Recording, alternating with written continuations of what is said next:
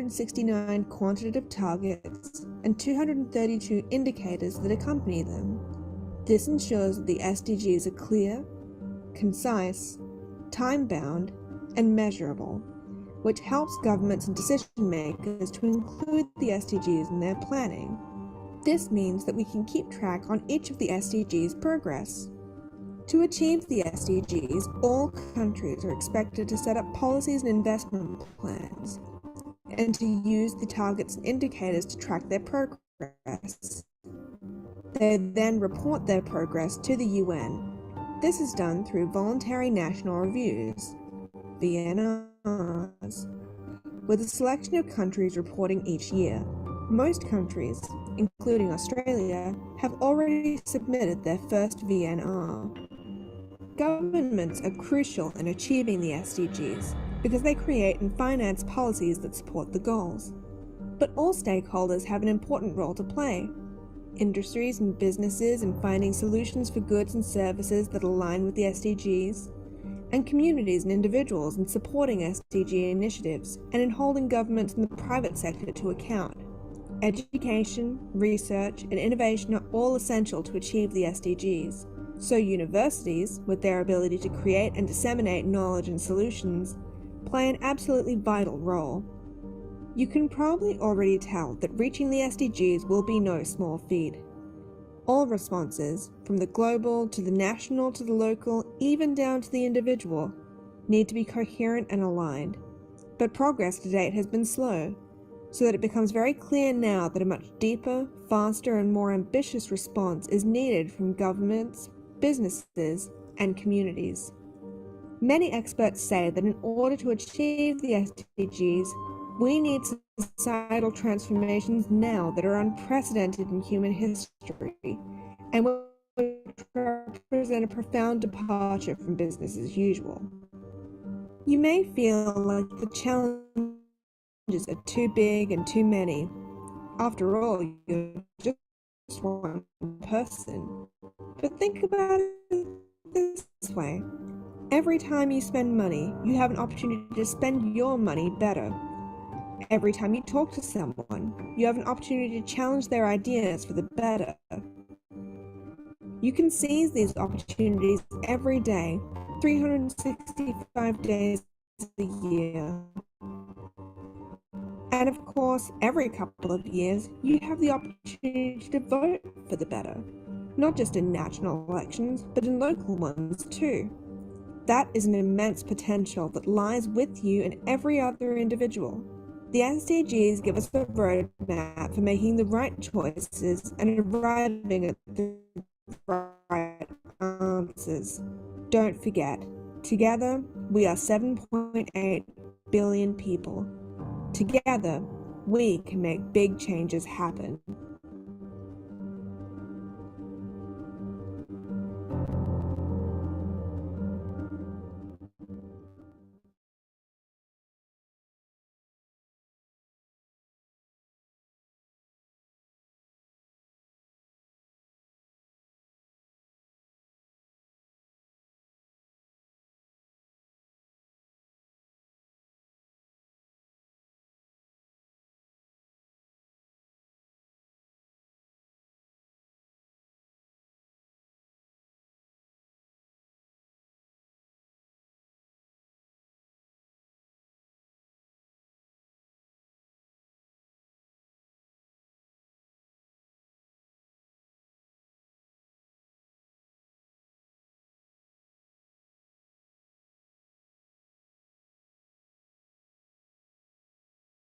Again. There's one burning only 2 suburbs over from where your cousins live.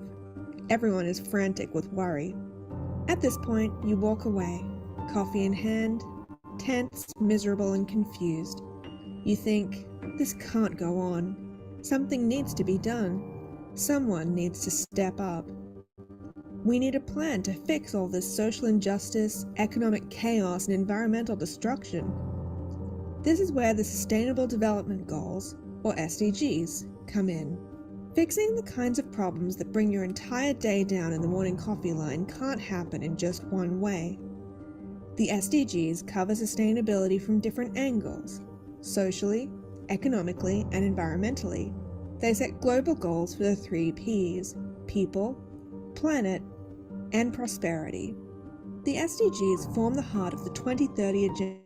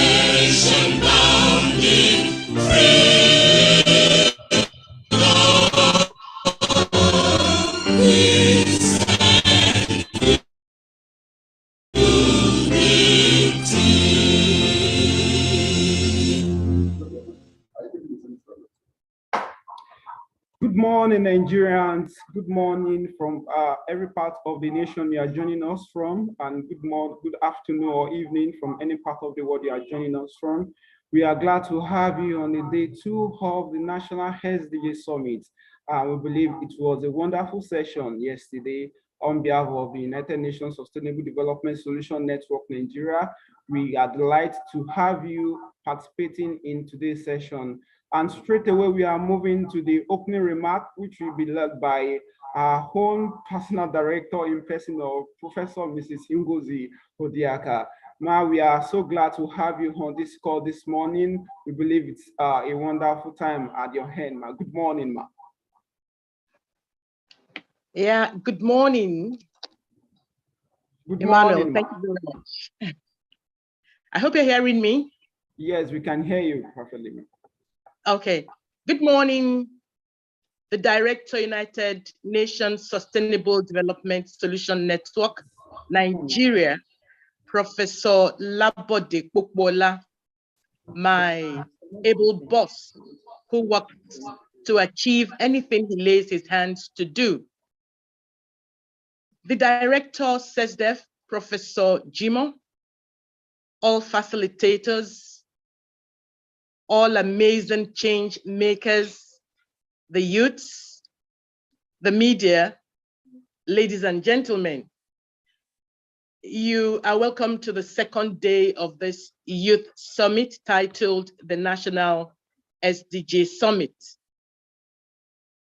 What we are aiming at globally at the regions, and in particular in Nigeria, is to meet up with the 2030 agenda and beyond for sustainability in all facets of life with regards to the sustainable development goals.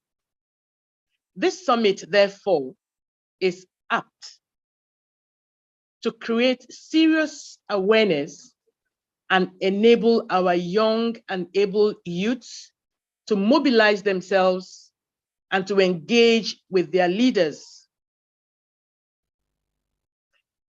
To be sincere with you, young people are needed now because I believe very seriously that they are the agents to change the situations in our nation. So yesterday, we had very, very challenging talk with the panel discussions that we had. Sorry, are you hearing me, please? Absolutely, Ma, we can hear you. Okay, thank you. So I said yesterday, the panel discussions that we had, particularly with the interactive one with Dr. Shade, Taiwo, and others, and also the plenary sessions that we had, I'm sure opened our eyes to so many things that we needed to do. And I'm sure we're warming up for today's program.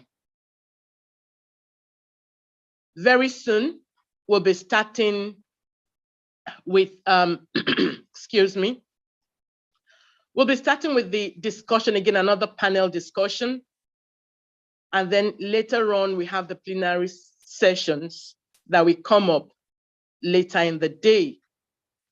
And after break, of course, we'll continue with the sessions.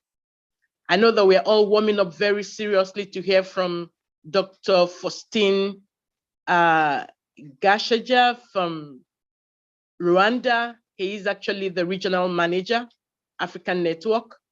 And we're also going to have Mr. Brighton Kauma, who is also the global director for the SDSN Youth. We'll be hearing Professor Taiwo speak to us, Mr. Sheyi Oyeleye, who is actually the Director General of Down Commission here in Ibadan, Nigeria.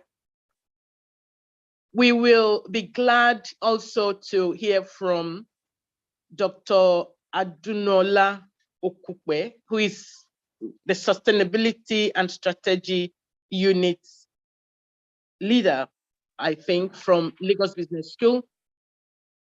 We also hear from Dr. Ayola Olushola. Ayola Olushola is the founder, robotics and artificial intelligence in Nigeria. And I'm sure we are seriously waiting to hear from Professor Alese. Professor Alese is Professor of Information and Cybersecurity from the Federal University of Technology in Akure. I can assure you that you're going to have a wonderful and beautiful time. I have heard and read from these amazing youths on what they plan to do when it comes to climate change. And I was really amazed when I read from them yesterday, when one was even thinking already, yeah, the change is there. Yes, we can, but this change has to start from us. And I was glad to see that in recycling, yes, he made a point. And I'm sure these young ones are tapping seriously from the leaders, the elders, so that they can come out with sustainable opportunities for others to lean on and to flow along with. I mean, throwing your shoes away and buying another one, like he said, you only need to probably get them and repair them and then reduce the amount of money, reduce the waste that you get into the system. And of course, you are helping out when it comes to issues of climate change. Well, I believe that at the end of it all, we'll be challenged and we will be ready to make a change in our nation. One thing I believe, and I need to tell the youths as we go on again today, is that where there is a will, there's always a way out. And I believe that you guys are ready to do it. And I hope and pray that the strength, the grace, the motivation that you need will be available for you to do that.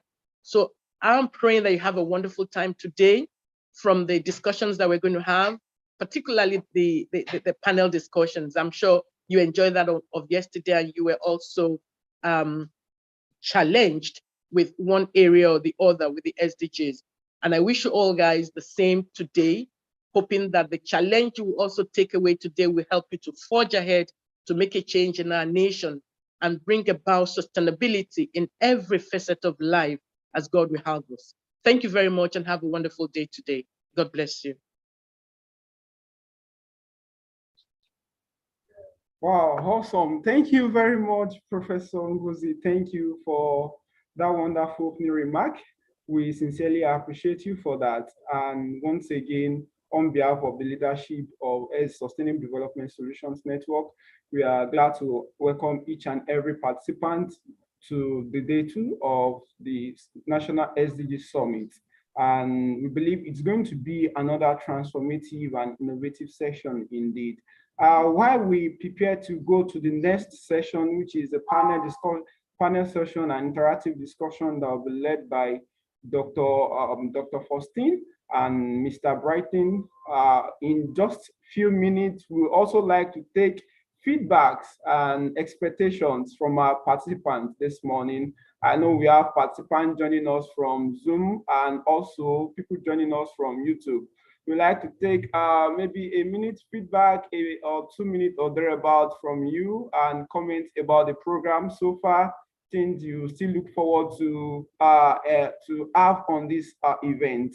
For those that are on Zoom, if you have anything of such to say, please kindly signify while I just give a call on you to speak.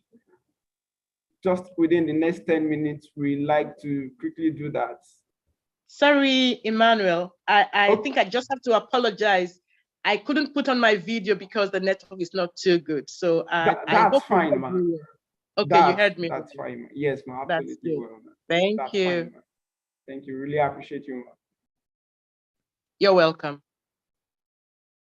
Okay, over to our audience. We'd like to hear from you. Tell us how the experience has been and areas you are still looking forward to further discussion. And we are open to have a wide discussion on this call this morning while we have our panelists joining us shortly.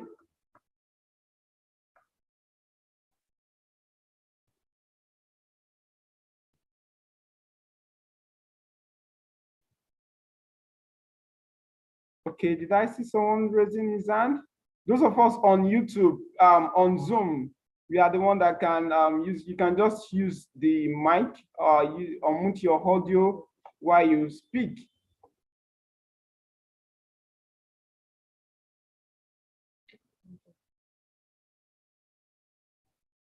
Okay, now we have Dr. Faustin online. Thank you, Doctor, for joining this session this morning. Really appreciate you, sir. Thank you for taking the time to be part of the panel discussion this morning. Though the panel discussion is meant to start at exactly 9:20, which is more reason why we are training out to have a kind of feedback and interaction with the entire youth. And I don't really know, maybe people don't want to talk this morning and it's not due for me to start calling names, but we look forward, really want to hear from you. How has been the experience? Okay, I think someone just was about saying something now. Olufumi, you can unmute your mic and speak. Hi, good morning. Morning, I actually wanted to speak, but not sure because you talked about experience so far, and I wasn't part of yesterday's session. I didn't get an email. The email I got actually came in today, so I didn't have the login details to participate virtually. So I really can't give thoughts on what happened yesterday. But however, I can share my expectations. So really, okay, that's yes. nice. That's fine. Yes, so I'm hoping that today, of course, I looked through the schedule and I'm looking forward to really learn from the different speakers. And my expectation is that by the time we're done with the session, we'll definitely have, because I work with an NGO. The NGO is based in Nigeria, and our core areas are food and education, which are really one of the top 5 SDG goals. And one of the things we do is we build schools for indigent children. So I'm really looking forward to hearing and getting practical information and knowledge on how we can better achieve the SDG goals from today's session. So thank you very much. I appreciate you. Wow, that's awesome. And even the fact that you were not here yesterday, you've already mentioned one of the things the facilitator spoke on yesterday. And I can assure you that it's going to be a very great session today in which you learn more. And quickly, I would like those of us that are on YouTube to you can introduce ourselves.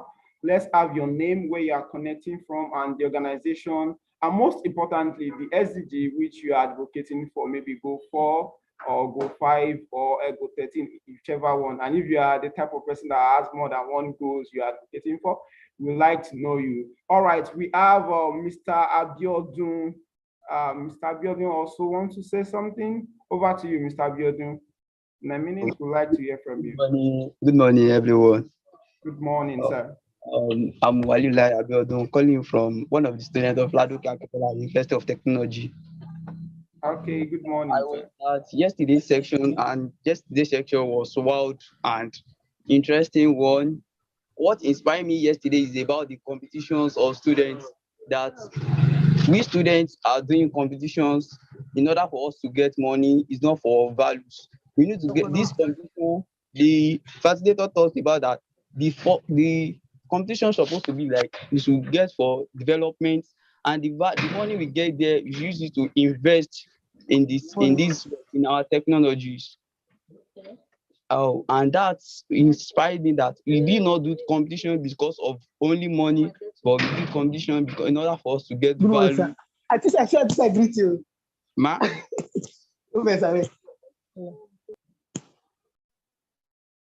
Sorry, speak on. Please, we admonish we kindly mute our mics. Please, let's try as much as possible to mute our mic while we have the speaker talking. All right, Mr. Abiodun, and I really appreciate that feedback. And I'm also going to retreat on one or two things that was discussed, most especially from the session by Professor Labode Kupola, who is the Country Director for Sustainable Development Solutions Network, in which he made mention about youth creating more ideas. And we need to be more creative with our ideas, and we need to be more innovative.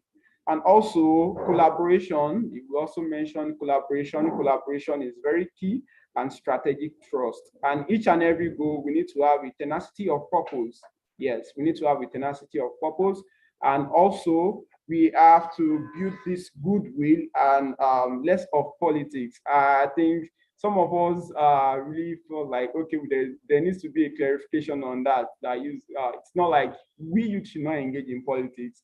The youth need to be engaged in politics. We need to fill that position because youth are super ambitious. You are very transformative, and yeah, and I can say to any length, youth are always ready to learn. And yeah, and he also mentioned about we being less arrogant in way of doing things, and we can't do without the elderly one, just like they mentioned yesterday. I think Mr. David also raised his hand just now. Mr. David, if you are there, you can unmute your mic and speak while we start the panel session for today. Good morning, everyone. Good morning, Mr. David. Yes, on behalf of please, can you speak up? Please, we'd like to know you where you are connecting from. Yes, we can hear you now. Okay, my name is David Matthew. I'm connecting all the way from Kaduna. Yes, yesterday was really a nice session. We enjoyed the session. So thank you, everyone. And when Mr. Olalade was talking about the reason why Nigerians are suffering because we don't manufacture. So since we don't produce, so that's the main reason why things are hard for us Nigerians. So for we to be able to start gaining things, we have to start producing. Thank you. I think because of my network yesterday, so I couldn't pay attention to this. So that was what I really learned. All right, that's fine, Mr. David. Okay, Mr. Dominic want to say something, please. In a minute, kindly give your feedback, and we start the panel session. Good morning, sir. Good morning, Mr. Dominic. Yeah, my name is Dominic from Port Harcourt, River State. Okay, I was part of the session yesterday. I learned a lot, especially from the Professor Popola. The part where he said, as a youth, we need to be innovative, and also we should collaborate and also learn from the elders, that the elderly ideas and all that is very, very essential in our growth. And I think he was spot on that. But just like I was trying to discuss with some of my fellow actors yesterday, I have my own reservations on the fact that youths, we should exempt ourselves or kind of reduce our inquisitiveness in politics. I was like, politics is one thing that affects every lives. The decisions our leaders take will affect us either negatively or positively. So if we allow them take sole decisions, and today we can see how Nigeria and how things have turned out to be. So good leaders, good youth with good knowledge or good ideas also should also get involved in politics. I think that's my own take on that. And for today's session, so from the timetable and what I've seen so far, I'm looking forward to learning from, especially on cybersecurity and sustainable food. I think whoever there is going to speak on that today will give us a good knowledge on those two. Thank you, and this has been a very good program. The organizations and every bit of it has been spot on. Thank you. Okay, thank you, Mr. Dominic. Really appreciate that feedback. And right now we are going straight to the panel discussion. Leading us in the panel discussion is Dr. Faustin from Rwanda. He is the regional manager for SDSN African region. Good morning, Dr. Faustin. We are glad to have you on this call this morning. Good morning. Good morning, sir. Good morning. So, as you rightly said, Dr. Faustin Gasheja. I'm the actually senior project manager of SDSN Africa, mainly working with the following countries: Nigeria, Kenya, Uganda, Great Lakes, Ghana, and South Africa currently. So I think thank you very much for the floor. I appreciate the discussion. I'm not lucky to have been part of the meeting yesterday, but given the speeches from some of you, I understand that you had a great time. So I won't take long actually to say something. Definitely, as far as we are talking about mainly the SDGs and SDG Summit is the main concern in this meeting. I can somehow tell you what SDSN is doing. SDSN actually is a United Nations Sustainable Development Solution Network, which operates actually mainly worldwide in many countries with thousands of members. And actually, why do we say that it's a network? Because we put together research institutions, universities in different countries so that we can work towards the achievement of the Sustainable Development Goals.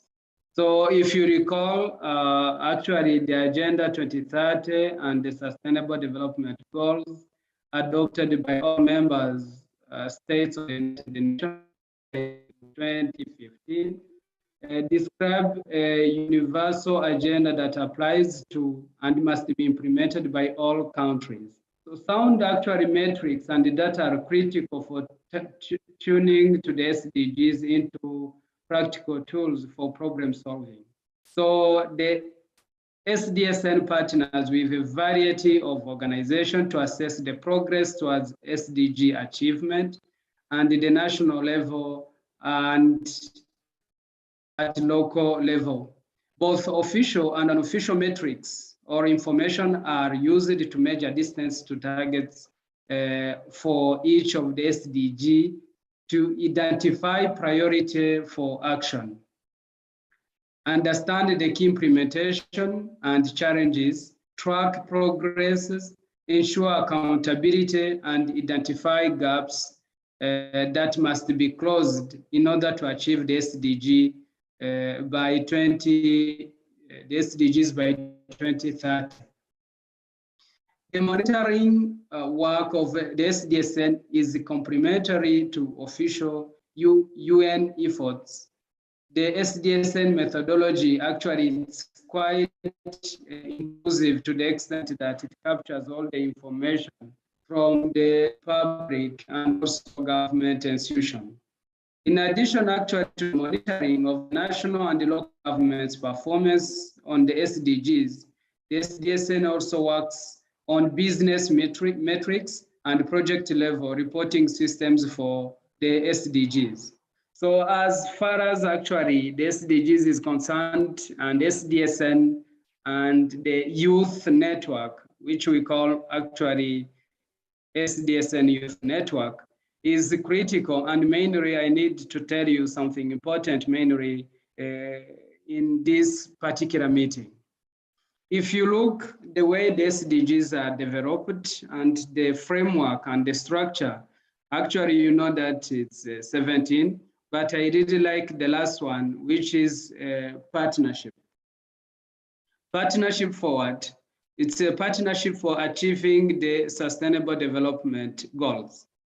Guys, you are young, I do assume so. I do assume that you are younger than me. And I know that the world we are working in today, whatever we are doing, whatever human action in this one has a positive or a negative impact on the future. And the future is yours. So you are leader of tomorrow. You need really to understand the importance of the sustainable development goals and how you can put them into action so that you can be, or you can be the implementers so that you can have a better world. If we have been lucky to have these consultants or these development goals developed, put in place, so you should take over and make sure that you youth, you are responsible, you are strong, and the future actually is in your hand. So you better prepare your future so that you have a better future. And actually, I can't take longer than this. I really appreciate the attendance. I appreciate the attention, and I wish you a fruitful discussion. Thank you very much. All right, thank you, Dr. Faustin. It's a very good and enlightening one which you just discussed now. We really I appreciate you so much, sir. But before you leave, there are still some questions which our participants would like to ask you. And also on this panel session is another great legend and change maker that has been working effectively to see how we can pioneer more solutions across not just in Africa alone, but globally. And I'm glad to welcome in person of Mr. Brighton. Mr. Brighton is the Global Director for SDSN Youth. Good morning, Mr. Brighton. It's a wonderful time having you on this call. Thank you so much. I know that the time difference is quite our time zone is quite different, and I really appreciate you coming, you having a good section with us this morning. Good morning. Please kindly unmute your mic, sir, if you can hear me. Hello, Mr. Brighton.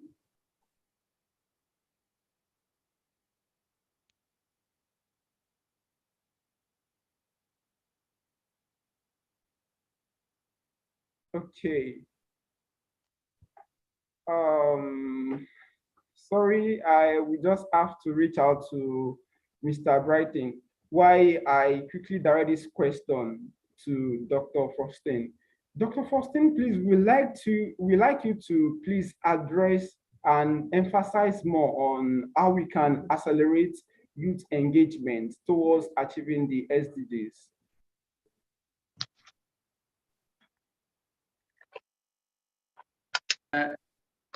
Thank you very much for your question. I really appreciate this one. And that's why actually I said that the 17th SDG is really mainly important for me, not for everybody, because we really need a partnership.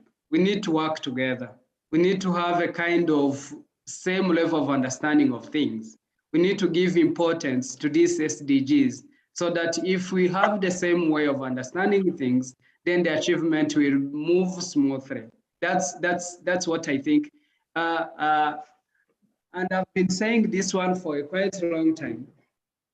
We are having understandable, clear, well-framed SDGs. They are really good. If you say no hunger, quality education, gender equality, so you understand the SDGs actually sounds very good. They are really good, well-framed, well done. But again, the most important is to have them implemented, to put them into action in our daily activities. So you don't wait to see that things are going to be done by outsiders or someone else. So you should be in the center of the activity to have the SDGs implemented.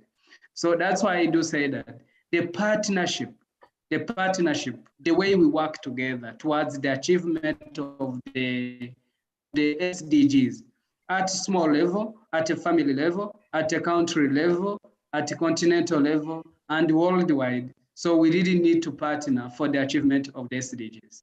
I'm saying this because actually all the countries worldwide are partners for the SDGs. We are having a different means and different capacity, different level of understanding. So that's why we really need a partnership so that those ones with higher means can complement the lowest means owners.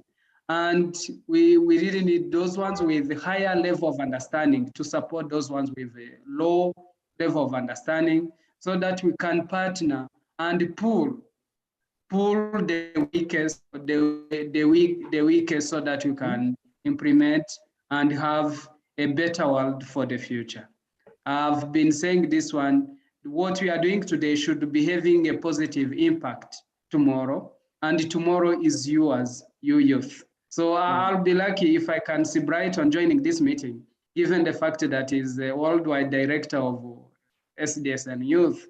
So I'll be happy to have him. Yes, I can see yes, he's going to join shortly. He's trying to change his network. In less than 3 minutes, we are going to have him on board. So we have some other questions. Perfect. So I think great. Go on. So dear participants, both on Zoom and YouTube, please kindly drop your question using the comment section. Should in case you have any question as related to the topic which we are discussing. And we have a question from Mr. Lushola. He asked that what is SDSN doing towards ensuring more sustainable Africa, considering political unrest, terrorism, unemployment, climate change across the continent?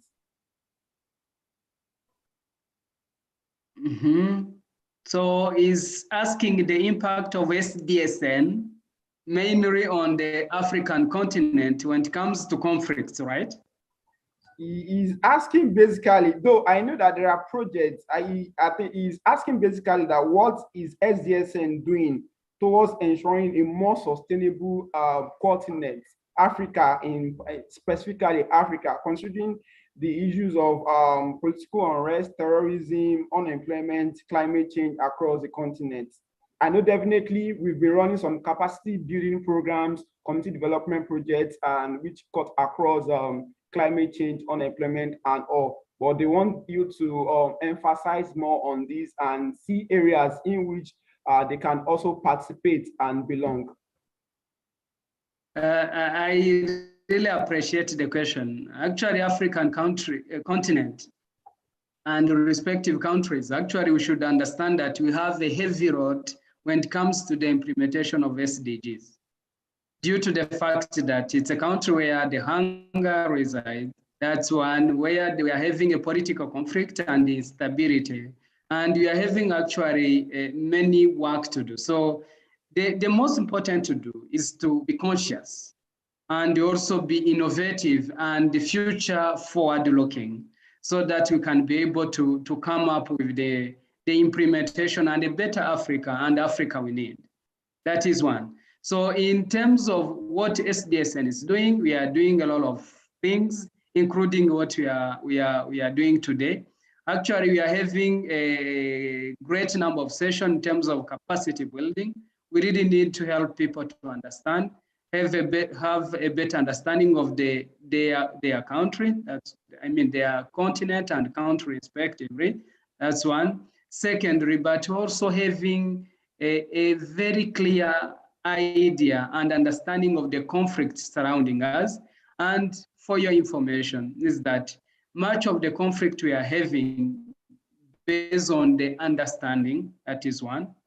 If I can stress it nicely, it will be like low level of understanding and also political consciousness to some extent that if we can manage to help these people have a better understanding, the framework, those ones having more capacity, more knowledge, and more understanding help those ones without them. That is one. Secondly, we support each other in terms of financing. That's really important, because we wouldn't be able to say that we are going to achieve the SDGs when some of them needs financing capacity and some of the countries are really in need. So that's what I'm trying to say. So I think and I believe that what we are doing in terms of partnering with different institutions, locally, internationally, and what you are doing in different universities in different countries or in all countries, mainly in Africa. So it's a way of bringing mainly the youth together to be able to be conscious and understand the current situation and the context so that we can be able to first understand clearly our problems and also be the pioneer and of the solutions here with. So that's what I can say. But we are having many projects. We are having funding projects which we normally circulate among SDSN members, and we are having a capacity building, community outreach. So and we are doing this one in a framework so that you can help people to be able to understand the context, understand the SDGs, and understand actually where we are and where we need to be in the future. Thank you. Thank you very much, Dr. Faustin. Though some questions are still coming up, and please, I will appreciate we attend to them. But I also want to check if Mr. Bracken is back online. But there's a question as regards awareness. So based on the level of awareness on SDGs, will you say we are close to achieving the Agenda 2030? And regarding that, how do you feel we can build more? Because when it comes to awareness of SDGs across all levels, not just within the national level, also the regional and the local level. Definitely, and that is actually that is the meaning of network. It is called the SDSN. Actually, there is a word, an important word, which is a network, which is not far from the partnership. So we are starting at national level. That's why we are having a national network, but we are having actually some branches from the national network, so that we can reach out to the lowest community. So the intention is that we do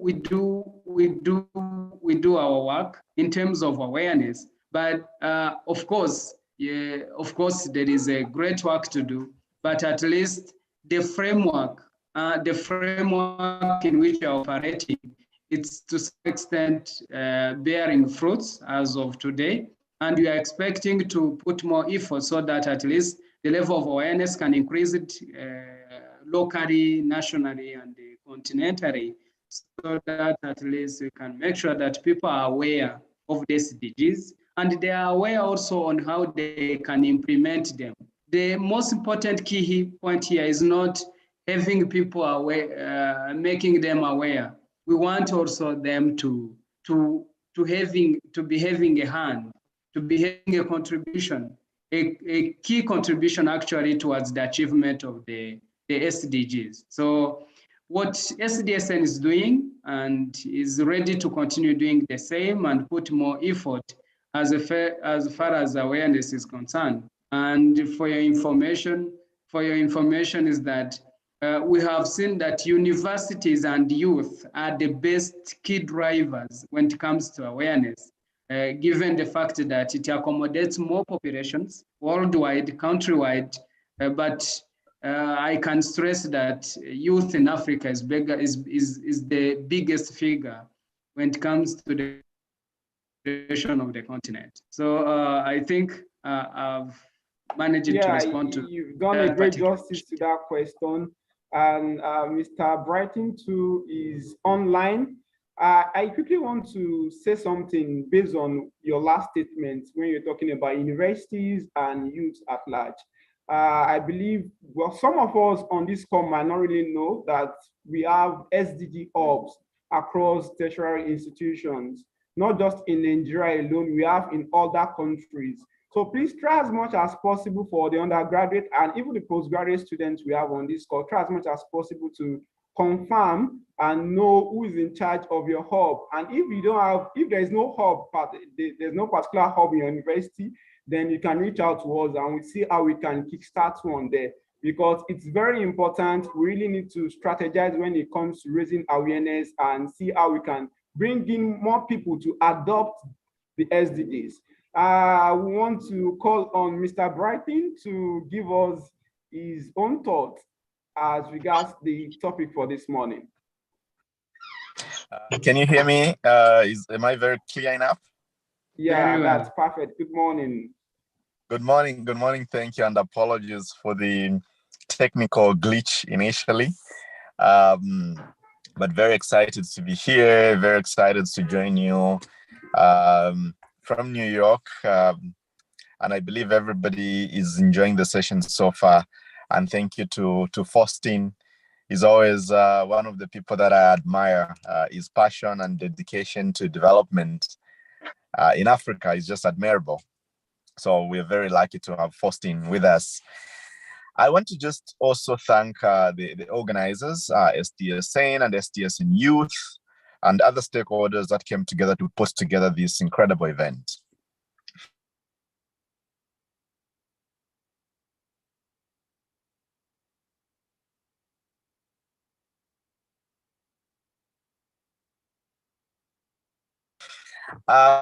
To me, Africa is in my heart, but also partnership beyond Africa is something that I value the most. When we look at the Sustainable Development Goals, everything that needs to be done for us to realize the goals is anchored on young people. The ability for the over 1.8 billion young people to gain the skills they need, to gain the connections they need, to gain the relationships they need is what will allow us to achieve the Sustainable Development Goals. Today, I'll speak specifically about three key things. One is the educational competencies that we need for us to be able to achieve the Sustainable Development Goals. UNESCO and other stakeholders have been organizing the Transforming Education Summit. There was a pre-summit in Paris, and currently we have a series of national consultations. And I believe some of you are taking part in some of the national consultations. If not, please look up the Transforming Education Summit website and you can see some of these opportunities. Why am I referring to the Transforming Education Summit? This is going to be the biggest ever conference on transforming education. It came as a result of the UN Secretary General's Our Common Agenda report, but most particularly, young people are at the center of implementation of this youth declaration. So I would encourage all of you to take some time to look up the Transforming Education Summit and see the role that you can play. This is very critical, particularly in this year when we're coming out of COVID. And we've seen how the pandemic has shown us all the different inequality gaps between those who have and between those who don't have, between under-resourced countries and resourced countries, between young people and the elderly. We've seen how the pandemic has also reminded us of the key skills and competencies we need, especially from the perspective of education. And if you have the opportunity to be in college or university or to be pursuing higher education or to be a lifelong learner, I would encourage you to start thinking about the skills that we need for us to transform the continent, for us to transform Africa, and for us to transform society. UNESCO does give us a roadmap of these things we need. One of them is the attainment of critical thinking, analytical thinking, technological competencies, emotional intelligence, empathy. All those are the type of skills that will allow us to exist and work together in unison. But secondly, I would like to also speak about the relevance of innovation. The Sustainable Development Goals requires that we don't do business as usual. But at the end of business and as usual, that's where business unusual begins. That's where innovation begins. So how do you begin to think about developing innovative solutions to address the goals?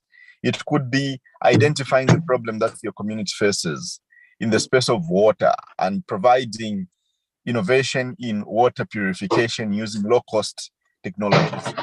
It could be in sustainable agriculture, where you think about starting a sustainable agriculture project. It could be in providing access to healthcare information. Maybe you develop an application that can democratize access to, healthcare and remove all the barriers that the underserved communities and young people face. We've seen examples, for example, you report, Zambia, you report, or Nigeria, you report, are some of the innovations that we've seen which are allowing access to healthcare. But even all of us as young people can come up with solutions that can address some of the key challenges that society is facing and which our communities is facing. I would like to also speak about collaboration and co-creation. Colleagues, friends, there's no time where somebody will fall from someone and solve our challenges. It's us who can solve our unique challenges that society is faced with. But how do we solve these problems? We solve these problems through collaboration. Diversity in ideas, diversity in skills, diversity in knowledge, diversity in cultures is what brings innovation. And if all of us have to have that mindset of believing that our contribution is unique and our colleague's contribution is unique and the other person's contribution is unique, we can be able to achieve a society that is fair, just, and better. So collaboration,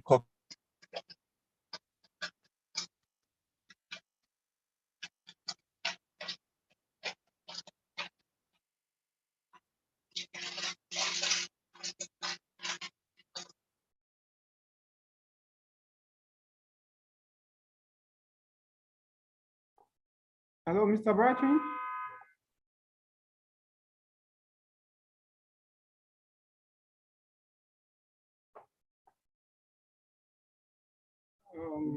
Apologies. I believe he's going to come up shortly while he continues his session before we move to the next final session.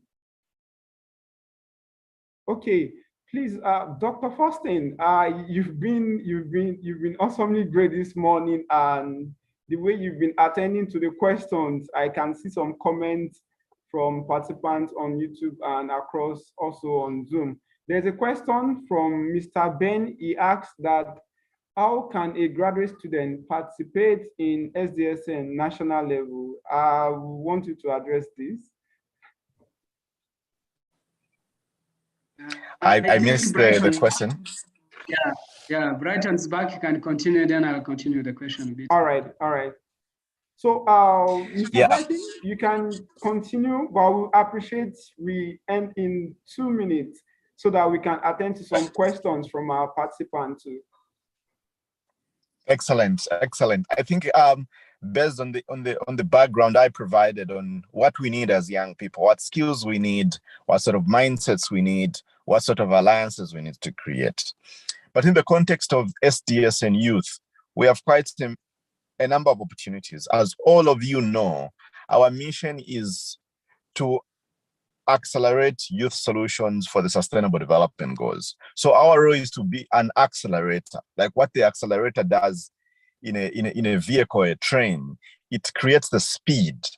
And SDSN Youth has the opportunities, the skills, the resources, and the capabilities to accelerate these solutions. So we have quite a number of opportunities, and I would like to encourage you to go over to our website at sdsnyouth.org, and look at some of the opportunities we have. For entrepreneurs, we have the Youth Solutions Program, where we bring in entrepreneurs to acquire the skills they need for them to scale their innovations or to be investor ready. And we have applications which are running every year. So at the end of the year, we're going to be recruiting a new cohort. We have the SDG Students Program, and as it was described earlier, you can be able to create a hub. You can apply and create a hub in your university, or learn about an existing hub in your university. We also have the Local Pathways Fellowship Program, and at the end of the year, we'll also be recruiting for Local Pathways Fellows. All these are getting access to top-notch trainers, top-notch facilitators. We're giving them the skills. But also we have so many events that we organize, and I would encourage you to look up our website for upcoming events, subscribe to our newsletter, and continue to be affiliated to your local SDG network or SDSN Youth Hub, because those are the convening spaces where we discuss solutions, where we discuss opportunities. So in summary, I would want to say, always think globally and act locally, because it's in local action where solutions create the most impact. Thank you. Awesome, that's awesome, Mr. Bright. I always think globally and act locally. Yeah, definitely. There are some questions I will quickly want us to answer and attend to within 5 minutes before we give our closing thoughts or remark. Dr. Faustin was attending to a question on how graduates can participate at the SDSN national level from Ben. Okay, Dr. Faustin, you can respond to that. Thank you very much. Though I think the best person to respond to that question would be Brighton, as far as youth is concerned. And given the fact that youth wants to be a member of SDSN. So Brighton, if you can help me discussion, then it will be fine. Absolutely. No, thank you so much. So there are quite a number of different pathways through which you can get involved. The first one, of course, as I indicated, looking at where you are and our presence. We have the, hubs in different national networks. And these hubs are places where we have events, we have activations. And these hubs are managed by our SDSN Youth Hub coordinators. So I would encourage you to look at the existence of our networks where you are. Then number two, we have our membership program. If you're running an organization, for example, a social enterprise or a startup, you can be able to apply to SDSN Youth and become a member. And what does that mean? It means you have access to a suite of training workshops, training materials.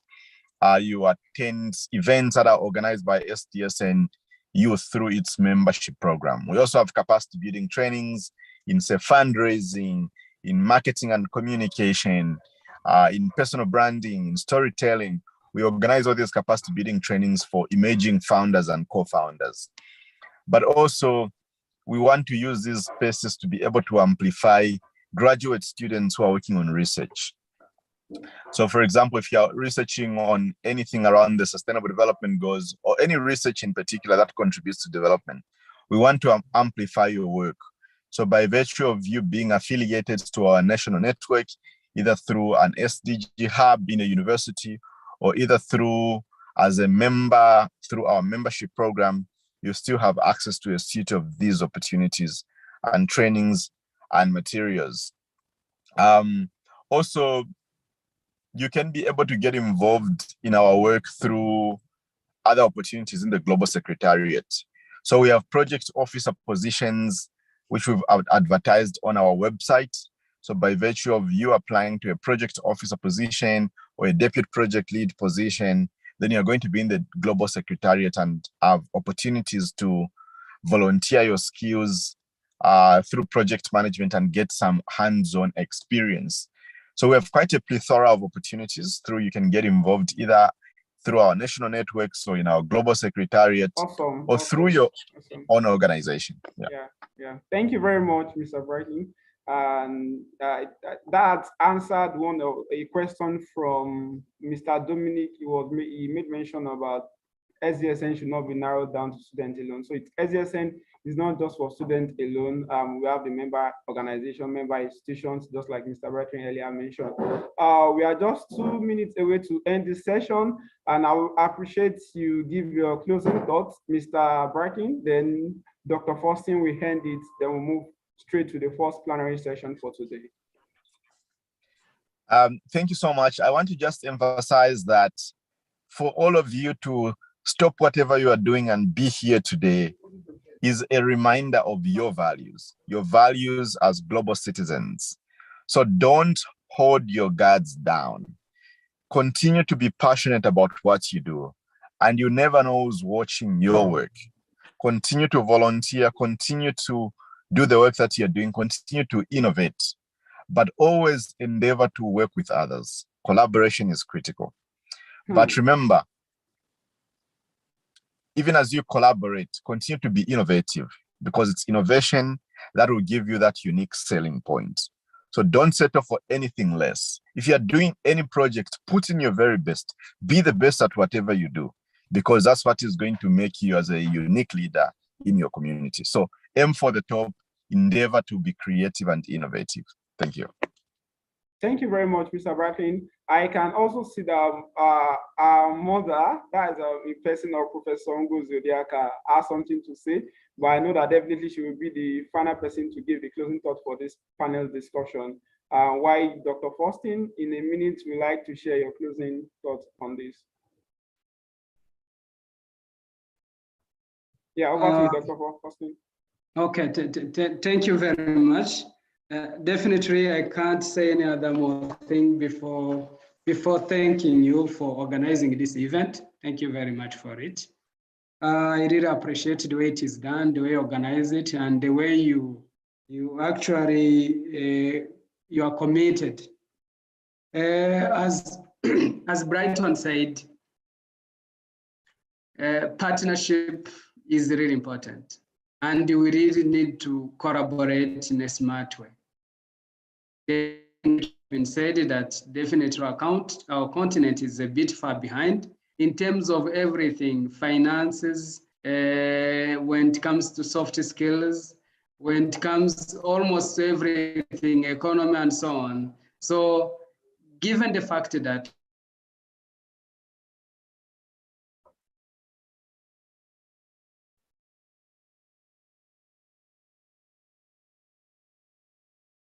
Is it from you? Work together and try to achieve whatever is achievable. And what I do believe is that whenever there is a will, there is a way. That's what I want to tell you. And thank you very much. Thank you, Dr. Faustin, for that closing remark. And I would like to give the floor to Professor Ngozi. She's the co-director of Sustainable Development Solution Network Nigeria. Over to you, Ma. Thank you very much, Emmanuel, and thank you, Faustin and Brighton. We're really grateful for this exposition that you've given to us. I actually wanted to add, when the question came on what is happening elsewhere, just to let you know that we have the hubs in the universities, and also we have what we call the SDDOs, that is the Sustainable Development Solution Network desk officers in the different universities whom we work with all over Nigeria, where we have chapters or network members in such universities. So you can liaise with them too as youths. And for those who are still in the university, probably for your master's or PhD, you have opportunities to also go into research like Brighton has talked about, and pick any of the SDGs to see solutions to what we are talking about. Thank you once again, Emmanuel, for this wonderful opportunity you've made available to the young ones who are itching to bring about solution to our continent and to our nation in particular, Nigeria. Thank you everyone for making yourself available, and I hope that as we forge ahead, those questions in your mind, those things that are really bothering you, things you have made up your mind to do as a youth in our nation, you bring them to pass. And there are several opportunities that has been given to you by Dr. Brighton. Thank you very much, and God bless you all.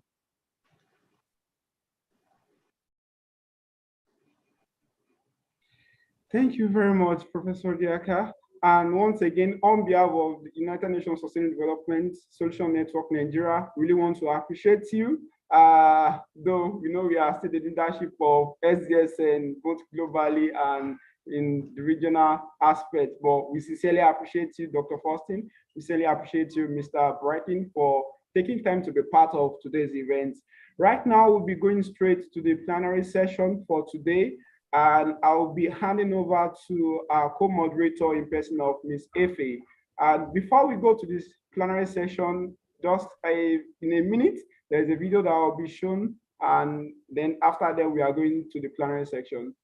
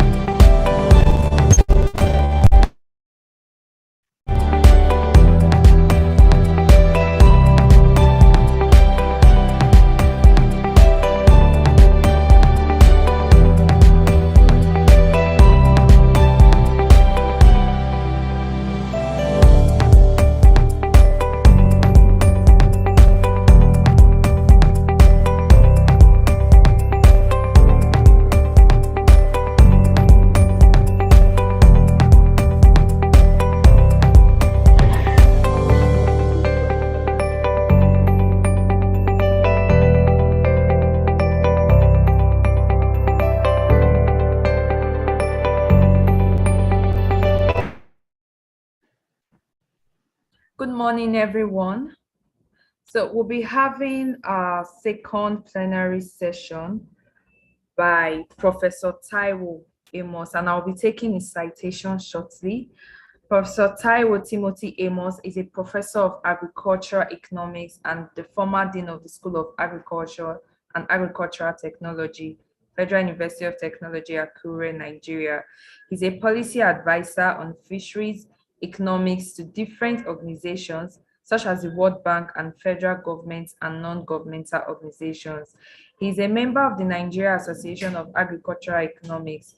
He has authored many scientific articles in different academic outlets and has mentored many postgraduate students. Ladies and gentlemen, welcome Professor Amos. Over to you, sir. Yeah.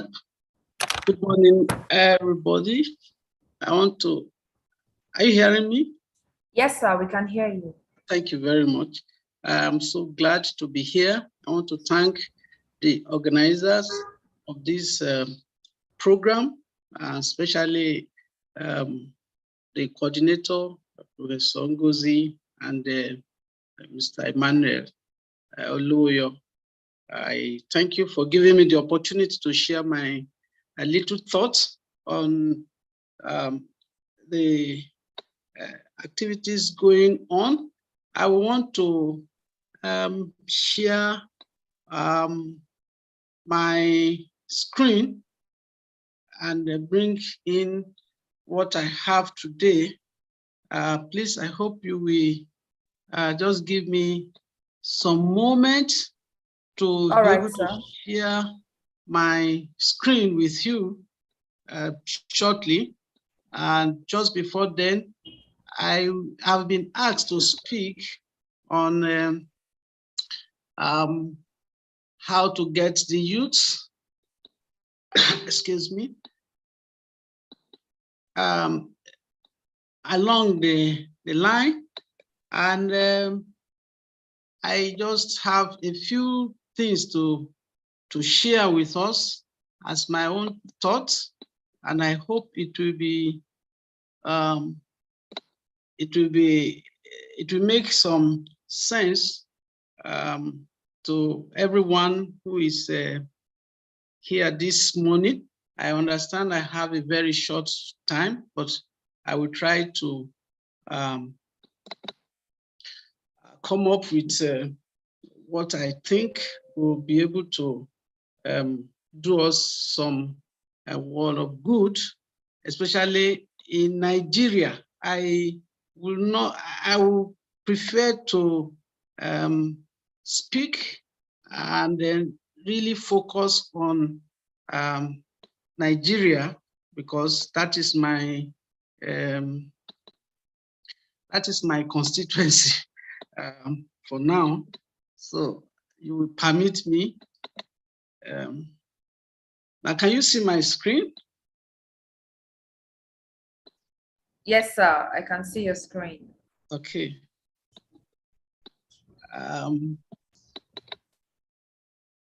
Now, I have been asked to speak. I'm trying to make it better.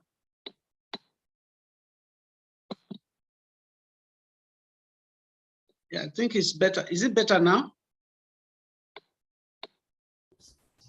Yes, sir. Okay, thank you. Okay, so I'm going to be speaking on the strategies of accelerating youths. Oh my goodness.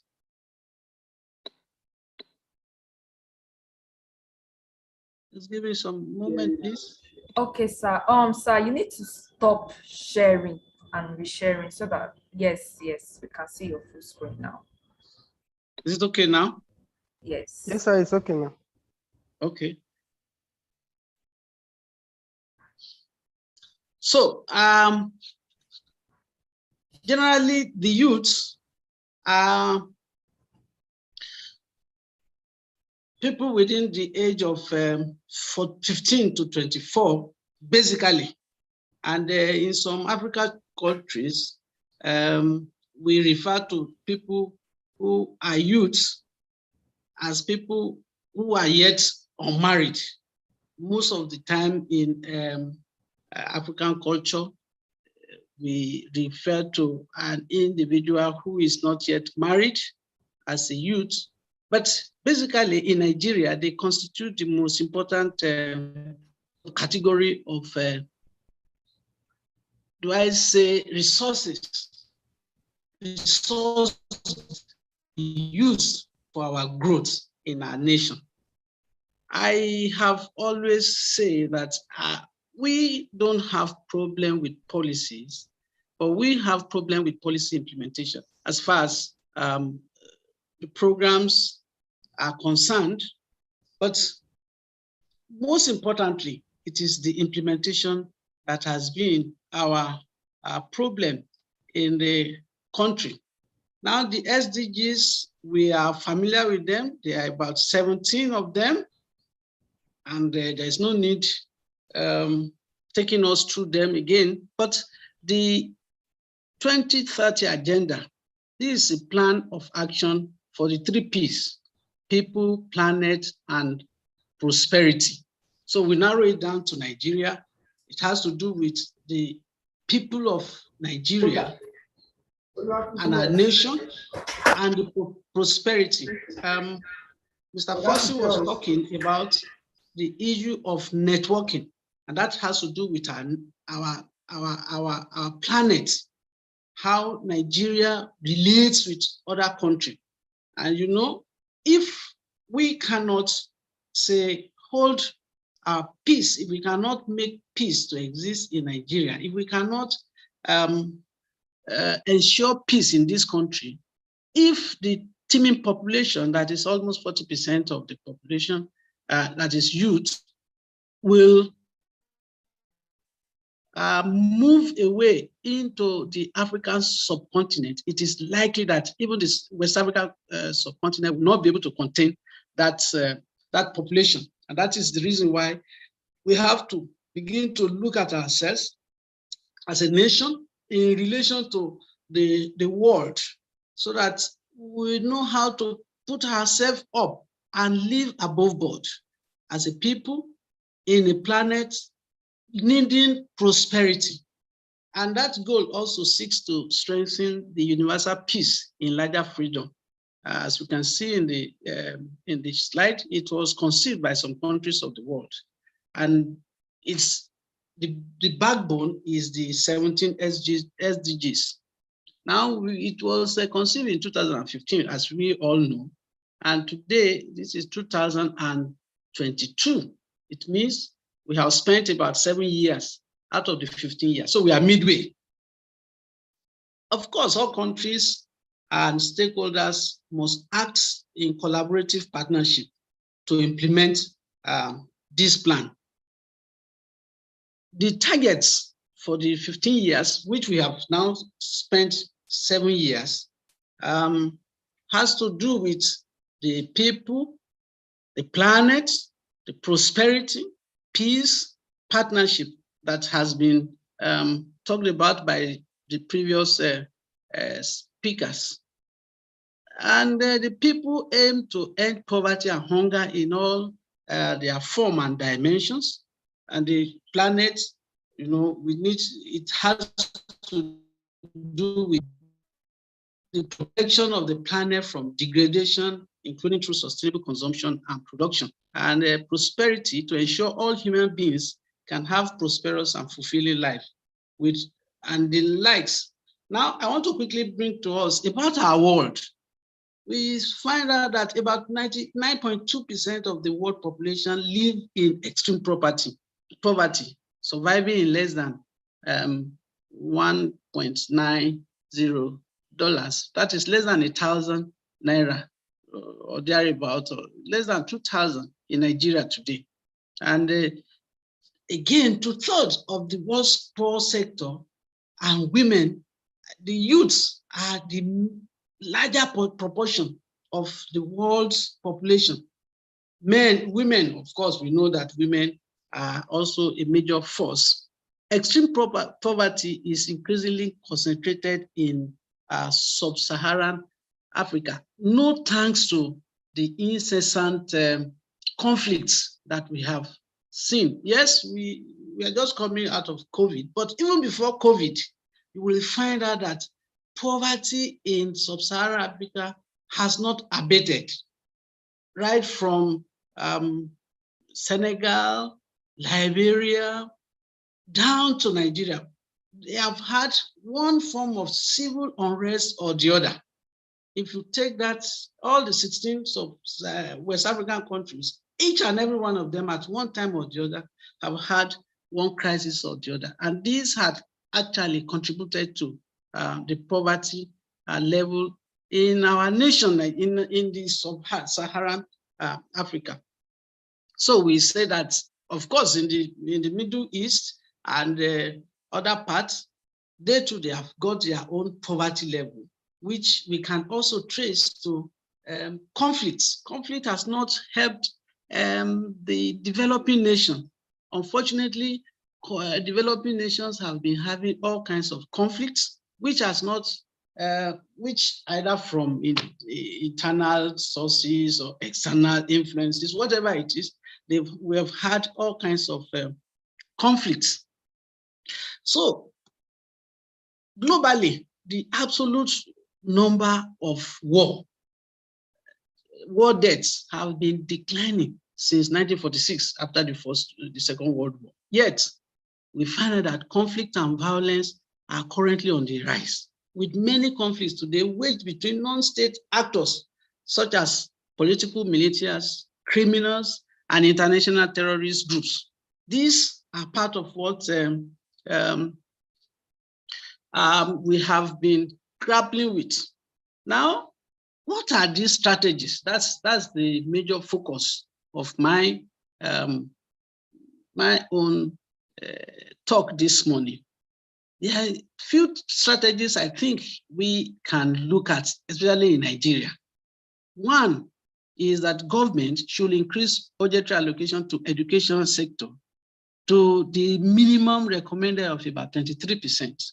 If you look at the past budgetary allocations in Nigeria to the educational sector, actually it has been declining. Of course, there is a basket of demand, and government has to prioritize its expenditure. However, the youth that constitute a large proportion that is also dependent on the population needs to be focused on, because like Mr. Fossum said, you look at tomorrow. Yes, we can see today, but we have to begin to plan for tomorrow. And the youths are the ones to take tomorrow. If we cannot take care of them, then we are going to have problems. For instance, when we were going to start the polio eradication program in 1992, the government never, I think most policymakers, yes, formulated it and everybody worked with it, but none of us looked beyond that 1992. We were just, okay, let's eradicate polio, forgetting that by 20 years' time, the children that were born at that 1992 will now be youths. What is going to happen to them? Where are they going to future? How are they going to be stabilized in the system? How are they going to survive in the economy? Nobody has thought about that. And I think that's one of the reasons why we are here now, because now the birth rate has increased, and the death because of polio has been virtually brought to near zero. And so we have more children coming up. So now they are 20 years, 23 years. What happens? No education, no employment, nothing to keep them busy. And of course, we know that an idle mind is the devil's workshop. So we find out that we are in the problem we are in now because we didn't take care of yesterday and then consider tomorrow. So we are saying, I am also suggesting that we should therefore encourage youths in vocational education. Incidentally, in this part of the world, we are more concerned about certification. But I think much more than certificates, we should encourage youths to go into vocational education. We are basic vocations could be acquired. This doesn't need certificates. It only needs dedication for some few moments. I also suggested that startup capitals be given to youths in form of grants. At best, if it is going to be a loan, it should be of a interest rate of less than 5%. This is because with the current inflation rate of about 18%, if a youth is taking a loan, whether with 6 months, 1 year's moratorium, and he's going to pay back at 24%, the IRR of most ventures may not be up to 20%. So how does he now recover himself and be able to pay up the loan? And that is the reason why you see some basic projects starts up with loan and they go under in few years. And if you take the informal sector, you will find out that the reason why the informal sector seems to be thriving in Nigeria is because most of the startup capital for the informal sectors we are taking from grants, such as personal savings or donations or gifts or whatever it is, or from some other fund, but not loans. So it is important that the youths are given grants to be able to start up whatever venture they are going to be into. And we are also suggesting that certificates can be used as one of the conditions to be a beneficiary of such loans, not necessarily looking for any big collateral. We have been emphasizing this, but it seems as if loan financiers don't find it convenient to look at these options for helping in the development of the SDGs. There's also need for us to do a value orientation of our youths, because you find out that most of the people who are involved in violent crimes are concentrated in this group of the population, the youth.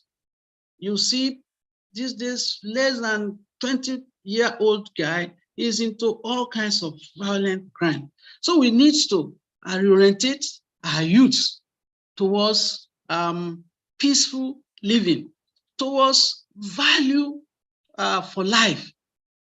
And the value for life cannot be in terms of money.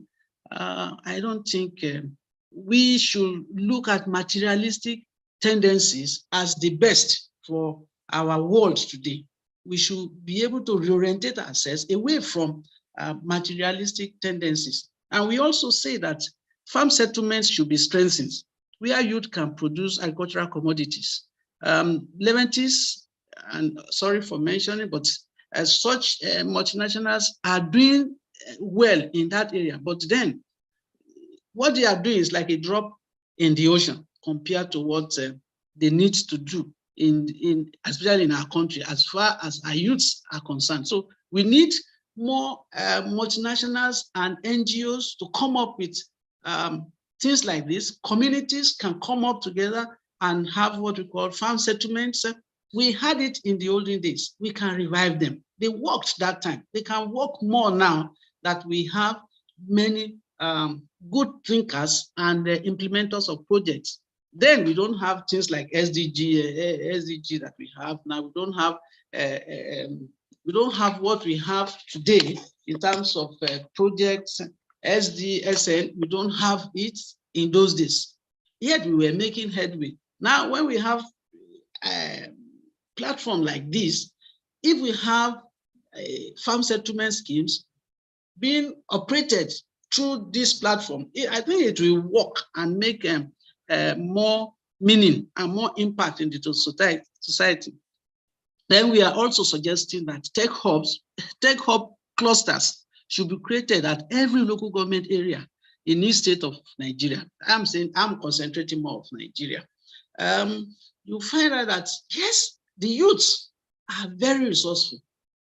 However, when there is no enabling environment, then you find out that things will not work. So if tech hub clusters are formed, we have, for instance, I'm in Ondo State. In Ondo State, we have some, I know of 2 places, one in Akure and one, the new one in Ore. If we have more of such, then SDSN can even come in and help the youths in those areas. Other funding agencies or donor agencies can come in and help in developing those clusters that they become more functional. And I also want to suggest the use of land bank policy. The land bank policy, we have been advocating it, seems not to have gone down well with some implementers, but it's something we can also look at. It doesn't prevent the real owners from having their titles to the land, but it only means that government will hold it in trust so that those youths or the youths who want to work on those land can have access to those land while the real owners are still holding on to their rights. And government can therefore be compensating them periodically.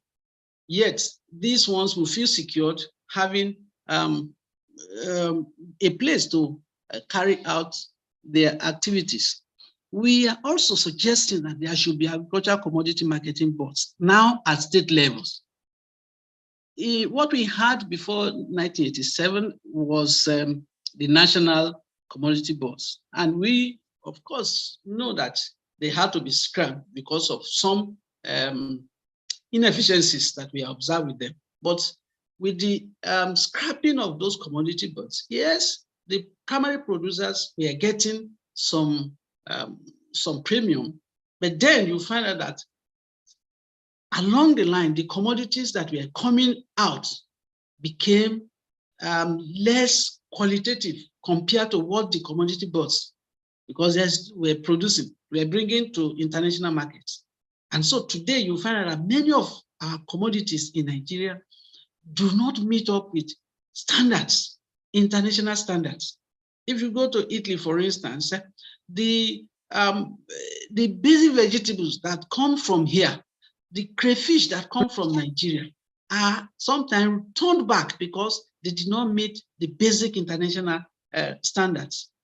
Now, if we have a state marketing board that controls a commodity that is produced in that state, they will be able to standardize and make sure that people who are involved in such commodities get going. We also suggest that there should be incentives such as tax exemptions for youth entrepreneurs. There are some youth entrepreneurs that ordinarily will have done well, but for the tax regimes that we have, many are afraid to go into it. And so if there are exemptions that are given to the youths who are entrepreneurs, that may also help in ensuring prosperity at this level. We want to also suggest that security issues should be adequately addressed, in the sense that the youths should be made to know the value of life and take security of lives and properties seriously. It is high time the government of the day, especially in Nigeria, looked at the youths as implementers and administrators of our nation, and even as security architecture, because you cannot use old system, old method in a new system. It won't work. And the youths have newer systems. They have up-to-date current methods that can be more productive. But if the youths are not encouraged, then it will be a problem. Youths can develop, there are youths who have developed apps on security issues. This ought to be promoted, encouraged, and taken up by whoever is responsible at the national, the state level, community level, so that we can have peace. We also suggest that research and development units be adequately funded at the public and private level. Many private entities are only out for maximization of profit. We cannot blame them for that. But then, issue of R&D should be made like compulsory for each enterprise, so that we will not be operating at the substandard or the previous technology when new ones are on stage. If you look, even take a look is taken at even our public institutions, the universities and all those, you will find out that research and development units are very, very, very low. There's a difference between just conducting research and conducting development research. The basic research, yes, we can't discount that, but the developmental research should be focused upon more, such that the community, the nation can take off from the level of underdevelopment that we have been subjected to all these years. Now, we want to say also that every level of education, secondary, be it technical, colleges of education, polytechnic and university, they be given respective recognitions, and they are all important. There is none that is more important than the other. The only thing is we have not been able to understand the relevance, the appropriateness of each one of them in the ladder of development. The development ladder has different requirements at different points. So we should be able to understand the importance of these levels of education and adequately take care of them. What you need for a secondary education may not be what you need exactly for the technical colleges, or in fact, the polytechnic. Now, Nigeria is even trying to scrape the polytechnic. It's going to be a difficult one anyway. But then, what we are saying is that the government should, because they are part of the implementers of the SDGs and the Agenda 2030, the government should be able, to give that recognition, even when it is being operated by private entities. Now we have private secondary schools, technical colleges, polytechnics and monotechnics and the universities. Yes, but we must be able to have that general policy coherence that we give adequate recognition to the importance of this at this level, so that no one is discounted and then the other is promoted at the detriment of another. No, each of them are parallel lines, each one going its own direction. And so, of course, at the end of the day, the government knows how to harness them and then make them converge at the end, which is to bring about development. It is also important for us to understand that the importation of commodities that are locally produced be discouraged. Of course, we recognize the World Trade Agreement, but then each economy has a way of protecting its own entity. And so we in this part of the country should also know how to discourage and encourage our local entities. There is no way we can leave our economy open for all commodities to come in, and then we expect to improve, because the other part of the goal is prosperity. If we must be prosperous, if our economy must prosper, if our individuals must prosper, if the youth must prosper, then importation of commodities that are locally produced, that we have comparative advantage over, should be discouraged. Where we don't have comparative advantage, yes, the WTA agrees and it works perfectly in that case. But where we have comparative advantage, I think we should be able to look at that and see how to help the local producers to come up. There should be quality control for all commodities produced locally in order to ensure international acceptance. We have been able to talk on that too before now. So basically, these are the things that I think if we look at, it can help us to move ahead and try to come out of the logjam that we have been placed in the Committee of Nations as a nation, Nigeria. And the youths are the ones to drive it. That is my own thought. And so I want to thank you for listening and hope that we'll be able to make a sense out of what I'll be able to present this morning. Thank you very much. Thank you very much, sir, for that wonderful presentation. We'll be taking questions now, and I'm going to start in asking questions. Sir, I have a question. So how do we drive sustainable food production using youth, since they are most vibrant resources? Yes, the youths, like we said earlier on, constitute a large proportion, and they are the major producers of our productivity productivity drive. So when we are now talking about sustainable production, the youths, we must realize that the youths along the commodity value chain are involved at one time, at one point or the other, from the primary production towards the secondary production and then to the final consumer. The youths are involved. And so the youth should, like we said earlier on, should be encouraged in diverse manners. We have said, number one, that there should be, at least to be enlightened on what are in each of the levels of production, that is the potentials that are there. Many people don't even have information. You know, information is power.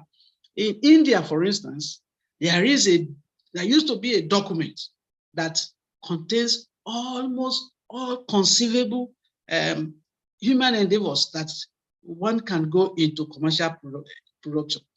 Such information should be made available to the youths. And when those information are made available, they should now be given opportunity to have networks. Individuals will not do it. 2-3 youths can be, made to pull resources together and be able to go into production. So we will now be talking about production and consumption from the beginning to the tail end. If it is agriculture, from farm to fork. Along the value line, the youths can therefore be encouraged, given part of the incentives we have mentioned, so that they will be able to produce sustainably. I guess, did I answer your question? Yes, sir, you did, sir. So there's another question from the audience participating in YouTube. The question is from Eunice Ofem. Are there initiatives implementing these strategies and solutions in Nigeria presently? Yeah, of course, there are several of them. Like I think the coordinator from Washington, from the US, who spoke in the morning, said the information is there for many of these athletes. Unlike in the 70s, 80s, when we don't have sufficient avenues, now we have so many of such avenues. There are many of them. Even this SDSN is one of the platforms through which these things can be assessed. And we have a catalog of them online. We can get them in the Ministry of Youth and Culture. We have them in the Ministries of Agri. I used to coordinate the West Africa Agricultural Productivity Program. That was one of such a program for implementing this kind of program, this kind of activities. And we still have many going on today. Okay, sir. Thank you very much, sir. So there's another question. What is the role of research institutions like CRANE and the others, IIT and the others, in promoting sustainable food production using youth and students? Okay, there are several roles. We must know that each of those RIs have mandate for specific or specialized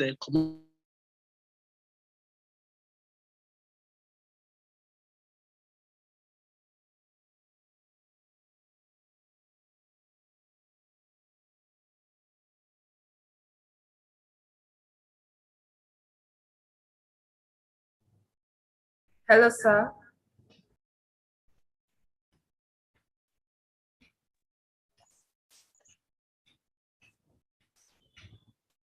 Hello. Rasak Akorode, can you hear me?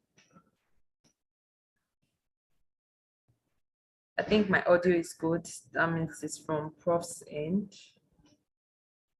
in the meantime, we can all drop our questions in the chat box. And if you have a question, for those of us on Zoom, if you have a question, please raise your hand. I'll give you 30 seconds to ask your question when Prof is done answering the questions we have on ground.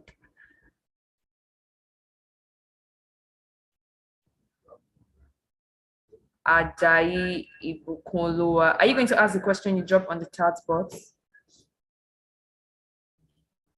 Because I have your question there already. Oh, all right, that's fine. Yes, but it's fine. You can ask yourself when profs come back, because he's not back. I think his network is having issues. All right, that's fine.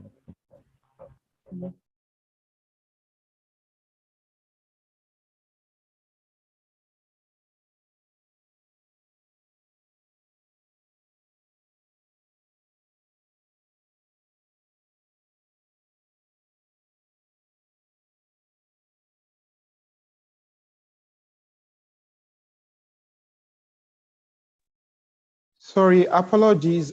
Professor Amos will be back shortly. And while we prepare our questions, please, I would also like to have feedback. I don't know, maybe Professor Ngozi will have one or two things to say based on, because I know definitely this is also our area of expertise.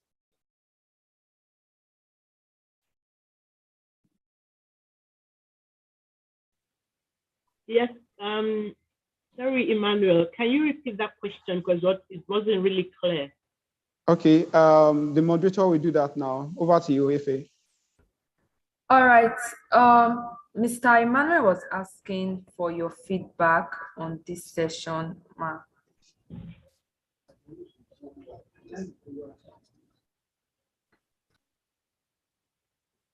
Cracking, I can't hear. Sorry, ma, did you get what I said? Hello? Yes, ma, did you get the question? I didn't get the question. Okay, well. you didn't get actually not good. Oh. Can you send a mail? Okay. Mr. Innocent Effiong, please stop sharing your screen. Thank you. Mr. Ajayi Ibikunloa, can you please ask your question so Professor Diaka will reply to you? All right, ma. When the session was going on, Prof mentioned something about land banks and how there can be a compensation for the owners of the land so they don't feel threatened by the usage of their land. Well, I don't understand, how does a scheme like that work? In sense, like, is it part of the proceeds of the cultivation of the land that they get as their own compensation, or the government prepares something for them like a flat rate? So I'm just trying to see how that can work, and because it's actually a very wonderful idea, but how does a scheme like that work?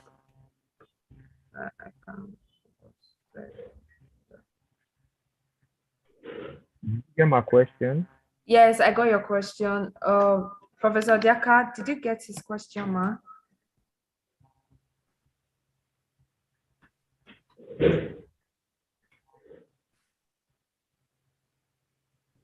Hello?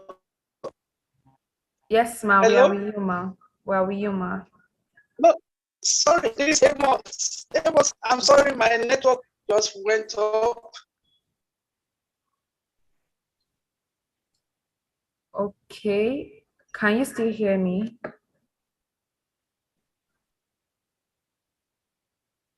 Yes, I'm hearing you. I was to respond to a question on green and IT.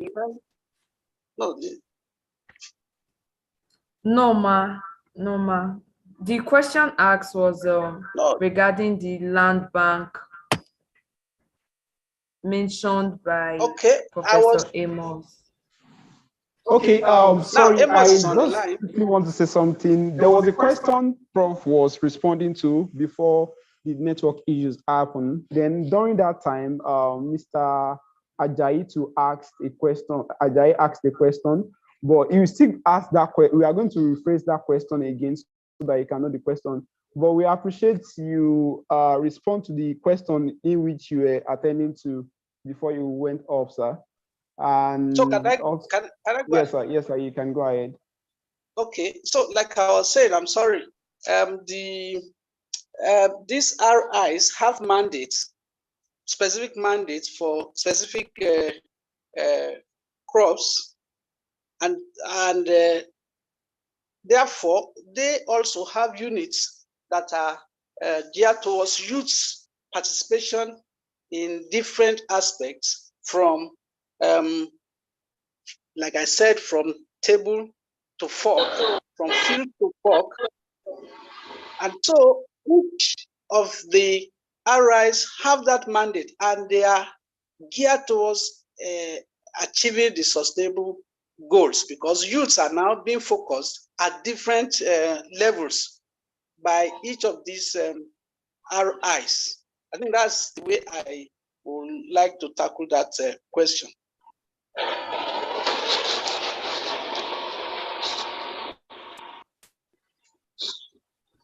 Okay, sir. Thank you, sir. Mr. Ajayi Bukunulua asked a question. He said, sir, you mentioned something about land bank and youths having access to land for agricultural purposes.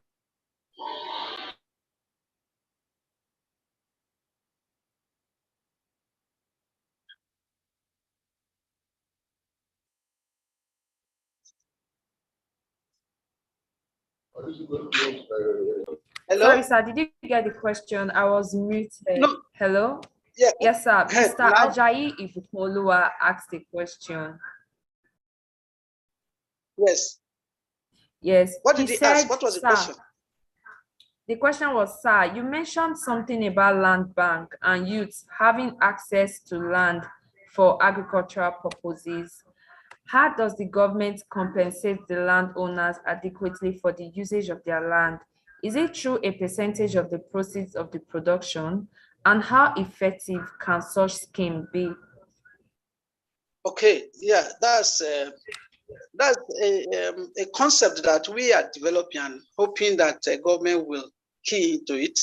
There are several ways that government can compensate the owners of the land. One, they can compensate the owners of the land with a percentage of the proceed, not the absolute proceed, but the gain from the production activity, such that if an item is produced and the item is now sold, whatever gain comes into the operator of that on that land will be obliged to pay a token, a percentage to the landowner.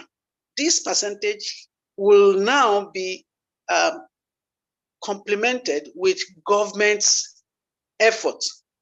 Of course, we know that some agricultural production activities are having high turnout, while some have high risk rates. For instance, poultry has a very high risk, and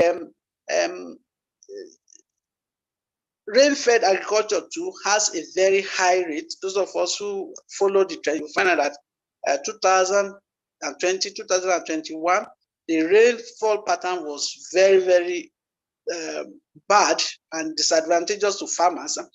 In that instance, government will come in with its own compensation for the landowner. Don't forget that the government has given an assurance to the owner that his land will not be taken over by whoever is going to operate it. He will be given assurance that a permanent crop that we make the land to be in perpetuation by who is operating it will not be put in there. And so the government will compensate, while the percentage of what is being produced will now go to the landowner. And of course, before that is done, it must have been on an agreed basis. so Okay, that sir. there won't be any complaint from both the owner and the operator. All right, sir. I hope that answers your question. Ajayi Ibukunlua, please, you can drop your hand. Stephen. Yes, very All right, thank you. Stephen and Innocent Ifyong, you ask your question so that Prof can answer them in a minute. So Innocent, you have 30 seconds. Speak first. Immediately Innocent speaks, finish asking his question. Mr. Stephen, please ask your questions in 30 seconds. Hello. Too. Good morning, all. Good morning. Hello. Yeah. Hello. Good morning. Good morning. Good morning. Yeah. Please, I want to ask Prof a question. The question is on youth support and development. I want to ask, how do we encourage Nigerian youth, who are skillful, who are in different production and services line? How do we encourage made in Nigerian products and services? Because it's very, very important. It's one of the things that can really reduce the high rate of crime among youth. Because when youth are engaged, they can be able to be productive and focused. So how do we encourage made in Nigerian products in Nigeria? Thank you. All right. How do we encourage made in Nigeria products? Stephen, can we have you ask your question in 30 seconds now?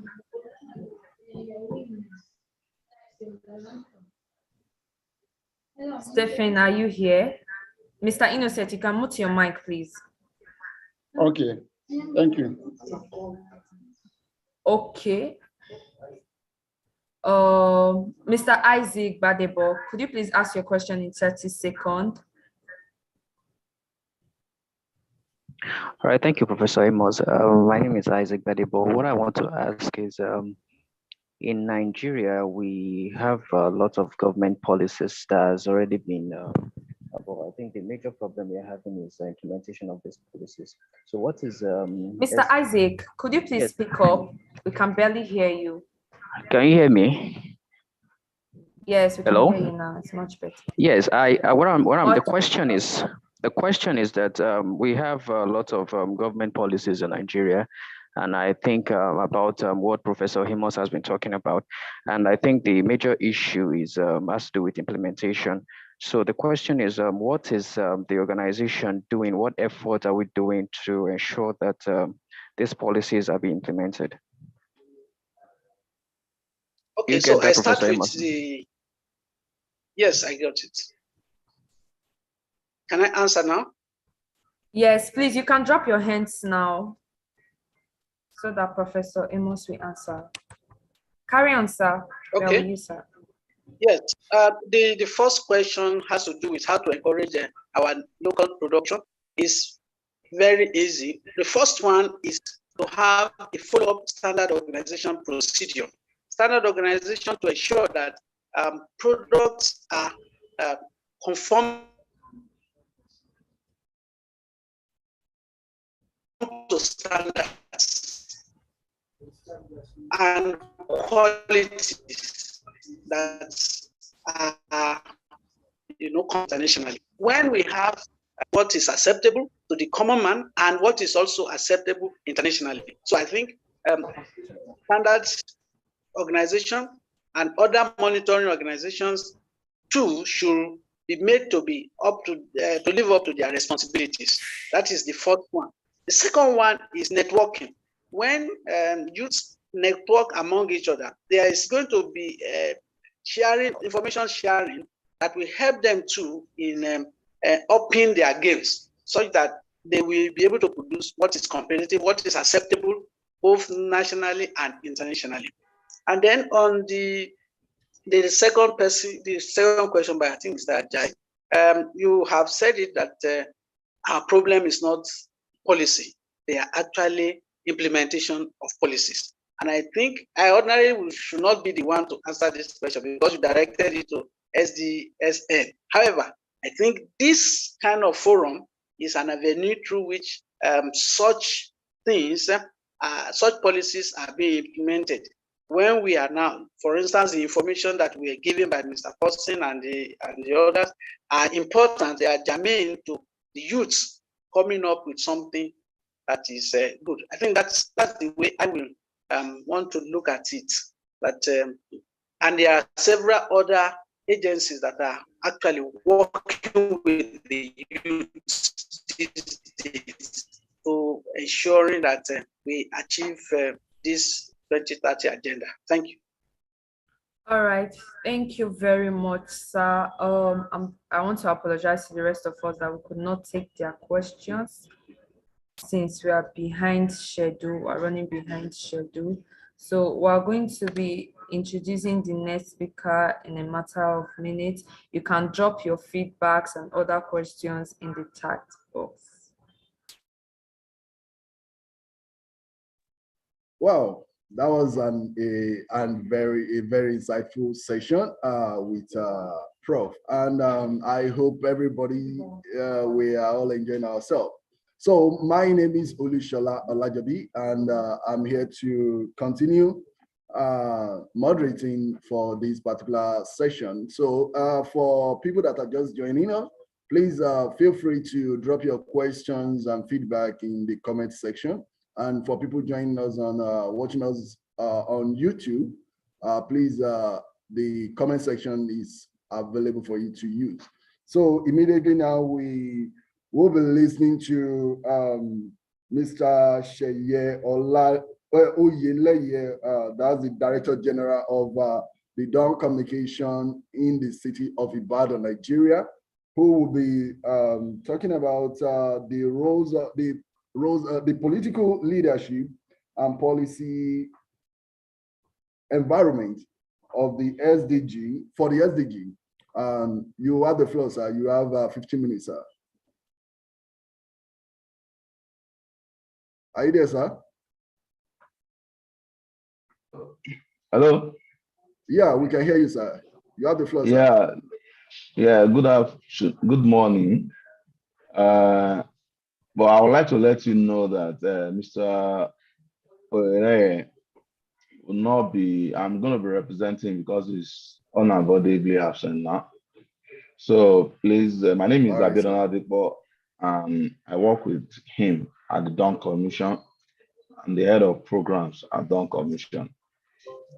Please, there's a bit of mix up. Just give me like 1 minute for me to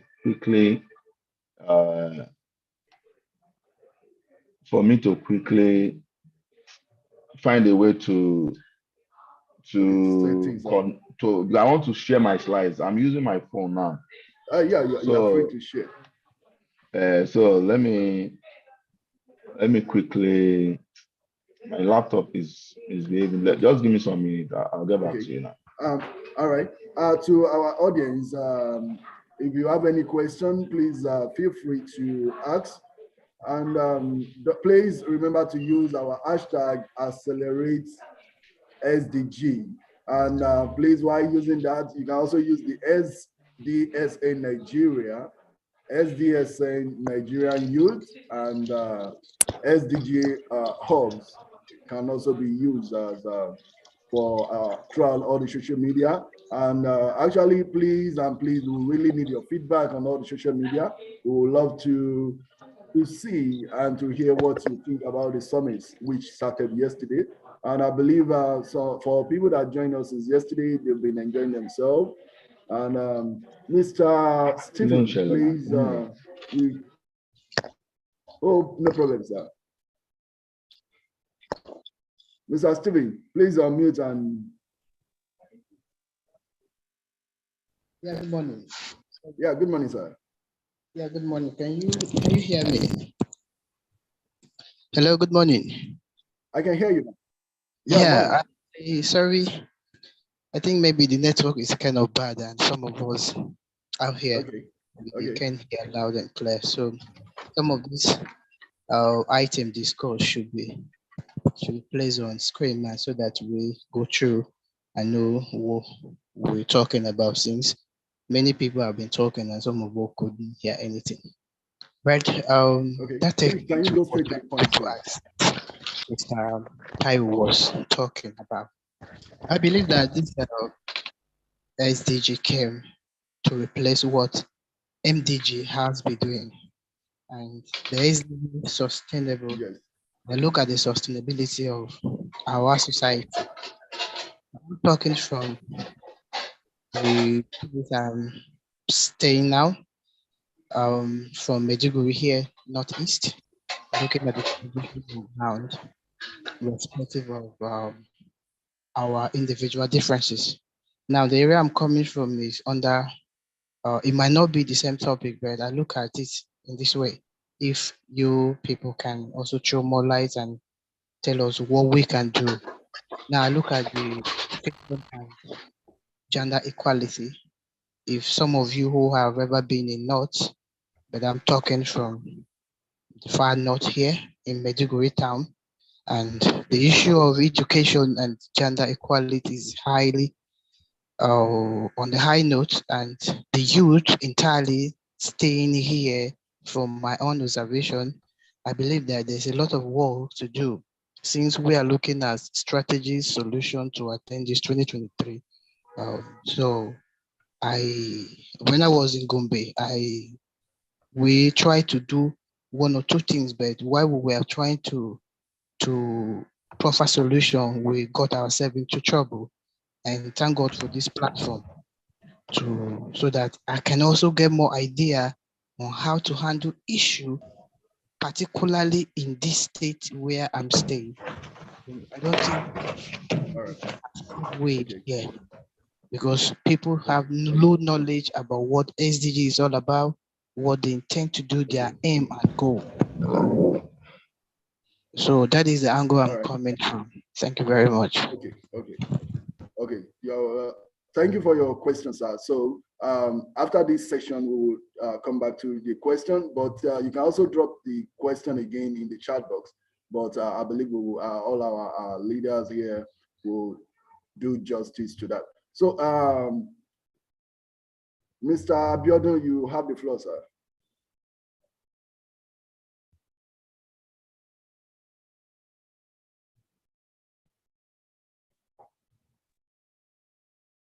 Mr. Abiodun, are you with us, sir? I'm with you.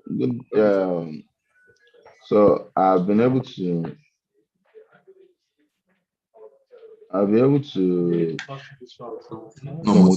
Hello. Yes, we can hear you, sir. Okay, can you hear me now? Yes, please. All right, great. Sorry for that bit of technical I'm experiencing. So my name is, like I said earlier, my name is Abiodun Oladipo, and I work with Young Commission as the head of program. And so I'll be representing the digital at this event. He actually sent his apology for not able to make it to this event.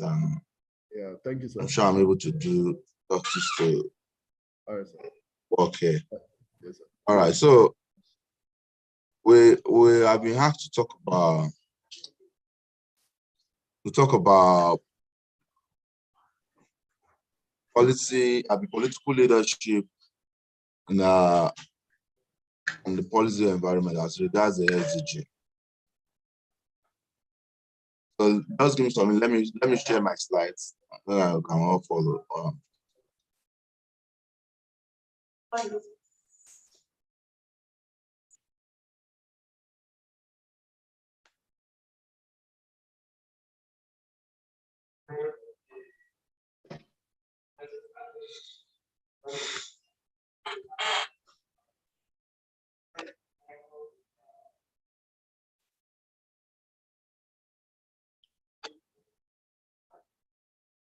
Can you see my slides now?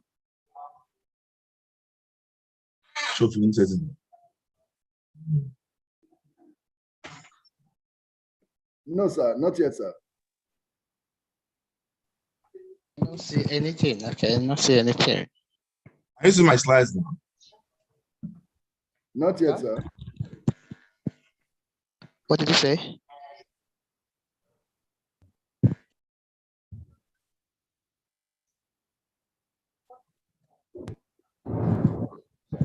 I've answered the question.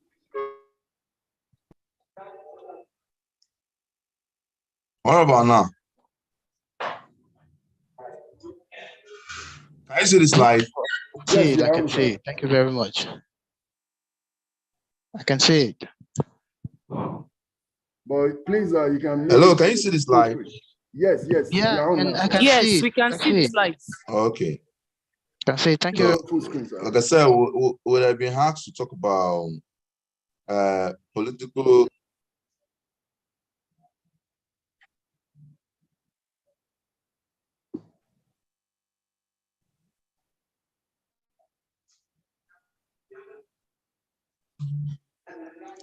So we have been asked to talk about political leadership and policy environment for the SDGs. And like I said, it's supposed to be the DG of Dawn Commission, but because of his non-availability, I've been asked to carry out the task. So we all know that the SDG is as a precursor.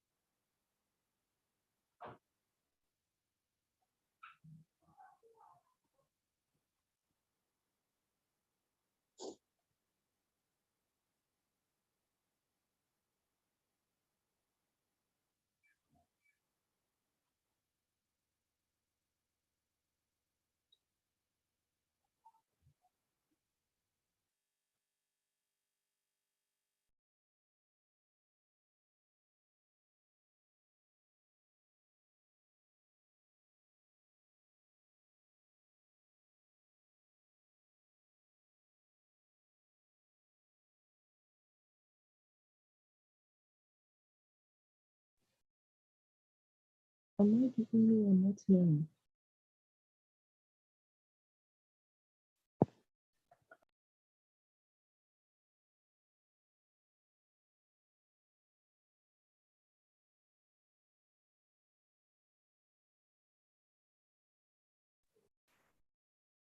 Sorry about that. Hello. Yes, sir. You can continue, sir. So can you see my screen still? Not yet, sir. Sorry, the network. I'm really sorry about that.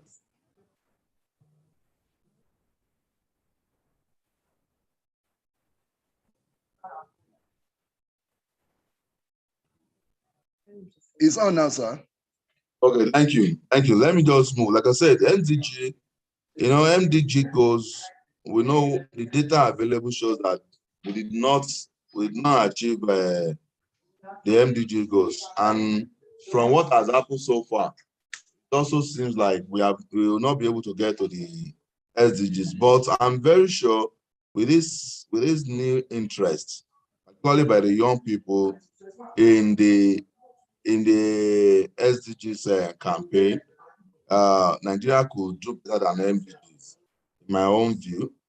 Like we said, the current data also, like I said, is not giving any encouragement to say where Nigeria is going. But from what the different youth groups are doing now, as per the SDGs campaign, there is hope that maybe we can get there. But how can we be effective in this campaign is what this declaration is also focusing on. Like I said, in SDG index, Nigeria was ranked 159 out of 162 countries.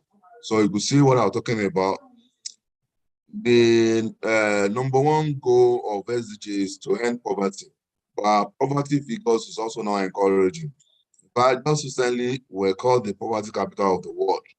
So it means that these are issues that, and one of the contributory factors to those, to what is it called? To poverty is this the growing unemployment in the country.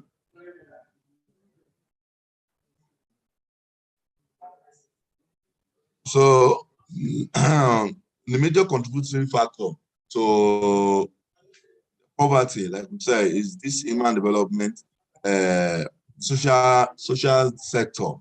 Particularly the education and health sectors, and our contributions, our effort in that line has not actually been also encouraging.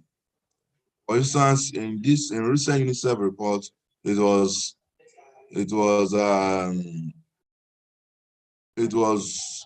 revealed that 18.5 million children are currently out of schools, and majority of them are said to be girls. So even though some of the challenges has been attributed to coronavirus and rising insecurity, particularly in the north. Budgets allocation to education is still very abysmally low across all levels of government, talking about federal government or even the state government. No, I'm not sure of any government, there's any government in Nigeria today that commits more than 10% of their resources to education, which is against UNESCO recommendation of 15 to 20%. And to confirm what we're talking about, the World Economic Forum also ranked Nigeria as 120, ranked Nigeria as number 120 out of 106 countries with regard to the quality of primary education, which is essential if you're talking about education. Yes, we can talk about a bit of improvement, because we must also highlight what we are getting right. A bit of improvement in our healthcare sector, and that's what we're talking about. From the data available, the maternal mortality ratio, as it has reduced from 576 in 2016 to 512 in 2018. And the proportion of population living in households with access to improved water resources has also increased from 64% to 67% in 2018. So we can talk about a bit of successes in the health sectors and the education sector, which are major contributors, which are major factors. We're talking about Human Development Index. They are very major. Healthy citizens and educated citizens will go a long way to reduce poverty, hunger, and all manner of social economic challenges that SDGs is meant to eradicate. So we're going to be looking at political leadership and policy environment, the nexus between the two factors, political leadership and policy environment.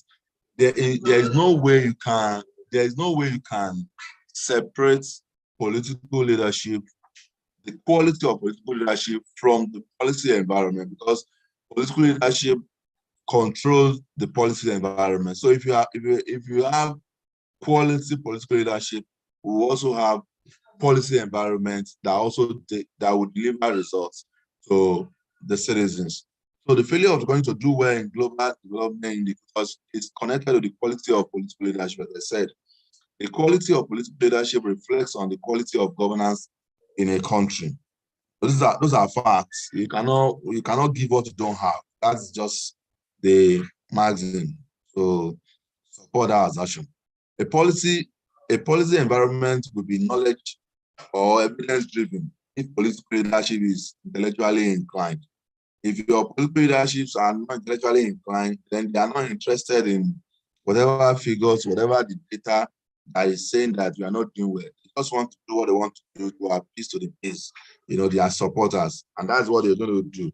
Build roads, build schools, even when there are no teachers, or when these classrooms is not improving on the learning outcome. So you cannot actually distinguish, separate policy environment from the quality of your political leadership. So what are the issues with political leadership and policy environment? I would say it's leadership recruitment process.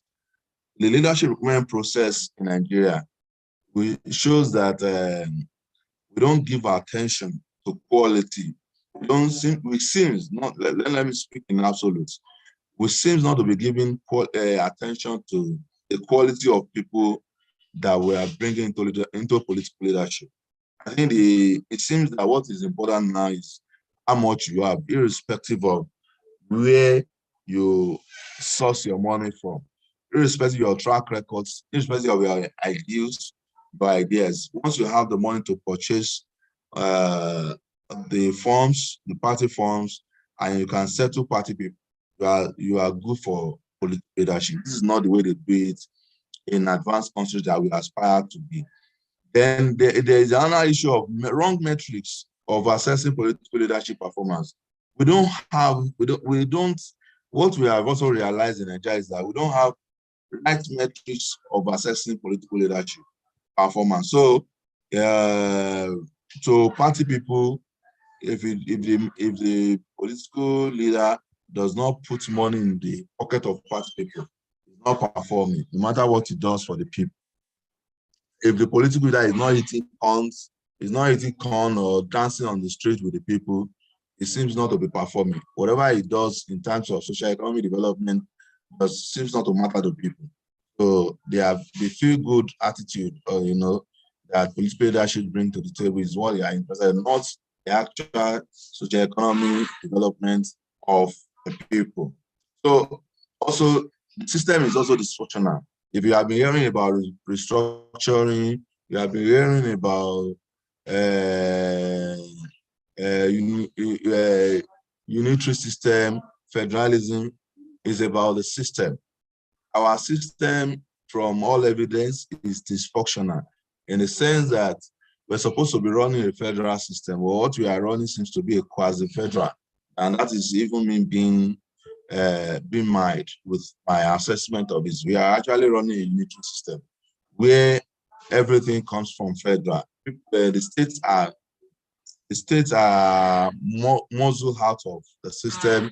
The states do not have all the resources needed, to make the serious impact on their people. So everybody looks up to Abuja. That seems not to have any territory, because you can only say Abuja control, the federal government controls Abuja because Abuja does not have a governor. But they have, where everybody focuses on Abuja and stuff like that. And another thing is lack of political will to undertake governance reforms. So all this dysfunctionality that we see in the system, we seem not to have people with political will in government that can, reform the system. That's all. Things are not working. There is insecurity. People are living in their farmlands. People could not. So we are suffering from food insecurity. But while we cannot provide security for them, except the Abuja security, until recently when the Southwest state government came up with Amotekun, all the states have to depend on police. Even though police are in every state, they have formation in every state, but they take their directive from Abuja. So if Abuja say don't go, then you cannot go anywhere. So you can see how difficult it is for people. We need to reform all this process, but the political leaderships not to have the political will to undertake such reforms. There is also low political awareness among the people, particularly the young people. Until recently, maybe this can be attributed to NSAS protest, but before now, as cosmopolitan as Lagos is, the highest they've ever had in terms of voters turnout is 19% of registered voters. That is highly abysmal, when you talk about a state like Lagos. And so you can compare to other states. But from the recent elections, we could say that there seems to be increase in political awareness. People are coming out in Ekiti, Oshun. We're told that about 51% of the votes, about 51% of voters at the last Oshun elections are young people between the age of 18 to 35. So it means that if you have increase in political awareness, then we can also be talking about changing political system. in our political system, which will also bring about change in political leadership and also invariably affect our policy environment. There's also weak capacity of the civil public service to implement public policies. The politicians that go into public office, they rely heavily on the civil servants or public servants, like to call them, to implement most of their policies. And that institution, if you are familiar with it, is too weak for present situation. I think maybe that's why recently I heard that some governors are mooting an idea of laying off any officials above 50. That's going to cause a lot of problem, but I think they are sensing the fact that the people that dominated the schools do not have capacity to work in the service, to provide the needed service for the people in this 21st century. So there is also that issue about that. Then there is absence of long-term development plan or plan in other places that they have planned. They do not take cognizance of global development goals. So there are, in most states of Nigeria, there's no development plan because every politician that come in as governors is always think about short time. It's 4 years they want to spend. Nobody is ready to do that long time thinking for their states. Even Nigeria also have not been able to do long time thinking. In 2016, we had a plan, just 5-year plan. That is just too small a plan for a country like Nigeria. So, but that's what we'll have. That's what politicians do. They are short-termism. They are short-termist in thinking. So that's kind of problem you see. Those kind of, and even in those places, they also have long-term development plan. You want to ask yourself how much of cognizance they give to global development goals like SDG. Like I said, intellectual-driven policy environment or intellectually inclined political leader will also think about policy environment that is also evidence-driven, which is what all the indicators and targets that is set by SDGs to achieve. So in state that they have state development plan or national development plan, how much of SDGs consideration was done. Then also, largely, private sector contribution has also been largely missing in our development plans. That's also an issue. Yeah, there's other reason by experts that they have also adduced for policy failure. And one of those things is overly optimistic expectations. If you have been following Cross River State with they have revenue, they have IGR in the region of 100 billion, but their budget is always overshooting 1 trillion. That's highly unrealistic. So those are the issues that you find around. Even in some other states, also that their IGR on the fact allocation is less than 200. Is less than 200 billion. You will see them projecting 500, 700 billion. Well, they borrowed their leads, but those expectations are not realistic. We need to do a realistic plan for us to so that. Then there is also mention in this past governance, policy development at national level. Sometimes federal government develop policy. Like we said, federal government should not be having federal government policy. Development plan. You have national development plan. It means that they have to incorporate the state development plan into national development plan. Even though the current national development plan tend to solve some of those problems, trying to incorporate state development plan into their plans. So that's very true. Because of time, we're talking about inadequate collaboration policy making. How much of convention does it happen? You people here, most of you are engaging in SDGs. How many times has government called you to the table to also share with you what they are thinking and their plans and how you can contribute to it? That is also a gap in the process. There is also political myopia. Like I said earlier, politicians are always thinking about their 4 years, about their 8 years. They don't think long time. They're always thinking about the next election. Also, in Nigeria, we are not also big in M&E. We are not big in on M&E. We don't monitor and evaluation correctly in Nigeria. We don't measure and evaluate government project. How does it impact on people? So government will tell you they built 500 kilometers of road. How does that translate to good life to citizens? That is also mostly lacking in our political environment. Okay. So please I came sorry, sir. Please, for our audience, please drop your questions and observation in the comment section as we try to round up now. You can go on, sir. Yeah, thank you. So we came up with few recommendations. We know that this is a youth organization, and the audience are youth dominated. So we just came up with some recommendations on how the youth can make their impact felt in the policy environment. And because politics and governance are similar streams, you cannot separate them. So our recommendation is going to be between politics and policy. So we said that the youth should keep themselves abreast of public governance and use every available opportunity to educate their peers. Young person, there is nothing stopping us, because this is what we want to dichotomize. I don't see any dichotomy in it.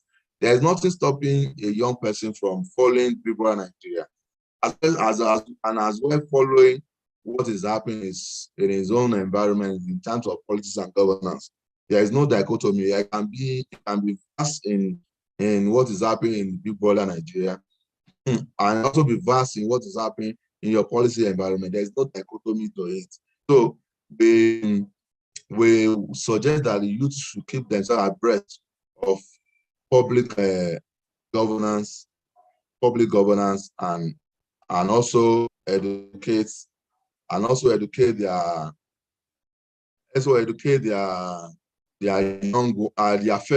peers, about all these things. Let's talk about this. Let's talk about government. What is government performance in education, in health, in economy, the unemployment? You should blame everything on government and government and political office holders. Do not take any blame. It's not the devil. It's not anybody. It's the government that are not doing their jobs. So those are the kind of awareness that need to happen so that we can appropriately place the blame where it belongs. Then there is also active youth participation in public governance and alter the political recruitment process for good. If youth participate in public governance, it will alter political recruitment. Express your reservations for a political leader through your vote. You should not just rant on social media. We should go and vote. And funnily, like I said, we are encouraged by the current data that's coming out, particularly from voter registration. We're told that out of 12 million voters, 12 million people that are newly registered newly registered voters, over 8 million are youth. And from also available data, over 50% of registered voters are between the age of 18 and 35. It means that this demographic has what it takes to alter the political trajectory of Nigeria. Don't let anybody feel like you are powerless. You are not powerless. A vote does not count. Politicians will not buy votes. So you need to educate your fellows. Yes. Do whatever you want to do. Go to parties, go to whatever you do, but also participate in voting process. You should focus on candidate ideals and programs. Don't be carried away by the noise about religious consideration. You, as young persons that is educated, that is exposed, focus your attention on candidate ideas, and programs. Also, the youth also organization must also devise means of being involved in governance process by partnering with governments, knock on doors of public office holder, knock on their doors, enter their offices. They are public office holders. Engage in government. Tell them what you are also doing and how you can effectively contribute to what they are also doing. Effective data must be produced to engage government. There's need for data. You cannot just be talking about your opinion. Opinion is not fact. Opinion needs to be grounded in fact. So that is it. And advocate for adoption of open government partnership principles in government. Government should also do that. Youth groups should also do that also. Increase advocacy for increase in budgetary allocation to critical social sectors. That sector like education and health. We need to, once those sector is improved upon, I'm telling you, SDG is on the way to actualization. Innovative financing models. How can we engage the private sectors to also be of a consideration? And also diaspora untapped resources should also be considered. So we conclude by saying that the SDG is a monumental agenda to poverty in all its forms everywhere around the world, protect the planet and ensure that people all over the world enjoy peace and prosperity. Success is heavily dependent on forward at local levels and positive policy. So it is over to you, the young people, to take charge and make things happen for this. Thanks so much for listening to me. Thank you very much, sir. We really appreciate that. And that's one of the salient points that you've actually talked about is the fact that the youth need to take an active role in ensuring the actualization of this SDG goal. But sir, there is one question here, which is about how can youth monitor and evaluate the democratic system of government when the system is poorly set? You hear me, sir? Can you repeat that? Okay, the question is how can the youth monitor and evaluate the democratic system of government when you look at the government system that is already faulty? Yes, if to come out with the opinion that is faulty, it means that you have been it means that whoever has been tracking the system. Because if you have not been tracking the system, you will not know that it is faulty. So that's one thing. So it means that you are following what is happening. But after following what is happening, how do you intend to change it? Like we used to say, don't agonize, organize. Look for like minds. You don't have to change Nigeria as a country. Start from your own immediate environment. Start from your immediate environment, to begin to change it. Who is your councillor, for instance? Who is your local government? How did you choose those people, to represent you? Those are the issues. So instead of agonizing, you organize. Organize with like minds in your environment, in your immediate environment. So you cannot graduate. Don't look at Abuja is far from where you are. And you have little or no capacity at all to change what is happening in Abuja. But you have what it takes to change what is happening in your locality. And that's where I think you should start from. Thank you. All right, so thank you very much for that. There is another question which says, what principle do we adopt for an open government system?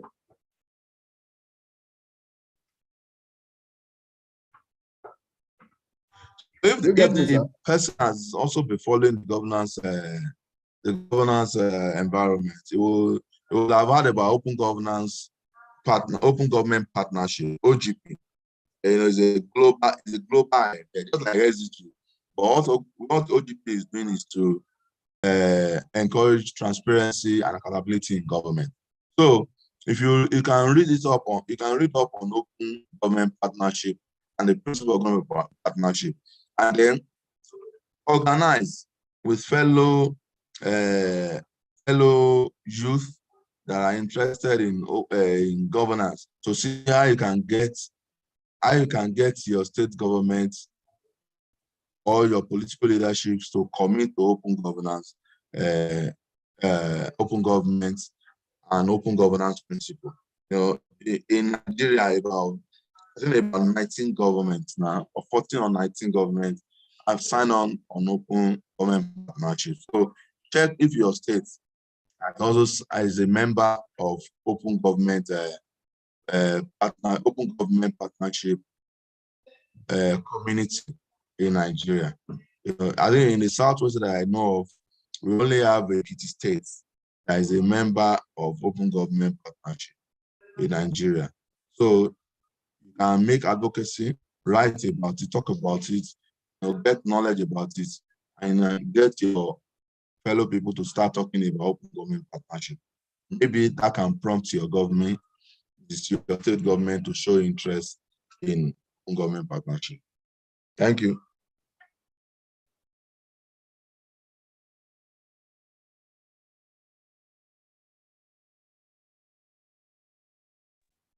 I can't hear you. I can't hear you. Oh, sorry for that. Thank you very much for that. We really appreciate your time with us, and we hope when we call you next time, you will gladly accept our letter. And to our audience, please, because of time, we will not be able to attend to some of the questions we are just receiving now. So, but what you can do is just drop your questions, then we'll email them to our speakers, who will give you the feedback as soon as possible. So once again, Mr. Olawole Oladeji, we want to really appreciate you for your time, and we thank you very much, sir. All right, thank you for having us. We appreciate it. Thank you. Bye. So special thanks to the Down Commission for honoring our invitation. So now we are going straight up into the next session, the next plenary session, which will focus on sustainable industry. How do we achieve sustainable industry? And for this session, it's a great honor to welcome on board Dr. Adola Okukwe, who lead us for this session. You have the floor, ma'am. All right, good afternoon. Well, good morning, everyone. And I'm just going to start my video in a second, 1 second. And good morning, ma'am. Welcome, ma'am. My screen as well. Okay.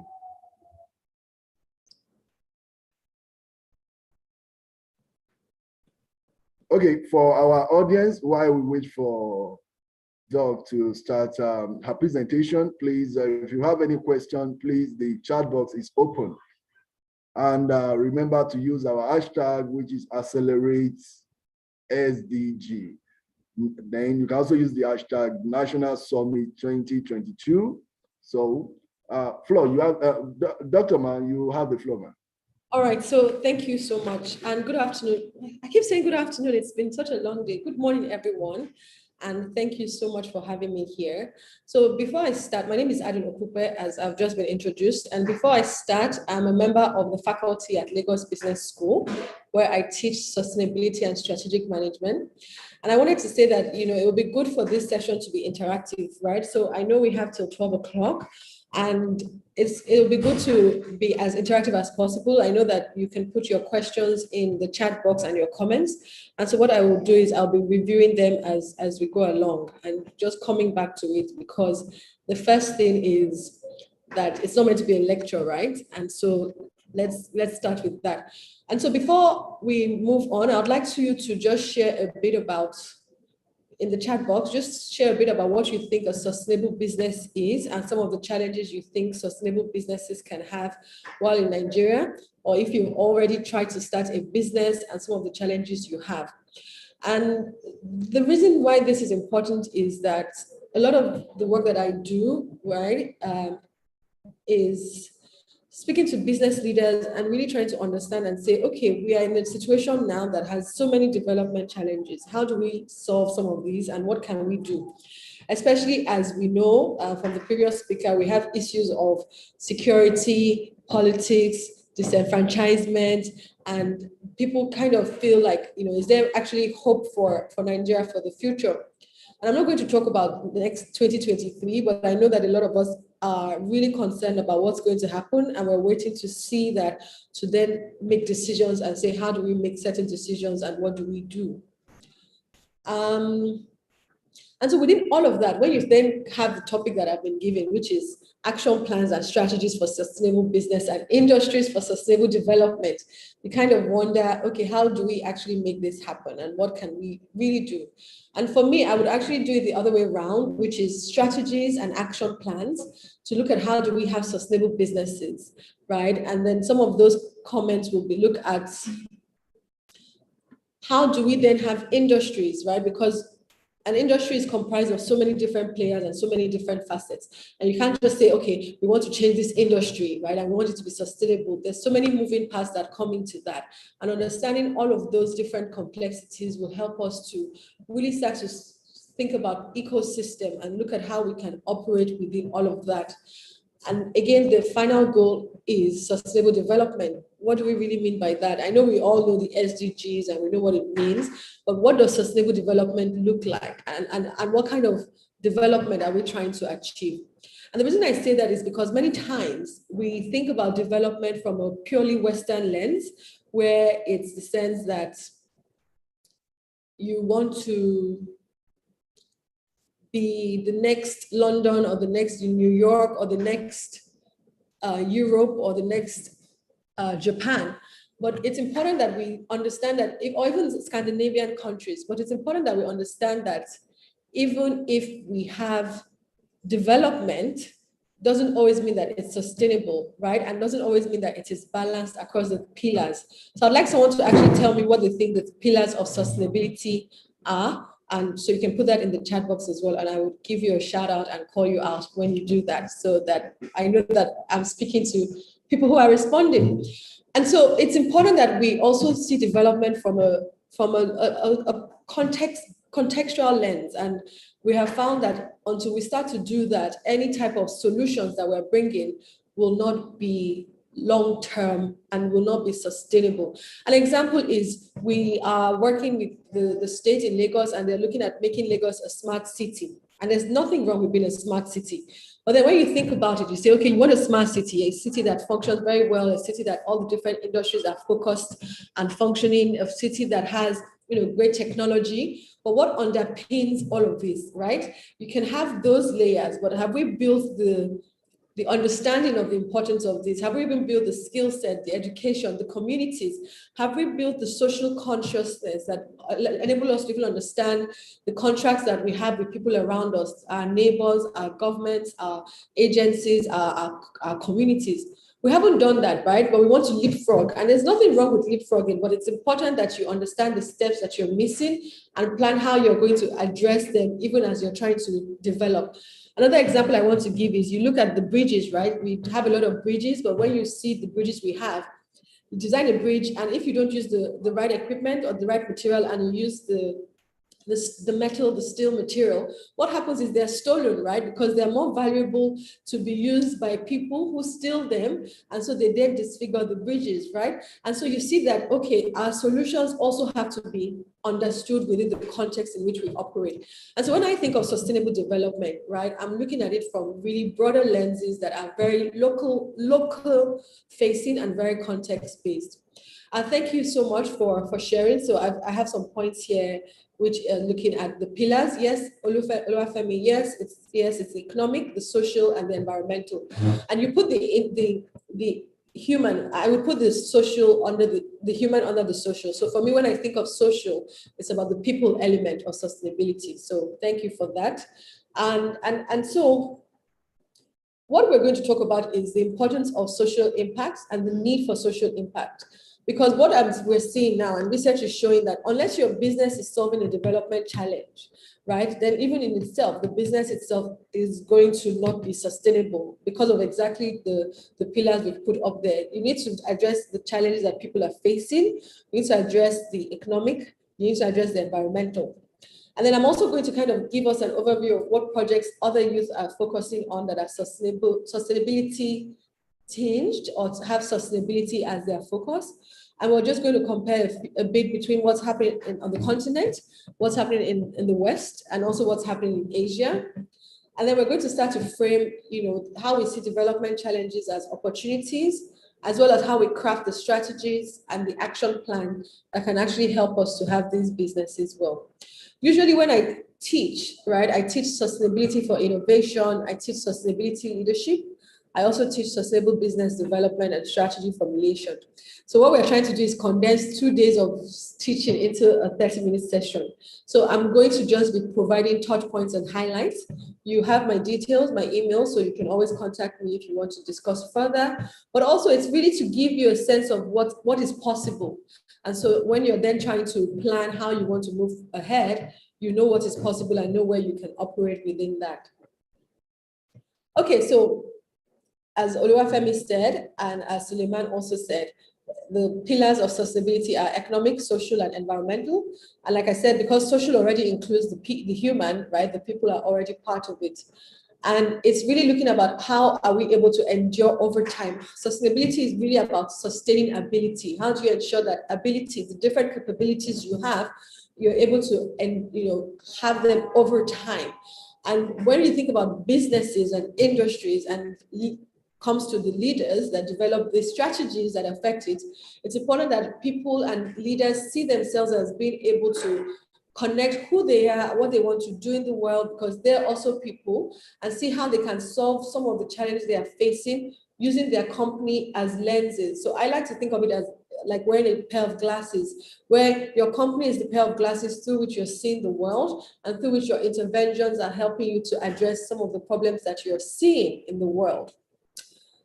Okay, so you already know the SDGs, and I've seen that people were saying from the last session that goal 17 was the most important, and I'm not going to say anything about that now, but it's important that when you're thinking about a sustainable business or even a sustainable industry, that one reflects on some of the SDGs and says, okay, are we addressing any of the key ones here? You can't address all 17, it's not possible, right? But it's important that you're looking at saying, can we address 2 or 3? And how are we trying to address these 2 or 3? Or even start with 1, right? Because once you can start with something, then you can aggregate and continue. But what you don't want to do is try and combine everything. And I meet people that send business plans and they're trying to solve 10 SDGs, right? And you kind of have to say, no, we have to, step back a bit and say, what can we do now with what we have? Because even as a business, you also have limitations and you have factors that constrain you. And it's basically coming back to the economic equation of saying, what do I need to do versus what do I want to do? Okay, what I want to do might be so large. What can I do? What do I need to do? And then what resources do I have that can help me to achieve what I need to do? Because yes, of course, we want to solve everything. And from the previous speaker, right, Nigeria, we want to solve everything and people make you all these promises. But really, it's important that what we want and what we need might be 2 different things. And perhaps one might argue that perhaps what is happening is people are telling us what we want to hear, but perhaps what we need to hear, the difficult truths we haven't been told yet in terms of how our country is moving forward and the challenges that we have to face and how we can address some of that. Why? Because, and I'll go to the next slide first. Actually, no, I'll just talk about this. Why is that so? It's so because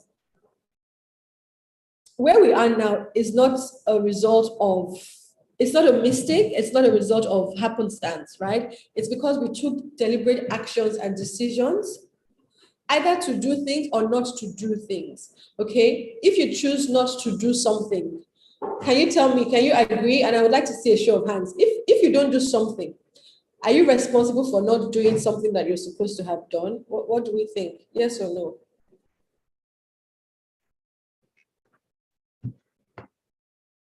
Please, our audience. Okay. Yes. Somebody say yes. Please, we need more hands, more hands, more hands. They might not agree. Maybe they say no. So I'm assuming that people are not putting their hands Okay. up. Somebody's raising a hand. Okay, Miss Yes. Temoife, you can. Hello. I agree that I'm responsible for something going wrong when I do not take responsibility for it. I mean, I have to acknowledge my fault. Okay, this is something I did wrong. This is something I could have done better. If the people in my community are not building sustainable businesses, if they are not doing what is right in all stratas, across all stratas, waste management and everything that is needed and necessary to project and promote the sustainable development goals, and I'm not doing anything about it, then I'm in the wrong. So I'm responsible. Thank you. It's maybe another, thank you so much for sharing that. And maybe another way of saying it is, if you don't send your children to school, right, you're not doing something that you ought to do. Are you responsible for that? I think we can all agree that yes. And so where we are now is the result of decisions or the lack of decisions that we have made over the past few years.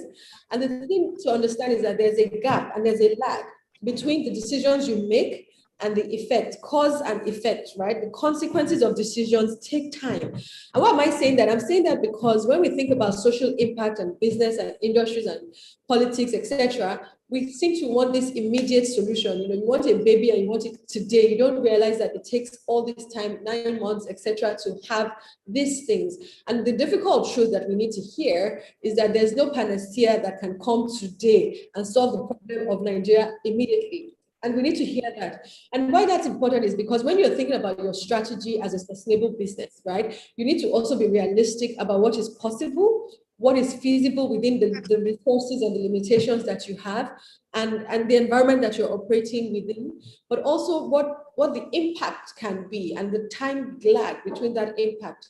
And what you don't want is start something and you have so much passion, but then you haven't planned well to see how you can execute over time to ensure that as the consequences and the effects are coming, people are still able to come to you and work with you, etc. And so that is an important thing that we have to understand, right?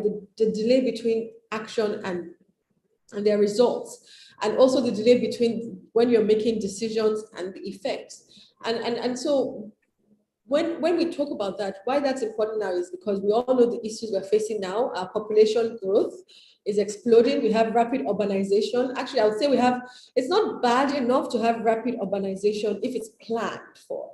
But what we have is rapid and unplanned urbanization, which means that people are moving to urban spaces, but there's no planning for them, right? And so they're having to basically, navigate it as they go along.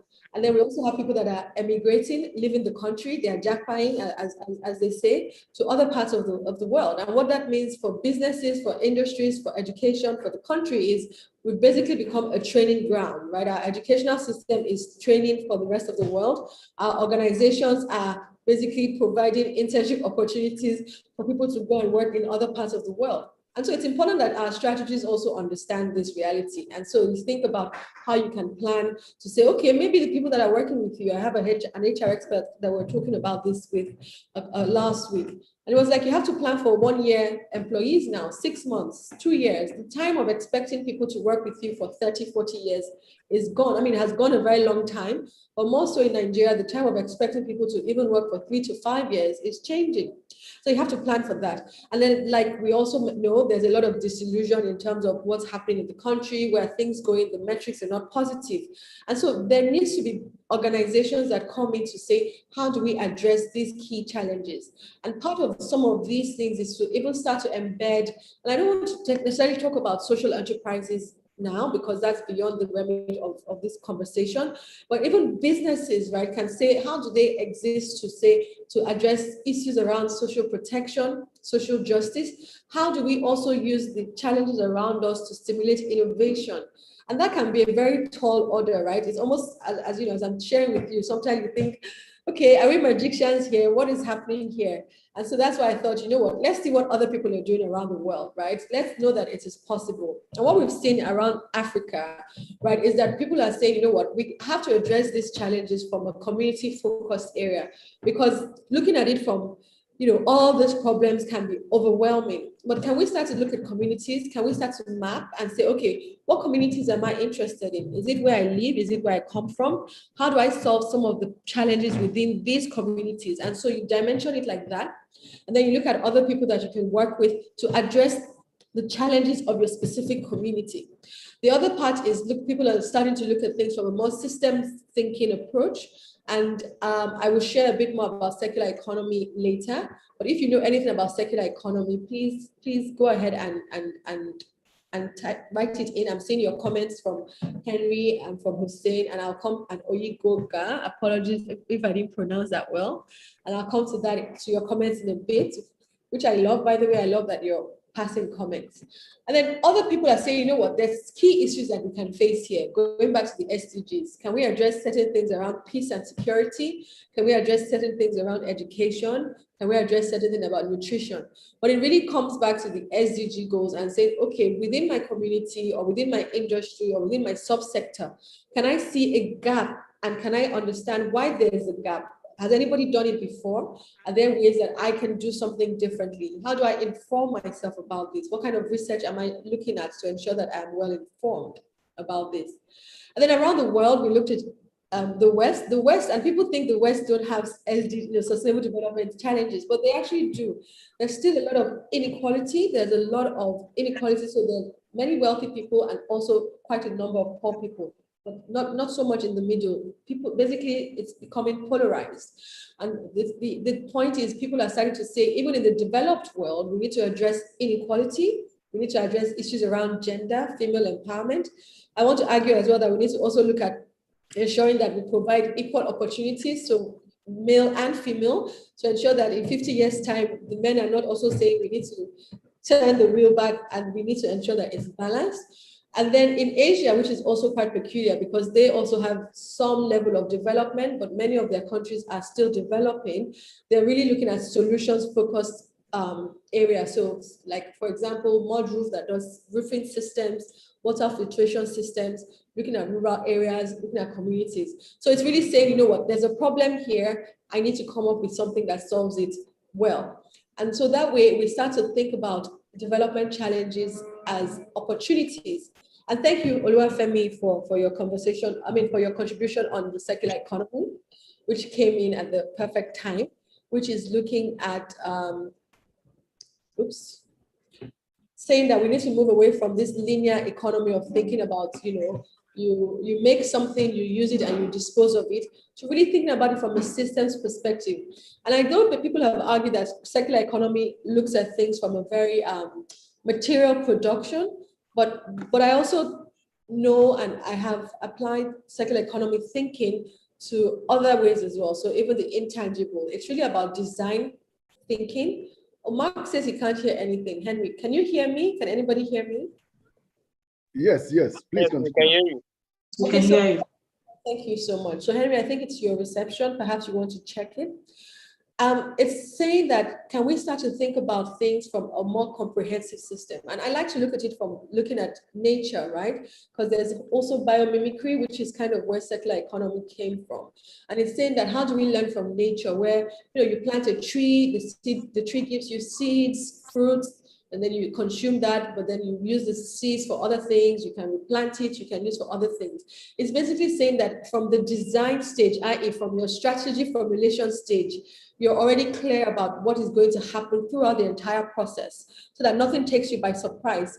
I like to think of nature as a fantastic designer, and I think there's a lot we can learn from nature in terms of just how systems work and how they've been able to work for thousands and thousands of years, and also how they've been able to evolve, right, in very intelligent ways and smart thinking ways that adapt to the local environment. And I think that that's something that if we're starting to think about our business, let's spend a lot more time in nature. I'm not saying we should do kumbaya, but let's spend a lot more time understanding the elements around us and try to understand the basic principles and the natural principles, and say, how do we bring some of these principles to bear? We can't do this without enlightenment, but this is part of enlightenment, right? Part of these conversations, part of what, and you'll see where I'm getting to in a bit in terms of what we need to do to get there. But part of it is we have to start to really work hard to be enlightened, to contemplate, to think. A lot of the time we're in especially in Nigeria, we're in action mode. Everybody just wants to do. But spending time to think, to really understand and reflect, I would say is perhaps the most powerful thing in terms of strategy formulation, but also how you plan your course of action for the future. And like some people would argue, for those of us Lagosians, right? Or I'm not a Lagosian anymore, but for those of us that are Lagosians in our blood, there's a lot of movements, but where are we going? What are we achieving? A lot of stress, a lot of tension, but it's really like a lot of things, but we're not really moving forward. And so sometimes maybe perhaps we need to just calm down a bit and chart a decent path of action. Some of the metrics we have, Hussein's comment as well, I feel like all the comments are coming. And I know you didn't have my slides, so you couldn't have been commenting as my slides were coming up. But yes, enlightenment, education, human development is a key part of that, social development. And what I said here is not only about education, but about skills, right? And I don't want to say anything about Ekiti State, but I know that the previous speaker spoke a lot about Ekiti State. But for the number of professors that they have, right, they really should have no development challenges if it was simply. Yeah, that's very important. That's very true. Exactly. No, I'm not dissing Ekiti. I really like Ekiti. I've done quite a lot of work in Ekiti State. I think that they're moving forward and they're focused. But we need to distinguish between education as well as capability and skills. And we need to be able to understand that it's not just about being smart. It's being able to adapt or target it on solving our problems. Nigerians, we are very smart, right? But we need to target it at solving our problems. We know that our productive capacity is already hampered. We lack infrastructure. We don't have the right power. We don't have the right road networks. We lack so many things, healthcare, our economy is focused on oil and gas, etc. But within all of that, we need to say, okay, what are the skills that are absolutely critical for us to solve certain problems? And as a business, you need to say, can I provide these skills? Can I train people? Can I enlighten people? Where do I play within the ecosystem of the issues that we've come across? So all of this is to argue to say that our strategy should be impact focused when we're coming up with them first. And we need to think about very innovative ways of doing things. And we need to be very systems thinking in our approach. So just spend some time, I like to spend time with nature, just even look at, for example, leaf patterns, right? You look at leaves. It seems such a simple thing, but there's thousands and thousands, perhaps even millions of species of trees and plants around the world. But the patterns of leaves have the same ecosystem, just like human beings, just like animals, we have eyes, nose, ears, mouth, right? Ears, mouth, right? And it's like, even if you come up in different ways in animals, etc., the basic natural principles are the same. And I think that's powerful, that's intelligent.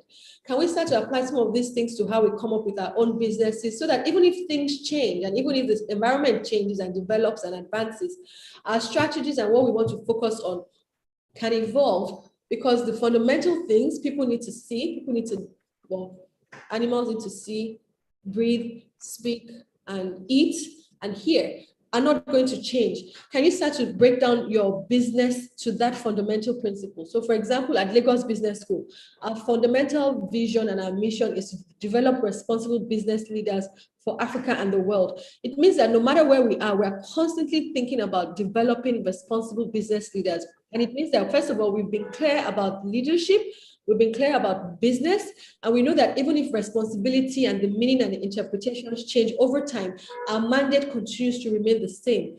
For the continent first, and then we want to expand it to the world. And when we say the world, we mean the people in the continent, on the continent, that are then going to go into the world, right? And that does not change, that cannot change.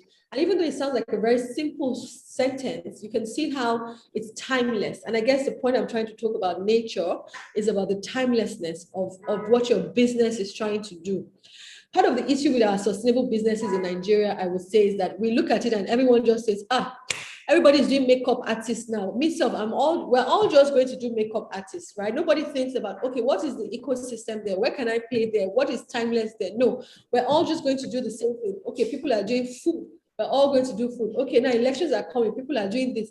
We're all, it's very copy and paste, not a lot of thinking, not a lot of breaking down, and not even a lot of within that environment that people are moving in, not a lot of saying, okay, where do I want to operate within this? Perhaps I want to operate at the beginning. Maybe I want to be the ones organizing. Maybe I want to be the one, providing feedback, reviews. Maybe I want to be the person that is looking at manufacturing. Maybe I want to be the person that's helping with access to marketplace. Maybe I want to be the person that is looking at the sustainability of the products that are being used. But what we find is we're all just flowing. Similarly, for a lot of the manufacturing that we do, we don't really think about what do we need as a society. We're simply copying and pasting. So your neighbor is doing this, so everyone does that. So it's important that we don't think of businesses simply as being copy and paste. And it's important that we also start to think about, even within the business itself, how is the business operating? So I like this image that I have here, right? That looks at a sustainable business as having 5 key components. The social, right? The people. You cannot do anything in development without the people. And I would say that if your business does not come up first with the people, employee development, their well-being, how you recruit them, then your reputation is going to be damaged, short or long term. It's not going to happen. It's not going to be sustainable. Either people are going to leave you, people are going to complain about you, or you're just not going to attract the right people, which is going to affect your business. And then the second thing is the environment. What kind of operations are you having? And so when we talk about environment, it's not just about emissions. I tell people, we want to have energy saving bulbs. And I said, I think it's fantastic to have energy saving bulbs. And you want to reduce paper. Okay, that's beautiful. But what about the way you're operating? It's not just about, it's not about just the waste that you're reducing. What about the whole circular economy of that system?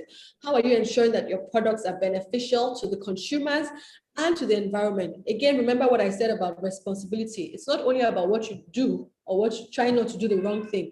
It's also when you don't do the right thing that you know you're supposed to do. And then, of course, governance. A sustainable business is the one that has strong governance structures. Governance structure doesn't mean you have to have a lot of reporting and paperwork, etc. But it means that the fundamental basics are covered. So your business, how well run is it? Do you have a board of directors? Are you transparent to them? If you have shareholders, you keep them informed. Do you have an advisory board, right? How do you ensure that people understand the organizational structure and when they play? And also, how do you ensure that there's transparent reporting so that one department understands how things are going? A lot of the time also, we don't have trust in our business environment. And so the owners keep things to themselves.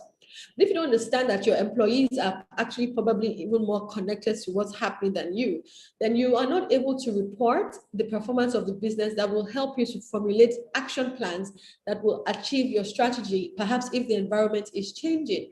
And then, of course, you have to think about the financials. So you have to also think about your sustainability targets, i.e. the development goals you want to solve, but then say, okay, can we even do this? If we don't have money, we're not going to be able to do it. And again, you see business plans of social enterprises that want to have fantastic causes, but they're really focused on the sustainability goals the sustainable development goals they want to solve, and they're not focused on really how they're going to be able to have the resources to solve them. And so you must be profitable, or at least you must be able to be to break even so that you can be sustainable. Okay, even if you're looking at things that are primarily donor funded or even volunteer run, it's important that you understand that there are certain resources you will have to pay for, and you have to plan for how you're going to get those resources.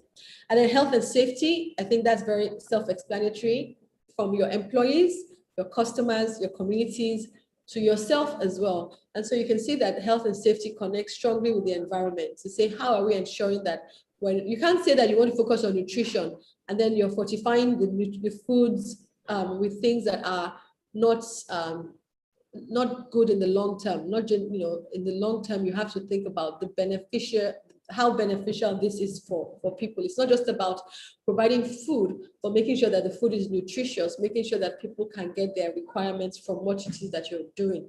And so those are different levels of responsibility. And so I would say that a sustainable business has to be a responsible business, a business that takes responsibility for the achievement of at least one sustainable development goal. And like I mentioned earlier, the strategy must always precede the action plan. You cannot have an action plan without a strategy. The strategy is how you achieve your goal. So first of all, it's goal setting, which is why I say you must take time to reflect and just say, why am I doing this? What do I want to do? What's my goal? What are my goals? And how do we set the goals? Like I mentioned earlier, and I'm rounding up now, so you can ask me questions and I can go through your comments, is you have to think systems thinking, right? I think if the only thing you remember from my session is the importance of systems thinking, And then that connects strongly to circular economy, because that's about design. When you thought about the system, when you thought about your goal, then you design the economy around it, i.e. from when you start to when you finish, and what happens throughout all of that life cycle. And then what I've just talked about beforehand about the sustainable business is about your stakeholders. You need to ensure there's internal alignment. First of all, that you're providing the environment for the type of people you want. And I remember there was an organization we worked with that was very much about sustainability, but then they had poor work-life balance and were not paying their employees. And you think to yourself, why do you want to be how can you say you want to address sustainable development goals when you're not even addressing it within the people that are working with you? So it's important that that internal alignment, because they become your ambassadors, and also ensuring that you are clear about your stakeholders, who they are, what their priorities are. And then the final part that I wanted to talk about is exactly what Hussein mentioned, which is the need for enlightenment. When I write management education, it's not just education for education's sake, but education that can really help people, managers, leaders to run the type of businesses that we need them to run for our environment. And so that's something that we're looking at Lagos Business School. That's something that we're working on already. And that's something that I think we're going to continue to work on, because it's really about, absolutely, it's about mindset. It's also about thinking about how, your business leaders understand their responsibility, and they're just not looking at profits, but also it's not just looking at the solutions, it's being able to see the entire comprehensive view of what it is you need to do. And so my point is really now about the action plan. So all of what I've said, first of all, was problem setting, right? Identify where you want to operate, where you want to play, and then what type of impact you want to have, which will drive your goal. Once you have that, you then say, okay, how do I want to achieve it, which is your strategy. And then you then say, okay, my action plan is, this is what I want to do. This is my strategy. What do I do on day 1, day 2, day 3? So it's really about project management. And I think the best businesses are those that have effective project managers, because everything that you're doing, if you see it as a project, then you're better able to plan for all the different steps along the way. Like I've mentioned, you must be absolutely focused. Don't worry, this is my final slide, well, semi-final slide.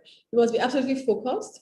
You can't solve everything. You can start to do things incrementally. So start with the basic principles. What are the fundamentals that this business needs? And then you can start incrementally to add things. Layering is very important. Research and development is powerful. That's how you also become enlightened. And also look for things that provide timeless solutions. And it must be context-based. Please, please, please. It really must be context-based. You need to be leading from where you are, out of where you are, understanding the challenges around you, understanding the solutions that others have tried to use, not trying to superimpose something. Not that you cannot learn from other environments, but it's important to even understand and respect that those environments are different. And that comes to the mindset and how our mindset needs to change, which again is back to my final point. Our mindset has to be one of collaboration and partnership. We are not very good at collaborating, and we're not very good at partnering. And so I have to agree with the earlier commenter that I mentioned that said SDG 17 is perhaps their most important goal. I would say yes, because you cannot achieve anything alone. You have to do things with people. We need to partner better. We need to collaborate better. And so our mindset has to be not about competition, more about collaboration, and more about, even if you're working with others in your industry, more about co-opetition, where you're collaborating and competing, right? But in a responsible way, the pie, right? Nigeria is going to be over 400 million people in less than 30 years. The pie is large enough. Your business alone cannot, even if you have 400 million people giving you an order, you cannot fulfill it, right? And so understanding that you cannot hoard everything, but you can do more things when we think more expansively helps. R&D, I think I've mentioned that so many times, so please let's focus on that. Critical thinking is really about systems thinking, understanding what are facts, what are truths, right? Understanding the building blocks of critical thinking. And then resilience is building yourself to be quite resilient, because you understand that the environment in which you're operating is not an easy one. And actually there's so many things that are set against you, right? To make you fail.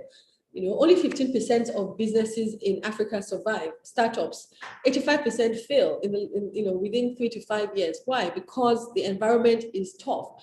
So resilience, I think I use resilience, but perhaps I want to use tenacity, right? Because resilience is not too good. You don't want to always be operating at breaking points, otherwise you snap. But tenacity is just that sense of being, and if you look at Greek mythology, Sisyphus, right? The stone is falling down the hill and you're constantly pushing and you keep pushing and you don't stop. And I think that within all of that, understanding the reason, the end goal, why you're doing what you're doing, is what kind of continue to drive us to say, you know what, the human, again, the people, what we're doing is really about sustainable development, which comes to how do we enhance the quality of life for more Nigerians. And once you continue to think about that, I would say that it will really help us in our action plan, in our strategy formulation, within how we operate our businesses, which aggregates to form industries, and which will hopefully help us to achieve sustainable development. Thank you. Wow. Thank you, Dr. Adu. It's been an insightful session indeed. I definitely know that if we are to have this for 8 hours, we won't stop and keep engaging us over and over. And just like you mentioned, that this is a course you handle for like 3 weeks or even over 3 weeks, which you've just done within 30 minutes. And personally, I have to appreciate that you stayed 18 minutes extra because you mentioned it that you have another engagement by 12 p.m. on dot. Thank you so much. Really appreciate this session. And we quickly like to take 2 questions from the audience, and maybe one from someone that I really want to ask directly, and another one from the chat box. I think we have a question from, just a minute. Okay, we have a question from, we have a question from Onu. He said, how can an employee demonstrate leadership in advocating sustainability implementation in his or organization? Okay, that's a very good question. And looking at demonstrating leadership, I guess it's about how do you demonstrate leadership in general, right? Leadership is what? Leadership is the ability to influence others, right? To achieve set goals.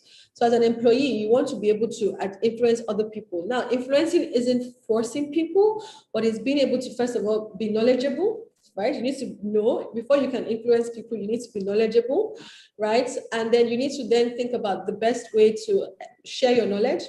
And then I would say the best way to do that is come up with ideas, solutions. Many times we are constantly waiting for our bosses to tell us what to do and how to do it. Come up with suggestions. Okay, perhaps we think about it this way, perhaps we think about it this way.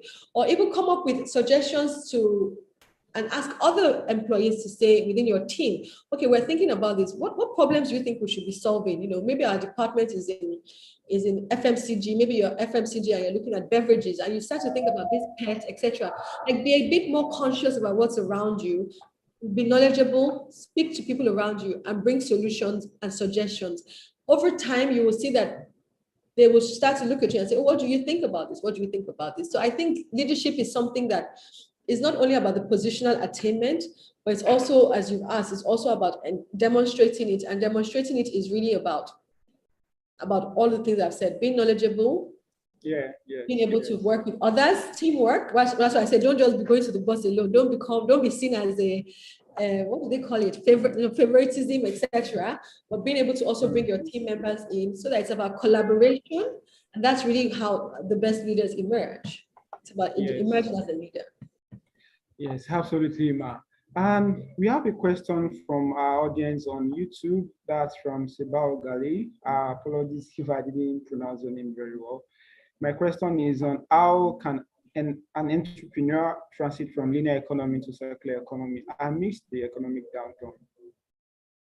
So what was the last one? How can an entrepreneur transit from linear economy to circular economy amidst the economic downturn? And miss the economy? Downturn.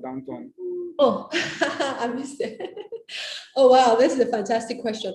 I think circular economy thinking is really about long-term thinking, right? And like I said, it's about systems thinking. And so it's really from the beginning, from before you start. So like now, even here, I do advisory work primarily in the tourism industry, right? I do master plans. Before you even start to do a master plan for a destination or a state, you must think about the whole, like, and maybe I'll go to my circular economy slide, and I'm just giving you an example here. You must think about what are the raw materials that you need. Raw materials are the resources, right? The people, the resources, the money, the environment, the destination. You have to think about it. Then you have to design and say, how can I make sure this works for production? I.e., if we want tourists, and this is just an example, if we want tourists to come, how do we ensure it works sustainable for production in a way that engages the local economy? Because you want the local people to be able to see that they're benefiting. Otherwise, you're not going to have them buying and they'll be hostile to your tourists. How do you ensure that it's being distributed well? I.e., who is sharing this? Who is marketing it for you? Who is disseminating the information? Can you see that I'm not talking about a tangible now? I'm talking about intangible strategy. How do you ensure that it goes to the right people? And then how do you ensure that the right people that need it are able to access it? So that goes to consumption. How do you ensure that it's consumed responsibly? So for tourism, we want to solve over-tourism, we want to solve under-tourism, we want to solve environmental pollution, we want to solve many of these things. And so we have to be thinking about that even before we start. And then you talk about if there is an issue, i.e. if there's something that needs to be changed, that needs to be renovated, that needs to be upgraded, updated, how do we plan for this over the next 3 to 5 years? And then there are certain things that we cannot do. We have negative impacts, right? You want people to fly, you want people to come, etc. Hotels will have waste. How do we ensure that some of these issues are already planned for from the beginning? And then the residual waste that happens, how do we minimize a lot of this? But then if we go back again, because don't forget there's recycling, we want to also talk about the knowledge that we're producing from this strategy. How do we ensure that it helps us in remanufacturing? How do we ensure that it helps us in reusing? And reusing for us in tourism and in strategy is about education, which is when people come to your destination, what are you giving them so that when they leave, they can continue to propagate it? I know that I've kind of rushed through this and it's complex, but my point is it's not only about the tangibles, it's also about intangibles. But it's before you even start, like we haven't even started anything here. It's all just on a sheet of paper. And so I would say that if you're doing anything, kind of do that work through of all the different outputs that you have. It could be knowledge. You can even start with knowledge. In your department or in your business, how is knowledge developed and communicated? How are you having a feedback system that is circular? Not just that you get a project, you do it, and the next project. And so within this economic downturn, I would say that the best way to do it is saying, how are we learning from our previous action? We already have a linear economy, like you've asked. How are you learning from it? What are the gaps you've seen? What are the challenges you've seen? How do you plug those gaps, those feedback loops? How do you close them? And then how do you ensure that you are able to price accordingly? And again, it's not about a lot of action. Maybe you only need 5 clients, maybe you only need 10 clients. But if you start to think a bit more intelligently, perhaps you can have more markup that will help you to thrive or at least survive in this economy. Oh, that's awesome. Thank you so much, Dr. Adun. Like I earlier mentioned, it's been an insightful session indeed. And we definitely still look forward to have another one from you, please. And on behalf of the Sustainable Development Solutions Network, we sincerely appreciate you. And even our co-director in person of Professor Diaka is also on the call. We sincerely appreciate you, and also want to appreciate the leadership of Lagos Business School, and because we couldn't have reached you even without them. We so much appreciate each and everyone. Yes, Dr. Adun is going to share our email with us. Definitely we can connect with and see areas of engagement and further learning. Yeah, thank you so much, and we can leave you to attend to all other things you have to do for the rest of the day. Thank you for having me. Thank you very much, man. Yeah, dear participants, I believe it's been a wonderful session indeed. And just like we mentioned earlier, that we are still going to have another session, which is on digital technology. And basically, it's in 2 sessions. But the first session we will, the first session is going to be on cybersecurity and internet freedom policy. And leading that session is Professor Kayode Aleshe. Professor Kayode Aleshe is a professor of information and cybersecurity from the Federal University of Technology, Akure. I believe we have Professor Prof on the call. Good afternoon, sir. We are glad to have you on this call, sir. Good afternoon. It's nice being here. Thank you very much, sir. And I think you can have the floor to run the session, sir.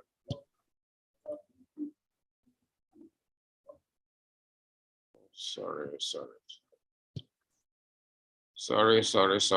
Good That's afternoon. fine. Yes, sir. Yeah. Good afternoon, sir. Yeah, sorry, just a second. It's a pleasure being here. Let me share my screen as I start.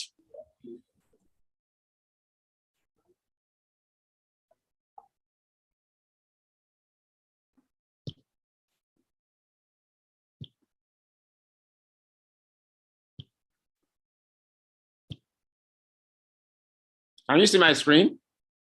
Yes, perfectly, sir. Then we appreciate if you can make it more exactly perfect. Yeah. Sir. Thank you very much. Good afternoon. It's nice being here this afternoon. And my work is just to talk about cybersecurity and internet freedom. The first thing we need to know, because you know, we are gradually getting, if we are not already there, to the fourth industrial revolution, which is driven by issues like machine learning, Internet of Things, data science, IoT. And just like the saying goes, we are told that the strength of a chain is measured by the strength of a chain is measured by the weakest link. So the advancement of technology, the major participant, the major setback, which is also part of the technology, is the issue of security.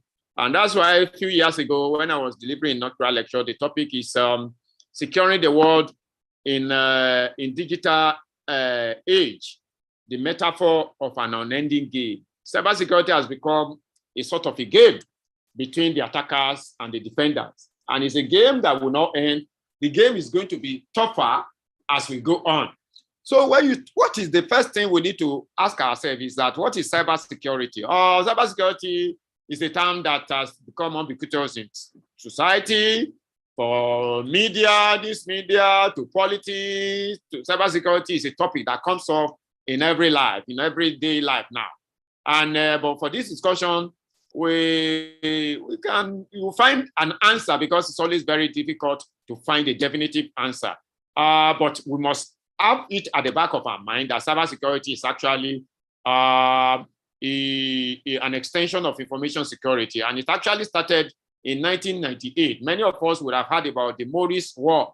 There was a man called Robert Morris who wanted to ally security risk in research computers that are connected to the internet. And then he designed a software that spread across the computer, connected it to the wall. And the software used the security flaw in the Unix operating system. And for all intents and purposes, Robert Morris created the first internet war. And unfortunately, the one spread out of control and infected, made many systems unusable in the world.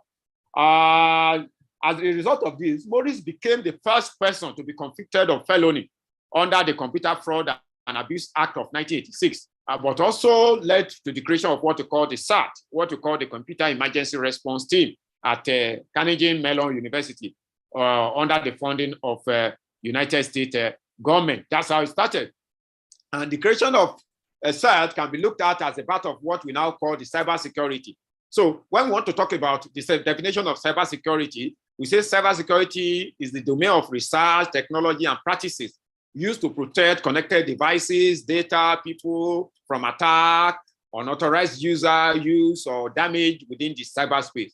And when we talk about this, when you talk of cybersecurity, cybersecurity has three aspects. We have the legal aspect, we have the legal aspect, we have the technology aspect, and we have the management aspect. So cybersecurity is not only limited to technology. In fact, when we talk about cybersecurity, the people are the most important aspect.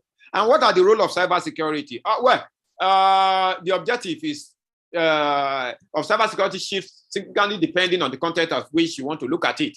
Well, for instance, when you want to look at cybersecurity in the business world and the business organization, the goal of cybersecurity is to protect your company financial assets. Now that everything is moving into the cyberspace, in the next few years now, I'm not sure face-to-face transaction will be something that will be acceptable in the world. Everything is now moving to cyberspace. And let me tell us the COVID-19 that occurred has not even helped matters. it has pushed cybersecurity into the front burner the more, because people now, people work from home, people work remotely, people work from home, things are now becoming so one kind. So it's something that has taken over the space. Organizations operate model of faster, the elements of business on how to create financial value. Everything now has moved to the cyber world, that is the cyberspace. From the mid 20th century, IT has adopted business transformed the asset to digital asset. You can see now when you want to, even when you go, physical shops are closing down.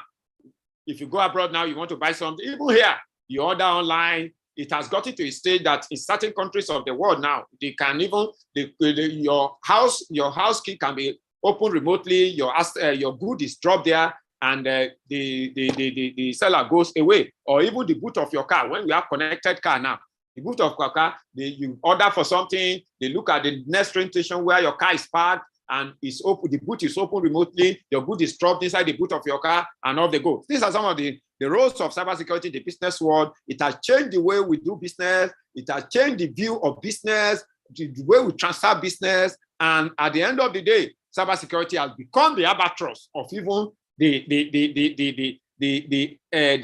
impact of IT on businesses. So it has become the albatross. And as a result of that, cybersecurity has to be taken seriously. In those days, when armed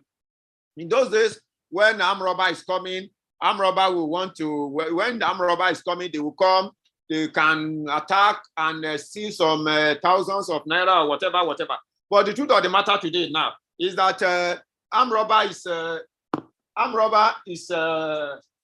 now, the issue of armed robbery has become another thing, because you have a situation whereby somebody can just sit at the corner of the room and move all your fortune within a matter of seconds. So things have actually become very difficult, and things have changed over the years. So we need to know what is happening when it comes to the issue of cybersecurity as it affects the role. Take, for example, examples of responsibility in day-to-day monitoring for attacks of various systems, responding to successful attack, assessing system and people for security weakness, tracking, validating and reporting, fixing, designing and deploying security measures, maintaining security for various systems, and working with developers and practices. That's what we call SecDev operations. So when you talk of cybersecurity role, it has a day-to-day role that people are wondering, people are now doing this thing. So cybersecurity also in the area of defending the society, because we look at the role, we look at the freedom and all the rest. All levels of government now have become reliant on a computer and a mobile application. We now have what we call the e-government. Every government even in Nigeria here, governance is being now run digitally. So at the end of the day, you will discover that when you are running government digitally, everything now will now be subject to the matter of cybersecurity. I remember some times ago in the city of Los Angeles, ordinary traffic control, there was an attack on traffic control because it's run digitally, and it took 4 days to be able to resolve traffic jam in the city of Los Angeles. These are the impact you can imagine if you get to UK, which they rely on train a lot, and everything is connected, the train system, the bus system. If it is attacked for 1 day, you know there'll be chaos. Somebody inside the tube, and the whole system is attacked. So cybersecurity has become something that both for government, for both businesses, both for government, it has become the in thing today. And security professionals and researchers are regularly sought after by government. I'm sure now, now cybersecurity is a hot cake. I remember in our university here when we were trying to develop the curriculum for cybersecurity in the year 2014-15, when we sent it to NUC, they asked us, oh, where are the jobs? By the time I replied, I told them as at that time, there were 2.1 million vacancies around the world that people were not able to fill in cybersecurity. But there was a projection then that by 2021, it will go to about 3.5. Nobody knew then that there will be COVID-19. By the time COVID-19 came, the kind of the demand shot up. So it means that cybersecurity professionals are now on high demand. And that's why today, I always tell the young ones, the younger ones, supposed to say, because I'm still younger, tell the younger ones, now there are certain things, there are certain skills you must acquire if you want really to fit into today's society. And cybersecurity is one of them. You can see the civilian government, the military, everything now, military security of a nation, everything now is leveraged on cybersecurity, because the strength of the military power of a nation now is no more dependent on the kind of weapons they have alone. It also depends on their cybersecurity capability. You remember what happened about 2 or 3 years ago, all the way from US, the man that was taken away, Suleiman, that security man taken away just by the attack of using drone, and there was no miss of target. You remember what happened recently, about 2 or 3 weeks ago, with the second in command of Al-Qaeda. These are the areas that you know that things are really happening. And for decades, community people committed this. What is cybersecurity culture? People committed to goals of disconstructing, investigating, and defending technology that has been evolving. We have to defend the technology, that is the IT technology. And how do we defend this technology? It is the use of cybersecurity. And this has led to the development of cybersecurity culture. And from hackers and researchers to security practitioners, corporate organized leaders, and difficult, it has come to be associated with, all these people have come to be associated with cybersecurity community. And now we are talking of cybersecurity and internet freedom. The first thing we we need to look at is that when you talk of cybersecurity and internet freedom, you have to talk about privacy and liberty. Because now you will discover now that in those days, when we define who is your neighbor might be the next person to you. But today, the definition of who is your neighbor has changed. For instance, you may be in your room, your next neighbor, the person in the next room might not know what you are doing. But somebody in America, we are in Nigeria in your room here. Somebody in America might know what is happening to you more than the next person, the person in the next room, because we are in a connected world. We are in a digital world. So the issue of privacy, I mean, there is a book, The Death of Privacy. Privacy is almost giving way. So that leads us to, what about, how do we talk about this internet freedom? Everything goes, there is a language. Internet does not forget. Everything now, go look for anything. You say, go talk to Google. Google will tell you almost everything you need. So key tenets in the ideology of those within a security community are personal liberty and privacy. And in the early days, individuals around the world of ACA gathered with dial-up server, the BBS in those days, and to gain exercise, participants had to demonstrate a proof of act they had conducted. And the group of acts they have communicated, that's what led to the issue of being hacker. As a matter of fact, hackers were not what the intention of hackers are not what we now take them to be today. The hackers, they came together to be able to share information with others. These hackers were not cyber criminals like we are today. They were simply people who sought to better understand technology so that they could learn more. However, through information sharing, sometimes of level of hubris. This hubris led to hacking, and this culture of sharing improved it, and thousands of conferences were now held. At the end of the day, you now see around the globe in the sharing of information about that led to what vulnerabilities. That is, when you talk of vulnerability, you talk of loopholes, because in cybersecurity we say a threat leverage on a vulnerability to attack. Without vulnerability, just like I'm a Yoruba man, like Yorubas will say, sorry, those who are not Yoruba, if the wall does not break, lizard cannot enter. Vulnerability is not just like the wall that has broken, and the lizard is like the threat. So then you talk about defenses. How can we do it? Is it reactive manner or proactive manner? These are issues that have to do with cybersecurity culture. And we need to look at it. You know, we say, not during the internet, after the internet.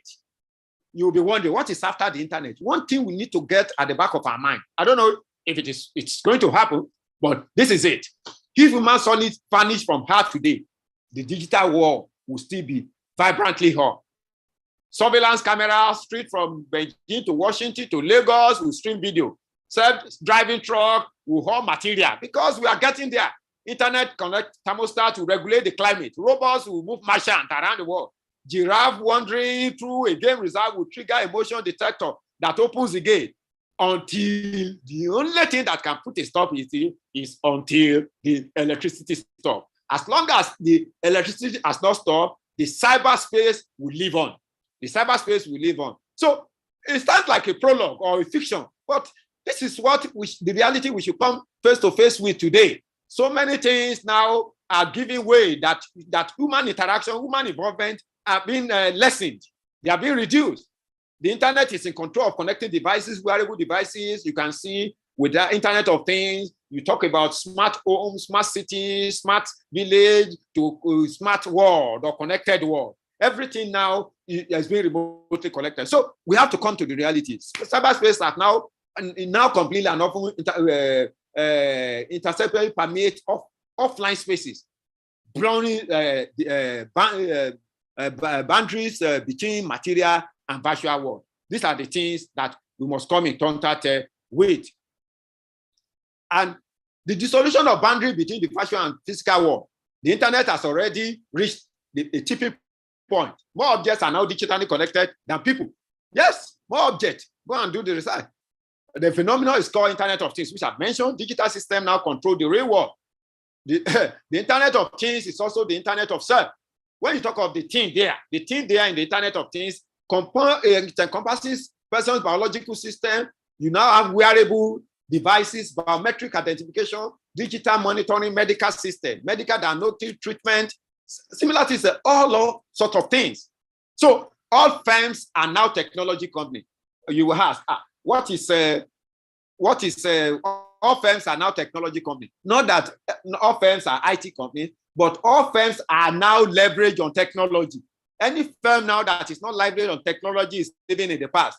That's what we mean. And in most industry sectors, from financial service to consumer goods, firm historical, are not being viewed themselves as technology company, but they had operated the information technology department, serving as the life wire of that system.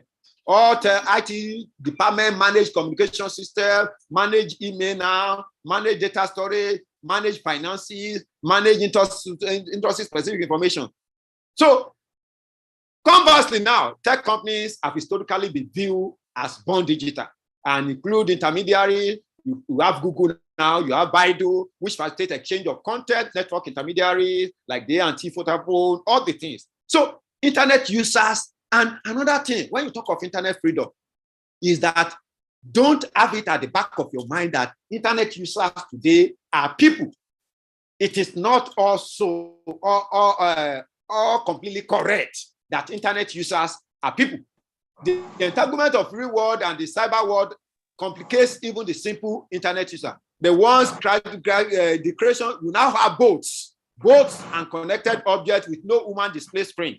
The ITU has consistently provided global and counter-specific of statistics about human-centric categories, such as percentage of the people using the internet and thousands of households with internet access. And in the mid-90s, Amazon were founded. Less than 1% of world population was online. And these are the things. So the growth in the number of individuals online and broadband penetration to home have always had limitation on social metrics. So the issue of don't always think that internet users now are human beings. We now have both using the internet. Even the content specific of internet, the bulk of internet traffic now is not communication between two people, but entertainment programming with video streaming. Like many of us there nowadays, we use Netflix, Amazon Prime Video, Hulu, and their competitors. All these are some of the things we know. So we now have the cyber physical challenge to internet governance.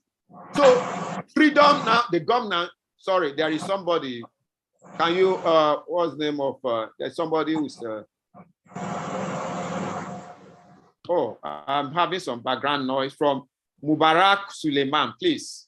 Yeah, apologies about that. I think you have sorry. Yeah, now, the cyber physical challenge, when you now talk of the freedom, now the cyber physical challenge to internet governance, there is no way the pace of innovation and the opportunities for human flourishing are clearly accompanied by critical economic and social reform. So from history, internet has created connection between people and information. So the policy formulation around the internet, as well as theory research, has concentrated on network as a public sphere for communication and expression. So the issue of freedom has been brought into it. So to regulate the freedom is difficult. And like I said, there is the digitization of everyday object. Everything we use now, we now have what we call intelligent devices, or the one we call the Internet of Things. So, and there's something we call the Internet of Self, the body part of digital, like the wearable devices. The body is therefore now also part of the global cyberspace. For instance, if you are putting on wearable object that is connected to the internet, so unfortunately you have become part of the global cyber policy landscape. So these are some of the things we need to understand, that the issue of freedom has become something that we really need to discuss. The embedded technologies is the most intimate spaces, medical devices, fabric, even the body, perhaps, all these things are very important. So, and we now have the issue of the industrial Internet of Things, or the fourth industrial revolution, which I mentioned when we started this talk. The vehicles now, from between 2000 and 2018, things have changed. We now have the fourth industrial revolution staring out at the face, that is driven by artificial intelligence and machine learning, issues of cybersecurity, as we are talking, issues of data science, all those things, robotics. These are things that we need to. So the Internet of the transformation from the technology have now taken over the entire space. So network outages, whether technical problem or outage international security, have greater economic consequences because they result in complete work stoppage. So that is it. Like I said the other time, electricity is also the driving force. So while society debates driverless cars and the associated public policy, autonomous vehicles of all kinds are already widespread in use. There's no way we can help it. So protecting and promoting internet freedom. Internet freedom is an umbrella that you say the digital right, freedom of information, the right to internet access, freedom from internet censorship, net neutrality. Some believe that internet freedom is not a human right. Well, these are the things, for policymakers, we are to do that, reject undue restriction on access to information. There is the language, information ought to be free, which is debatable. Take action to address digital divide. For policymakers, bolster cyber diplomacy in defense for open space, free global. They are led by example, lead by example. Ensure that all internet-related laws and practices adhere to international human rights. And that's one thing, because cyberspace and the issue of legal aspect is very debatable because internet or cybersecurity is a cross-national, cross-continental topic. So the law is even difficult to fashion out the law. The law is even another thing, because a crime committed in Nigeria here can be committed against somebody in America or in Asia. These are issues that come up. So protecting and promoting internet freedom. For private sector, ensure fair and transparent content moderation, resist government orders to shut down internet connectivity or ban digital services. Like we had sometimes about 2 years ago in Nigeria, when we had Twitter was shut down. These are some of the things that comes under internet freedom. Adhere to UN guidelines principles of human rights in the conduct of human rights impact assessment. And you must also know where your right stop is where the right of another man begins. Engage in continuous dialogue with society. For civil society, conduct research, that is how to promote internet, this thing. Raise awareness about censorship and content manipulation. Use strategic litigation to push back against shutdown and censorship. Build digital literacy, continue to raise awareness on censorship. For policymakers, ensure new surveillance program, enact robust data privacy legislation and protect encryption. Then improve oversight and create alternatives to algorithm decision-making. Restrict export of censorship and surveillance technology. Strictly regulate the use of social media tools and the collection of social media information by government, agencies, and law, because like we know, monitor what you say on social media. Yes, you have to self-regulate, but it should not lead to censorship. These are the things we call the internet freedom. Design for private sector, design public application with privacy and security in mind. Limit the ability of government authorities and law enforcement to conduct blanket social media surveillance. Nobody is saying there should be no surveillance, but blanket social media surveillance that you begin to gag discussions. And like, for instance, I get a lot from, even on Twitter, I belong to a cybersecurity space in Twitter. I get a lot from discussions on the Twitter page. So people should not think that the social media spaces are just being used for other things, politics or abuses or things. There are a lot of people that are engaging in better productive discussions, even on social media, like internet, Facebook, and all the rest. So people have to know that. Then for civil society, concerning research and raise awareness about truth surveillance, use strategic litigation to push back. And for policymakers, improve, for securing election, improve transparency of our election. That's also address the use of both in social media manipulation, protect election from cyber attack, because this is very crucial, because Nigeria is at this crucial stage now. These are the areas we can use how to secure election. Develop rapid response team to address cybersecurity and disinformation of incident around the election that is happening, misinformation, ensure political advertisements are transparent and adhere to strict content standards, improve information sharing among social media. And for civil society, conduct early warning analysis, interference of tactics for occur in the country. You know what happened in America a few years ago when Clinton was, no, what's the name of this man? Trump was to come in, the discussion around the interference of Russia and all the rest, all this had to be guided. So internet freedom is perhaps most easily defined by not what it is than what it is. Around the world, attack on internet freedom should not be allowed. But yes, there can be self-regulation, but attack should not be allowed. As a result, many groups do make outline internet freedom. There is common consensus on the information of what to do. So because the internet inherently generates knowledge and value to users rather than civilized, centralized gatekeepers, freedom of use and access to some content is designed for the internet. So the policy framework already governing the internet has developed in such a way to enhance competition, to enhance innovation, to enhance free expression, to enhance trust with minimal government intervention. That is what it means by the issue of hello, sir. So I'm rounding up now. I'm rounding up. Okay, hello? Sir. All yeah, right. I'm rounding up. Yes, sir. I just want to pay attention to that so that we can attend to your questions. Yeah. So moreover, it is also already strong for global consensus about the fundamental underlying internet freedom. This includes freedom, access to anyone who wants to connect to public internet across the world. There must be that freedom. Everybody must be given access to internet. Like in some countries that they don't allow them, it is against internet freedom policy. Non-discrimination principles have long recognized. Public network are supposed to be used. Internet freedom can be construed to be implicit within many of the principles carried around the world. And government, critical domain name, poisoning, not allowed. IP blocking, not allowed. Byword threatening, traffic classification, all these are things to be based in. Government has several ways of monitoring, which should not be allowed. They are stated there. Let me stop here for now. Thank you very much.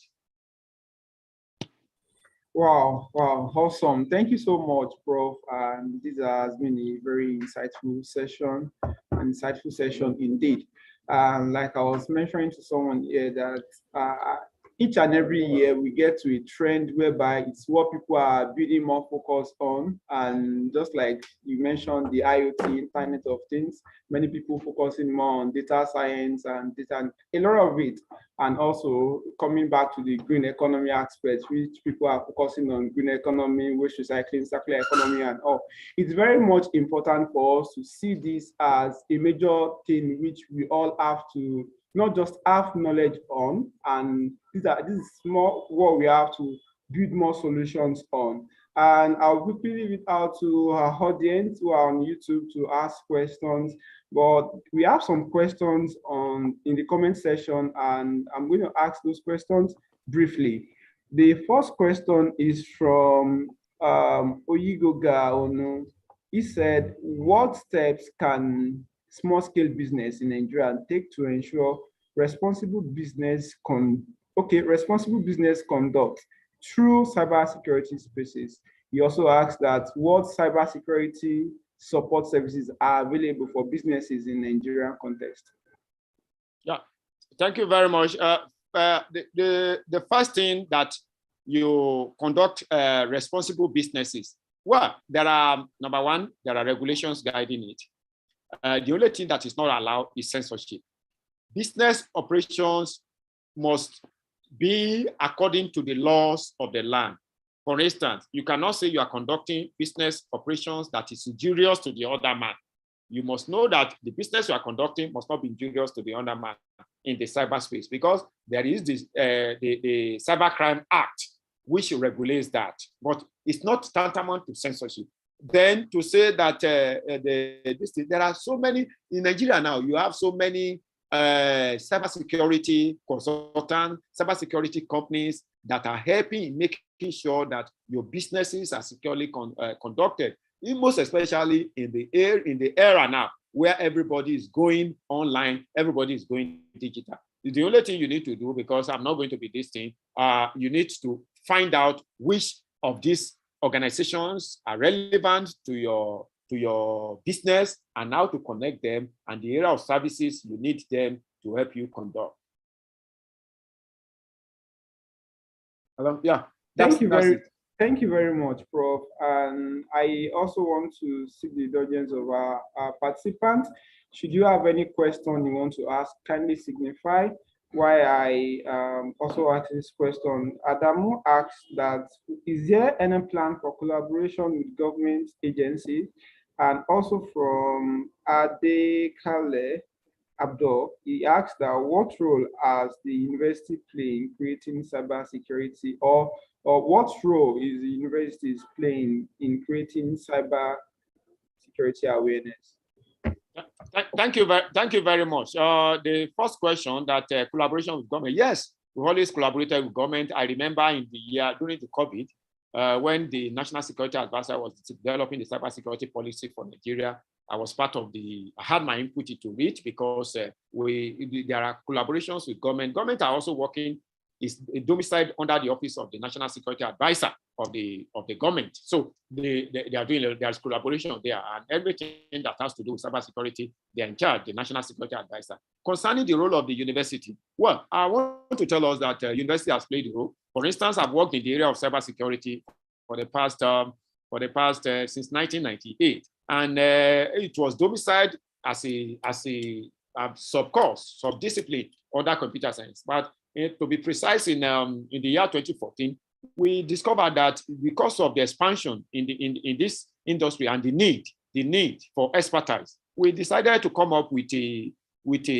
proposal for a curriculum in cybersecurity, which we sent to NUC. And around 2016-17, NUC brought some professors together, in which I was one of them, to develop the benchmark for cybersecurity course of study in Nigeria. And that's how cybersecurity became a course of study in Nigeria. So there are so many universities now in Nigeria that are offering cybersecurity as a course of study. The only thing I always suggest is that any university offering it, they must make sure they also allow the student to have enough industry experience, because cybersecurity is not a course you can sit down in the university and learn it, or you must also have industry experience. So universities are contributing. For instance, where I work now, FUTA, I am in the Department of Cybersecurity, which is a first set of students and 500 level. Also, we collaborate with industry. Take, for instance, FUTA, we have a collaboration with a company called PruneEdge, where we do research and talent in the area of cybersecurity and IT solutions. So all these things,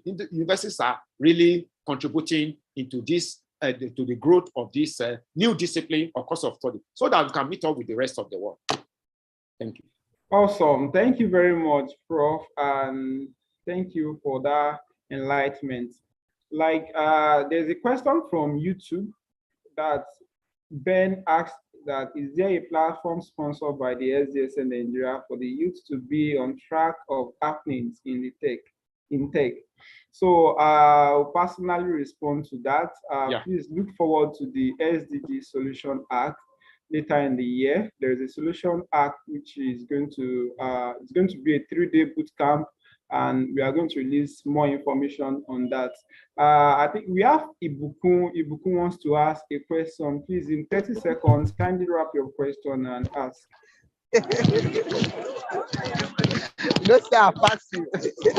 Hello. Hello, Ibukun. Yeah, we can hear you. All right. My question is, you mentioned something about crime across continents, and how do we put a benchmark for prosecuting such crimes? And I really didn't get that part, because you said somebody is committing crime in Nigeria against someone in Asia and that kind of thing. Can there be a cyber security police that would prosecute such crimes and prevent, so that the cybersecurity is actually used for what it's meant for positive purpose, not a negative purpose? That's my question, sir. Thank you very much. We almost answered the question. Even we used to have what we call Interpol. Interpol now, some part of their responsibility is also the issue of cybercrime, because cybercrime in most cases, they are transborder, transnational crimes.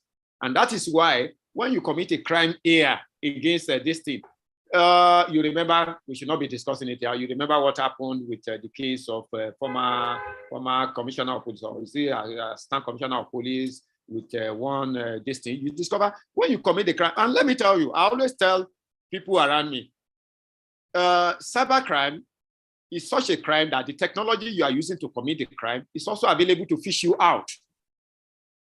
The technology you are using to commit the crime is also available to fish you out. So there is always, across countries, if you commit the crime, even if you are not yet apprehended today, they may be waiting for you in that particular country or to step out of a particular place. They are already, some of the crimes young ones are committing, and they think they are going to go scot-free with it. Well, it may not really be so. There are police, everybody. For instance, in the advanced countries, they are monitoring cyber crimes going on real time. I have in my lab, I have some systems dedicated, even with television, cyber attacks real time as they are happening across the world, where the attacks are coming from, where they are hitting the successful one, the not successful one. That's one of the things we do in our lab. These are the things. If we are doing that in our lab, you can imagine what will be happening with those saddled with the responsibility of monitoring cybercrime. So it's being monitored. And just like I said also, when it comes to the legal aspect, there are now cybercrime laws, cybersecurity laws across the world that make it very, very difficult. Once you are caught, you will go for it. Thank you very much, sir.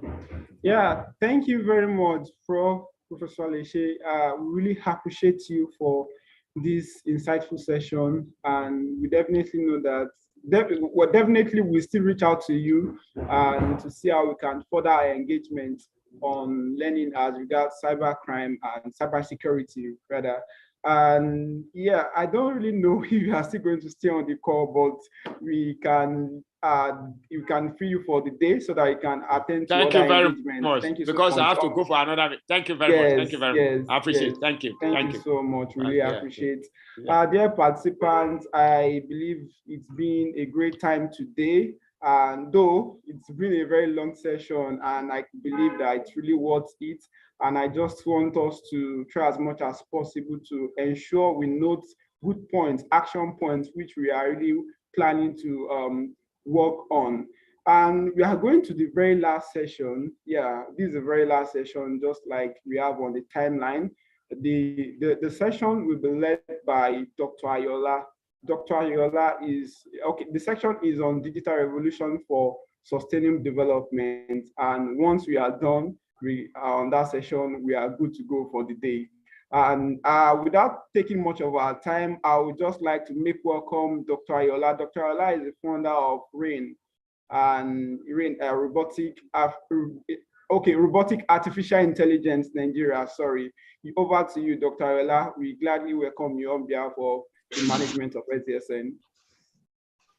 Thank you very much. It's my pleasure to be on the show, and apologies for missing my earlier scheduled appointment. I am so sorry.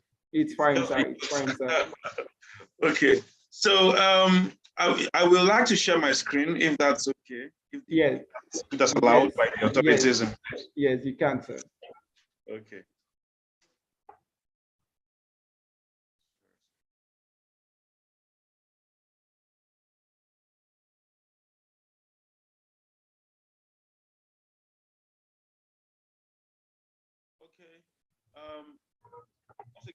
Good afternoon, everyone. And my name is Dr. Olusola Ayola.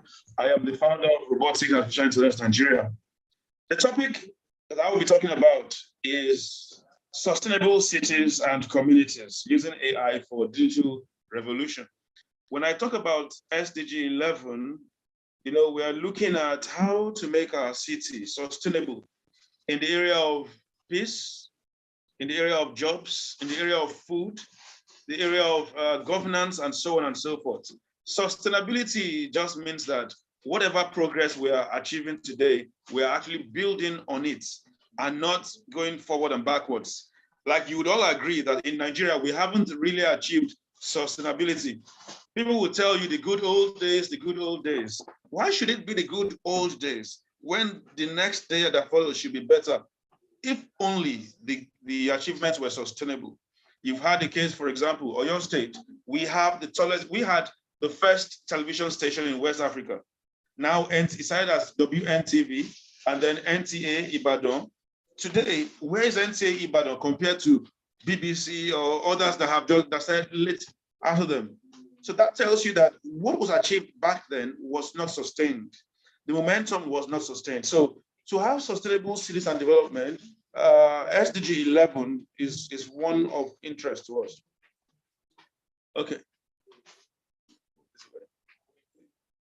All right, so what is SDG 11? It's about creating career and business opportunities for all. Already, the young people in Nigeria already know that jobs are almost very difficult to get. So everyone is looking for how to go abroad. Canada, Netherlands, Australia, where they feel that the jobs are there, the opportunities are there. So if we continue to lose our brains to foreign countries, how sustainable can our nation be? The answer is very easy to guess. Safe and affordable housing. That is another big area of deficit. We have a problem with safety. For example, when it comes to the issue of accommodation, we are supposed to be building more houses and expanding the city towards other areas. But unfortunately, everyone is scared to move into an area that has no police station, that has no vigilante, an area that's far away from normal society because of the issue of kidnappings and so on. So clearly, we are all choking ourselves up within the city. And that's what is a big challenge. Today, it's a problem traveling from Abuja to Kaduna, so everybody wants to be where they need to be.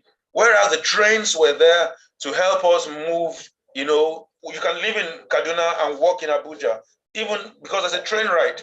But with this insecurity, we're now forced to keep ourselves within that tight city. So these are the issues we need to be thinking about.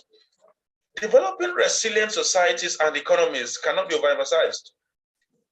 Okay, because when it comes to the issue of societies, resilient societies have to do with things that are there for people that have nothing, people with poor backgrounds, people with without access to the best education, people with financially challenging backgrounds. Societies that cater for these people and the economy, public transportation and so on. I don't want to take too much of your time. I know it's been a long day already. Okay. So in all of these problems, AI has a role to play. And I'm going to explain what AI is before we talk about how AI affects various sectors and what we should be doing as a nation. AI refers to instances whereby, a non-human system like a computer learns from its environment, learns from experience, from data, from historic data, and imitates human intelligence. Now, what does human intelligence do? Human intelligence uses experience to infer, predict, and decide. For example, if, you go on a particular route and you are attacked, by common sense, you won't want to go on that route using the same factors any longer. Similarly, AI can do that.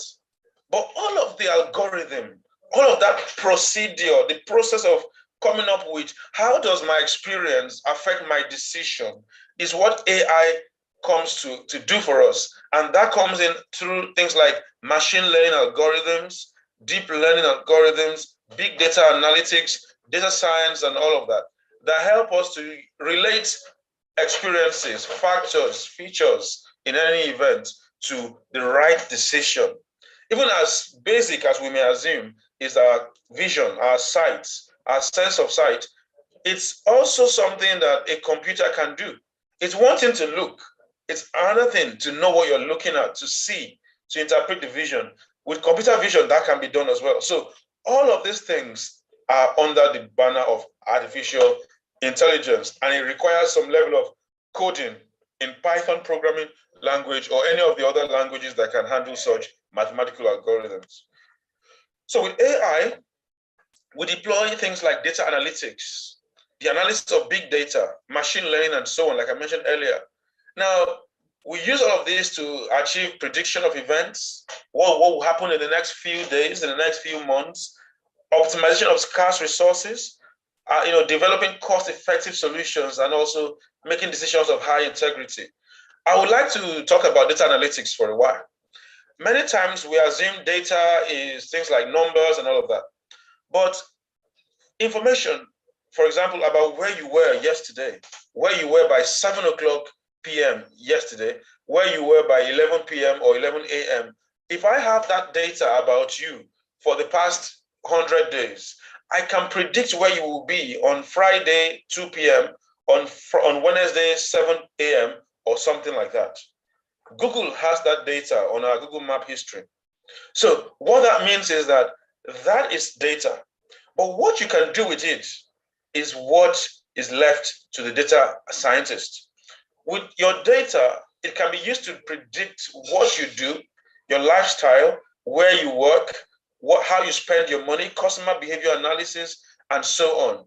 For government, for example, that can be used to track who is where, how many people go to a particular place.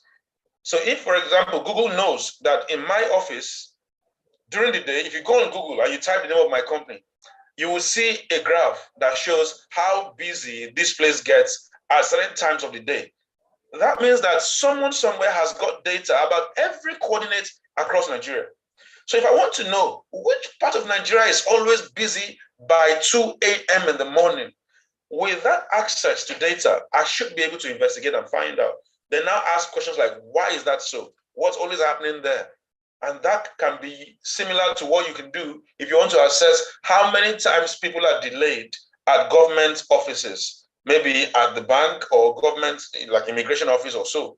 You can easily find out why there are always so many on Fridays. What's going on? Can you not please spread the activities across the week?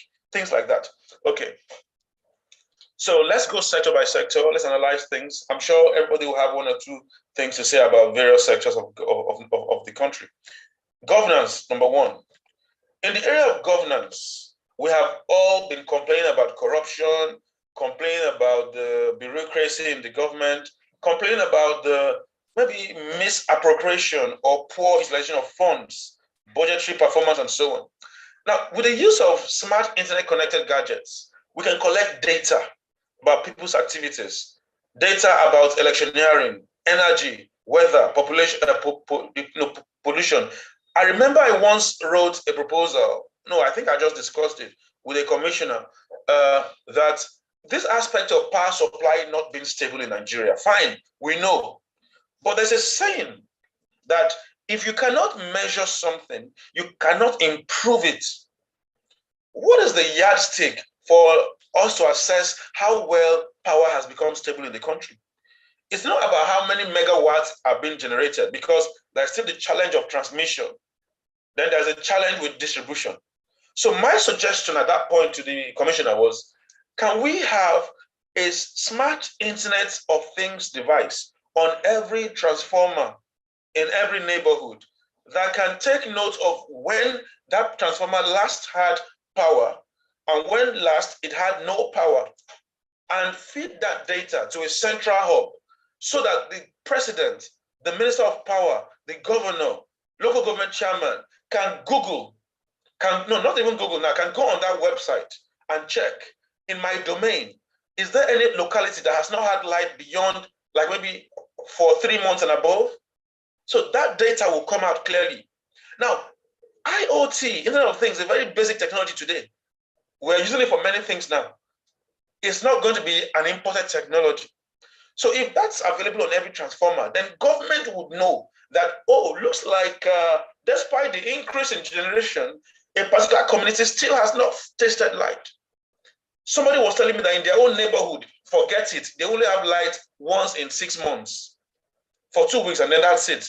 And government might not even know about the challenge. They might think the government knows, but government does not know, because we are not yet using smart gadgets to collect data. Things like weather and pollution, for example. Pollution, let me talk about pollution, since we're talking about sustainable cities, greenhouse, green gases and all of these things. should be of concern to us. It's okay to measure how much air pollution is coming out from various industrial plants using carbon emission sensors, any other kind of gaseous sensor to tell us what each company is contributing to pollution, and turbidity sensors for water to see how each company's waste is contributing toxic pollutants to the water system. And these are smart devices that can be locally made for us.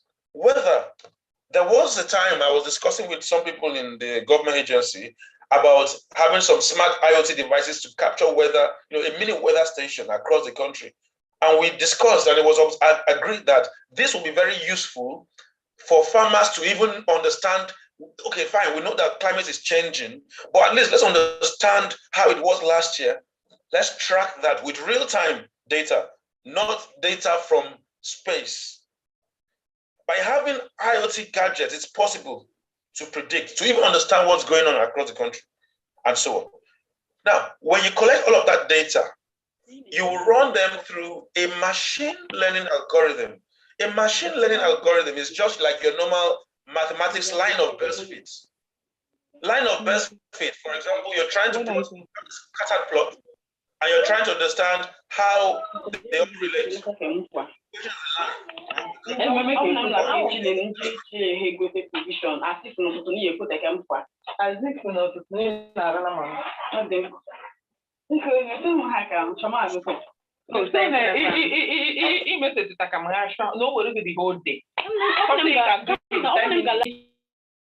Okay, I think I've muted. Apologies for that, Doctor. Please, let's try as much as possible to mute our mic. I would like to mute everybody. Thank you. Okay, so let me move on now to another sector of the economy. Okay, still on governance, taxation.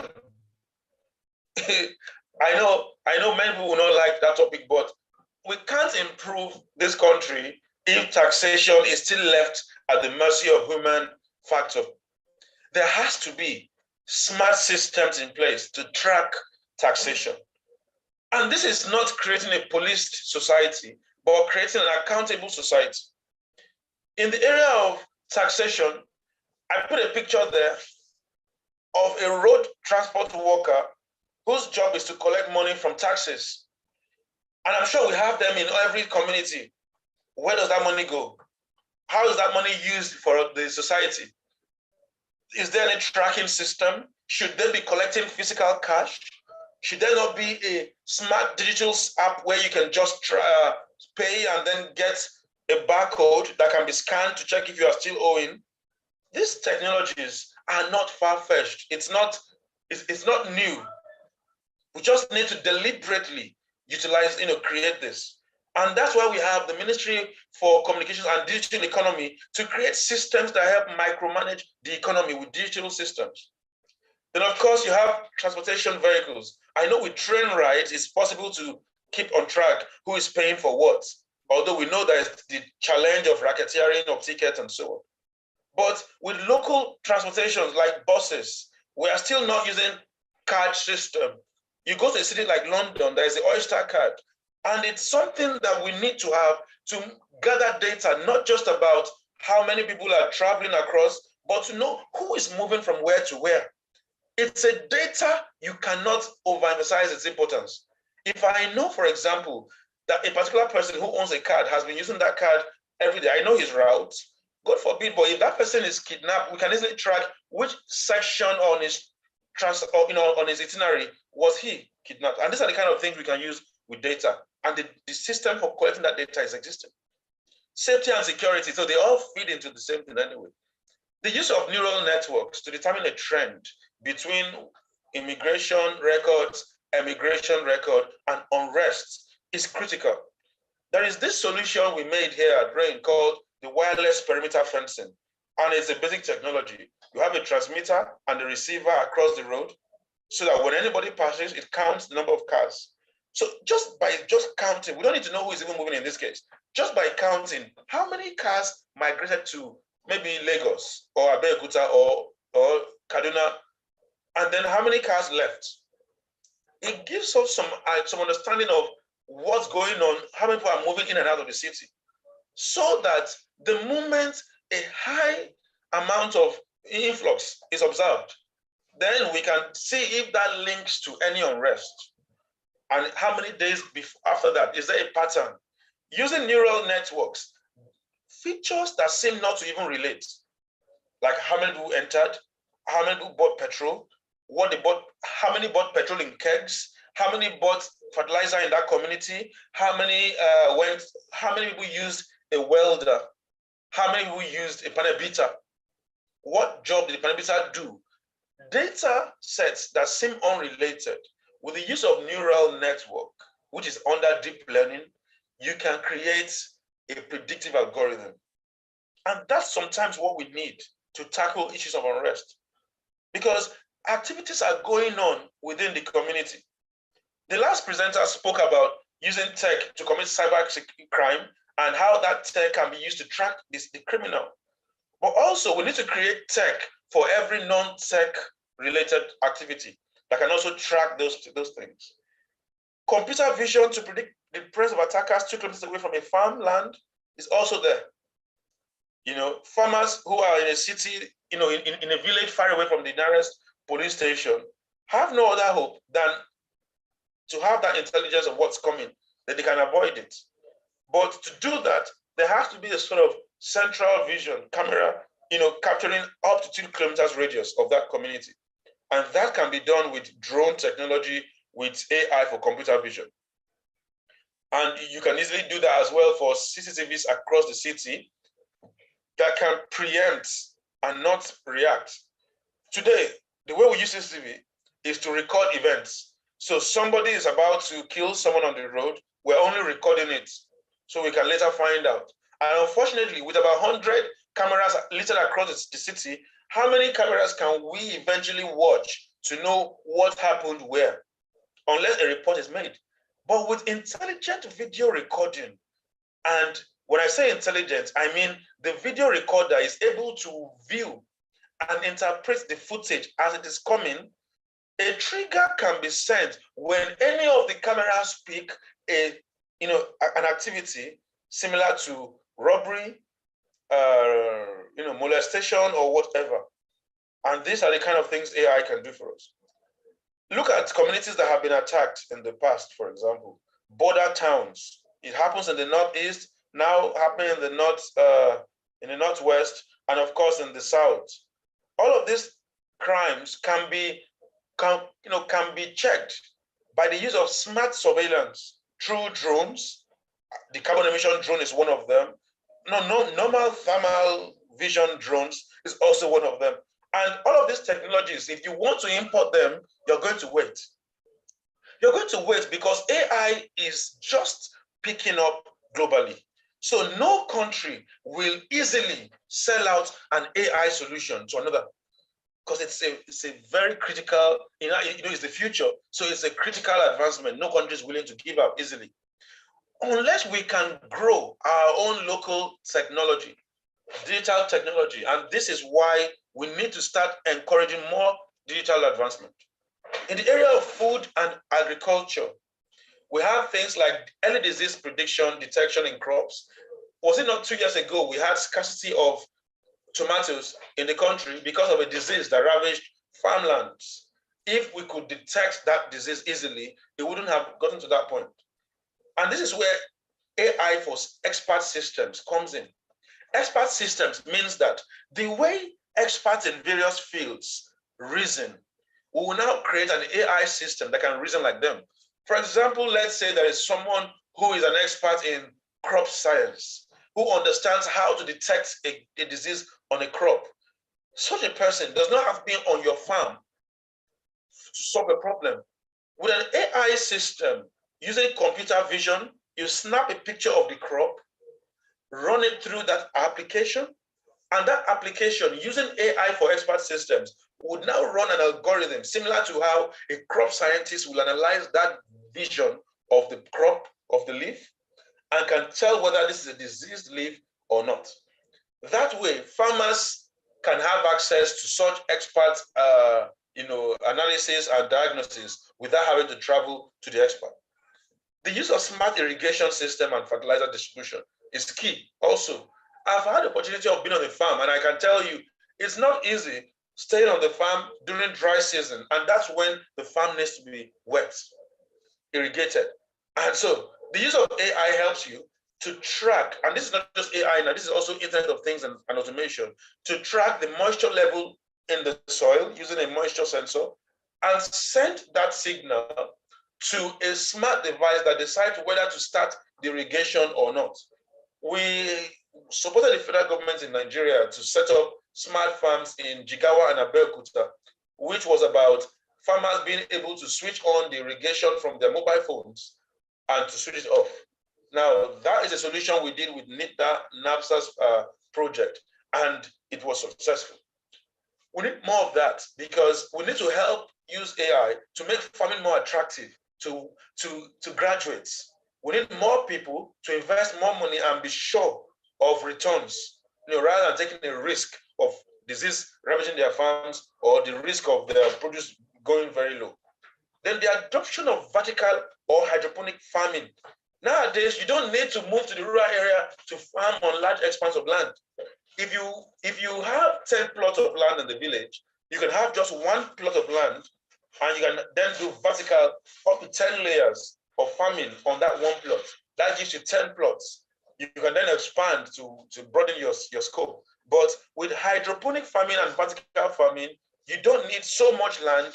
You can control the environment. You can control the humidity using humidifiers and sensors. You can control the sunlight using ultraviolet light and light-dependent resistors, sensors. You can also automate irrigation. You can mimic rainfall using some, of course, there are so many irrigation methods nowadays. You just need to create a routine.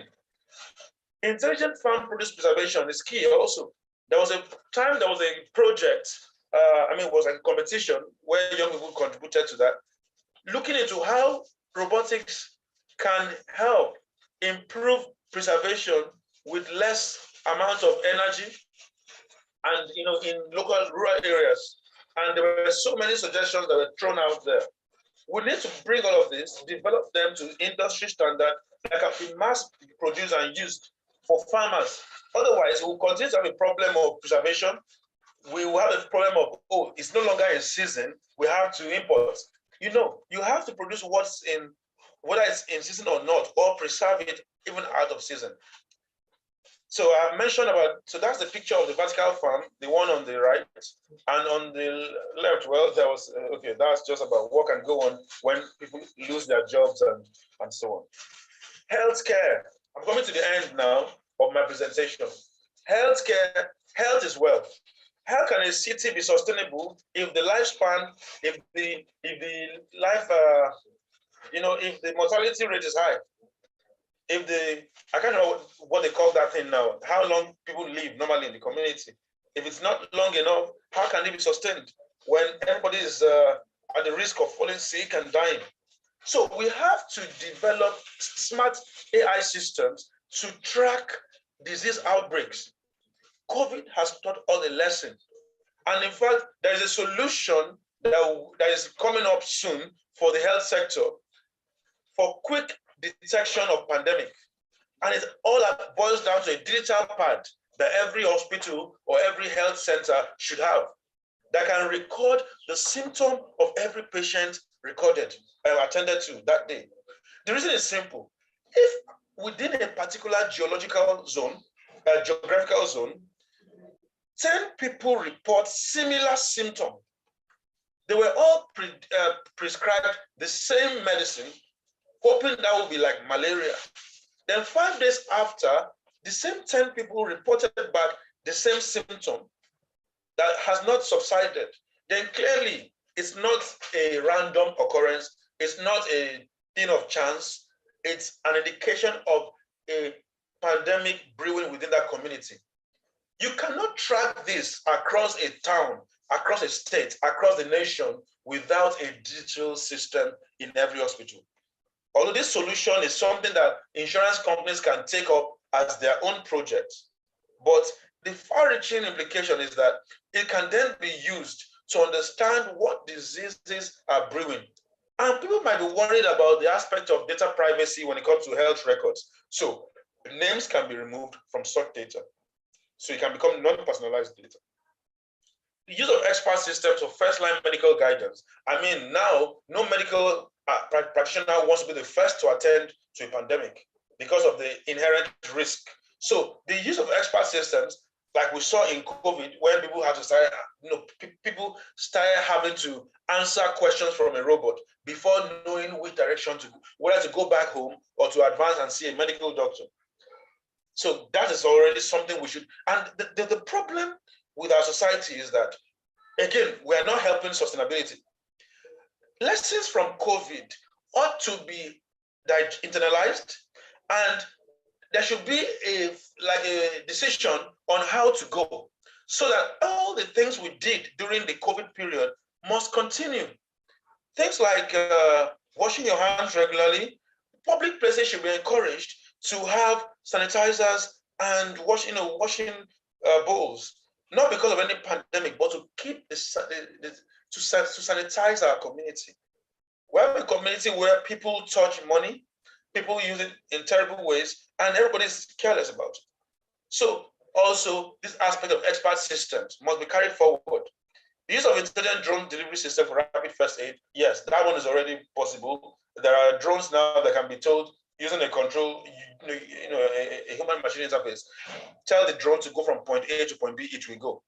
So we shouldn't have a problem now of emergency supplies not getting to rural areas or people that need it. So here is a rural area, for example, you have a community health center that has no drug. People are there, women are pregnant, and no one is able to give them blood when they need. With drone technology, we should be able to quickly get it to them. Why will anybody want to live in the city if all they need can get to them in the rural area? But when the rural area is isolated, we have a choked up city, and that brings about crime because you can't get all of the jobs within that city. So we must help our health centers in rural areas to develop. Trade and commerce, of course, I wouldn't waste your time, so I wouldn't talk too much on this, but we need to help middlemen know where to deliver their goods quickly, on time, so that market can move. In a case where you go to a supermarket, oh, we don't have this, we've run out of this, you give room for pilferation of adulterated products. In fact, there was an AI system developed by a Nigerian, Adebayo Alonge, who is now in Canada, as he has been taken to Canada to improve on that solution. It was a solution using AI to detect fake drugs, counterfeit drugs, because there were some people, and up to now there are still some people producing fake drugs that look like the original ones, and it's hard to detect. But that can be solved if it's possible to track where the goods are depleting in which market and get them fast to them. So here we are, another solution that we thought about here at RAIN that has to do with farm produce. I was in Ghana some time ago in Accra, sponsored by the UNDP, of course, and it was interesting that fruits, bottled water, and anything at all, they all had their tags, they all had barcodes on them, meaning that whoever is selling them has a record of what he is selling to who. Now, with that, it's easy to scan it and issue a receipt. But here we have a problem. Things in the market cannot even be traced. Who produced it? Which farm? How long has it been in the store? Who sold it? And whatever. It can't be tracked. There should be a barcode, and there should be an easy mechanism for market women to actually print barcodes. Now, that was a project some of the researchers at RAIN took on board, a little POS system that can issue receipts, can provide all of the receipts printed and so on. So that's the solution to help farmers. We don't want a case where companies will not patronize local farmers, local market women and men simply because they can't issue receipts, and then they go to the supermarket. We need to encourage local businesses by helping create a system that allows them to also issue receipts for everything bought, automated, in a very easy way. All right, And of course, the area of human amenities and infrastructure, metering of energy. You know, we have a problem of bypassing of public service utilities, like power supply, for example. There are smart metering solutions that can help track what is entering your home. The meter at home, the meter inside your house is only serving the tripping your power supply when you have not paid for it.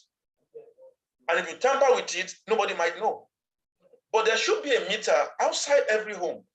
You know, the wire that finally takes it to your house, metering what is going to your house. It cannot trip it, but at least it's metering it. And the metering outside and the metering inside must agree. Otherwise, somebody is bypassing. And this is something that is not far-fetched any longer. In the past, there will be need for a commission to look into how to make a smart meter that is small. But today, I can even go somewhere now into the lab now and bring out a very simple solution. A current sensor, voltage sensor, and a microcontroller that can link to the internet. And that's already a device that can clamp onto a wire. And so many other things for traffic control, for ballot boxes during electioneering, using AI to track the movement of the ballot boxes, everything basically. So we have to deal with this using AI and digital technology. Okay, Doc, please, we have some questions we still like to ask you before we end this session. Yes, sir, thank you. Let me move to the end. So tourism, education, and so on. And then there's a benefit for us if we adopt AI in our environment. It reduces our pollution, reduces paperwork, disasters, improves integrity in the system. And it's therefore for governments and NGOs to take responsibility and help to make sure the citizens are knowledgeable in the area, and also make sure that the products from the local people, the local experts, are utilized, not giving priority to imported solutions. Thank you very much, and it's my pleasure. Thank you very much, Doc. Really appreciate this session. And yeah, before I speak further, let me quickly ask one or two questions based on what they've dropped on in the comment section. But please, if you would like to ask your question directly, kindly signify, then call on your name. There's a question from Kagamida. Sorry, apologies if I'm pronouncing that wrongly. He or she said, but in a country like Nigeria, like the case study of transaction sector of tax generation, how can we generate these taxes, seeing there is no any e-database of such vehicle or drivers? And how can, okay, this question is quite long. Okay, how can we do also for agricultural transportation and other related industries? Do you get the question, sir? Sorry, are you reading it from the chat? Yes, yes, I'm reading from it. It's quite a very long question. I'm trying to see how we can summarize it from Kagamida. And whoever that wants to ask a question, our audience on YouTube, please, in case you have a question, kindly drop it in the comment section. We pick it up from there. Okay, let me answer a question from Oyigoga Onu. I don't know, because I couldn't find the other one and I have to read it, sorry. Okay, I'm going to drop that question again for you to see, sir. Okay, he said, one aspect where some experts have warned about the disruptive impact of AI is the threat of boosting the need for workers with certain skills while rendering others redundant. What's your perspective about this concern, especially in Nigeria, where which has a huge number of unskilled laborers? Thank you so much for that question. You know, the first thing people ask is, will AI take away our jobs? And I say to them, yes, and it will create new jobs with new skill requirements. And that's a problem, I agree, because how much is our education system tied to the needed skills? In a country where we keep teaching people, in some cases, programming languages that are no longer in vogue, like Fortran and COBOL, and clearly we know that AI will soon take away some jobs, how can we then pacify the unskilled laborers that they will get the skill that will keep them relevant? That is where we have to, again, observe that, yes, everybody must be skilled.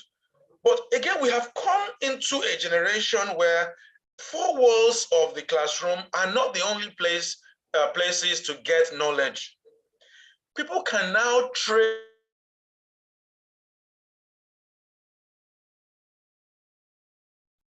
themselves by going to Coursera, Udemy. There is even a World Quant University that allows you to choose what program you want to study. You can even have a YouTube channel that goes from point A to Z about something. So that's because employers will not be asking for only what you can, what you have the degree on, but they'll be asking for experience. And again, you can now get experience without having a job by simply working on several projects dropped on a website called Kaggle. And there are so many other websites that challenge developers to work on solutions and support and submit. In fact, there are some websites like Kaggle where you can actually win by getting the best result out. So what this means is that it's one thing to be a graduate or an undergraduate, is another thing to go and get the skill that would help you remain relevant. And we have to identify where we're getting the knowledge from, because we can't just, for example, things like automation, robotics are practical intensive. We can't learn it on paper and say, oh, we know this. And that's why Nigerians, if you notice, are very good in the area of software engineering. They make the best apps, the best websites, simply because it's purely software. A normal guy in his own community can just have a laptop and learn about how to design a website, how to build an app. But when it comes to hardware, building an ATM machine, building a dispenser, a product dispenser, and so on, they need access to facilities. If they don't get it in their community, government has to be called upon to build pockets of maker spaces, innovation hubs, support. Yes, okay. Yes. My question. So, please, sir, before you go to the next question, I would quickly love you attend to the question from Ben. They are connecting from YouTube. Ben asks, is AI and data science independent of each other? And how can one adopt AI in the healthcare or in control of public health threats? Okay, thank you very much.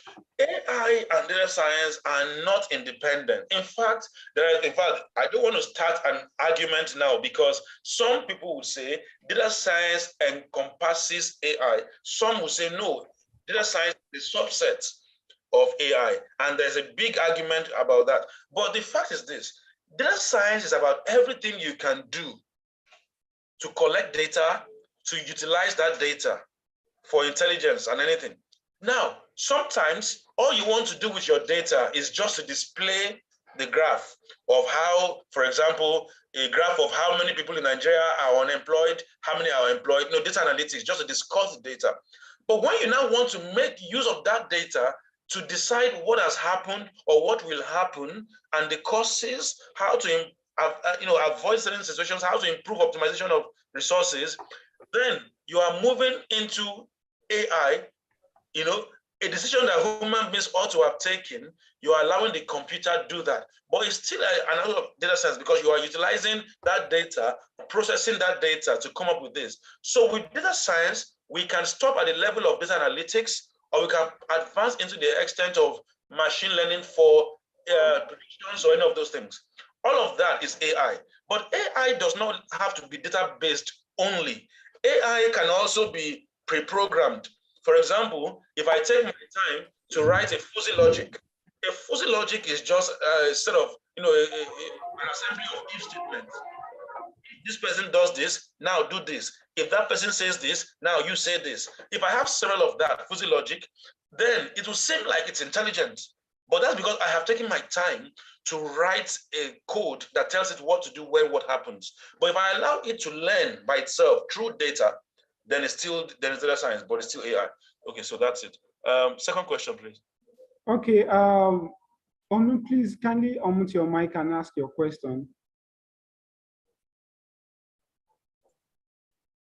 Okay, in 30 thank seconds, you. Please. Thank Kindly you. wrap Thank it you. up in 30 seconds. Yeah, thank you, Mr. MC. Am I audible? Yeah, that's fine. Okay, thank you, sir, for the good presentation, for your response to the issue of more tendency to support skilled workers at the expense of unskilled workers. Going to the YouTube channels and all those things might be expensive for people who cannot, that live below the poverty line, you know, in terms of access to digital infrastructure.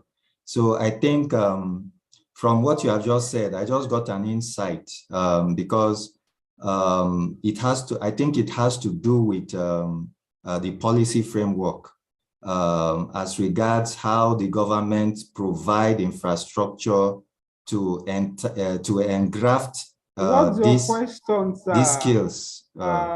Please, I would like okay, I thought it's an interactive. Okay. Oh, all right. Okay, it's We are okay. I trying just to wanted manage to. and wrap It's up, all right. before It's all right. 2 It's all right. Then I rest my case. Then it's all not right. a question. Thank you. Thank Okay, you. it's a comment from you. All right. Just Thank you for to that give feedback. some. Yeah. Thank you for that feedback. All right, please, Ibukunoluwa, kindly ask your question in 30 seconds, please. Let's try as much as possible to wrap this up in the next 10 minutes. All right, thank you very much, sir, for a very insightful session. My question is about inclusion of technology in agriculture. I don't know if your organization are doing anything about robots in planting and harvesting crops in Nigeria. That's actually my question. It's very I would like to collaborate with you on that if there's anything on that aspect being done. Thank you.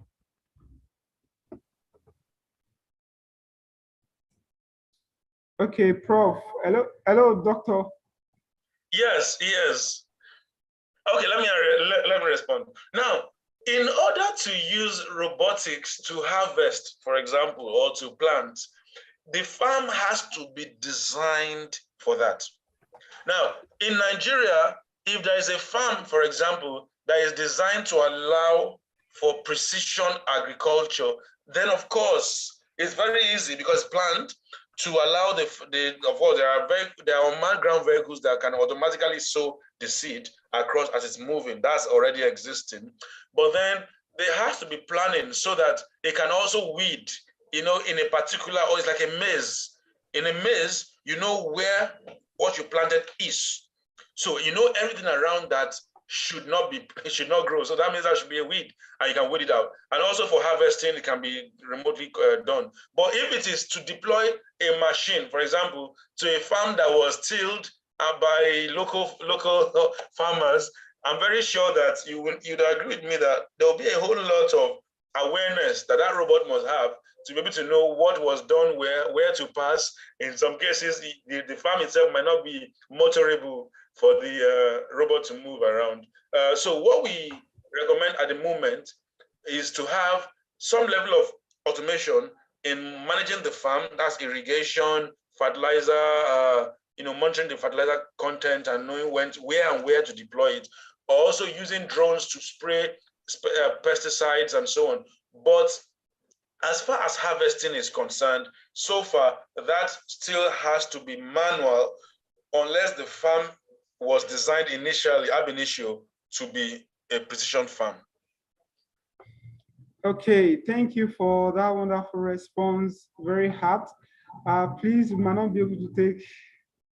Okay, please, Ogechiku, please, this will be the last question. I don't want to leave you behind. That's why I'm doing this, but it's important to wrap up this session before 2 p.m. Please just ask your question in 30 seconds, please. Thank you very much. Okay, good afternoon, everyone. Thank you so much. I did not answer my second question. Okay, please just ask it. Ask the question again. I asked whether AI can be. Is there a way AI, artificial intelligence, can be adopted in the healthcare? Maybe like prediction of pandemic and also prediction of maybe treatment of diseases in order to, reduce the public health impact. Thank you.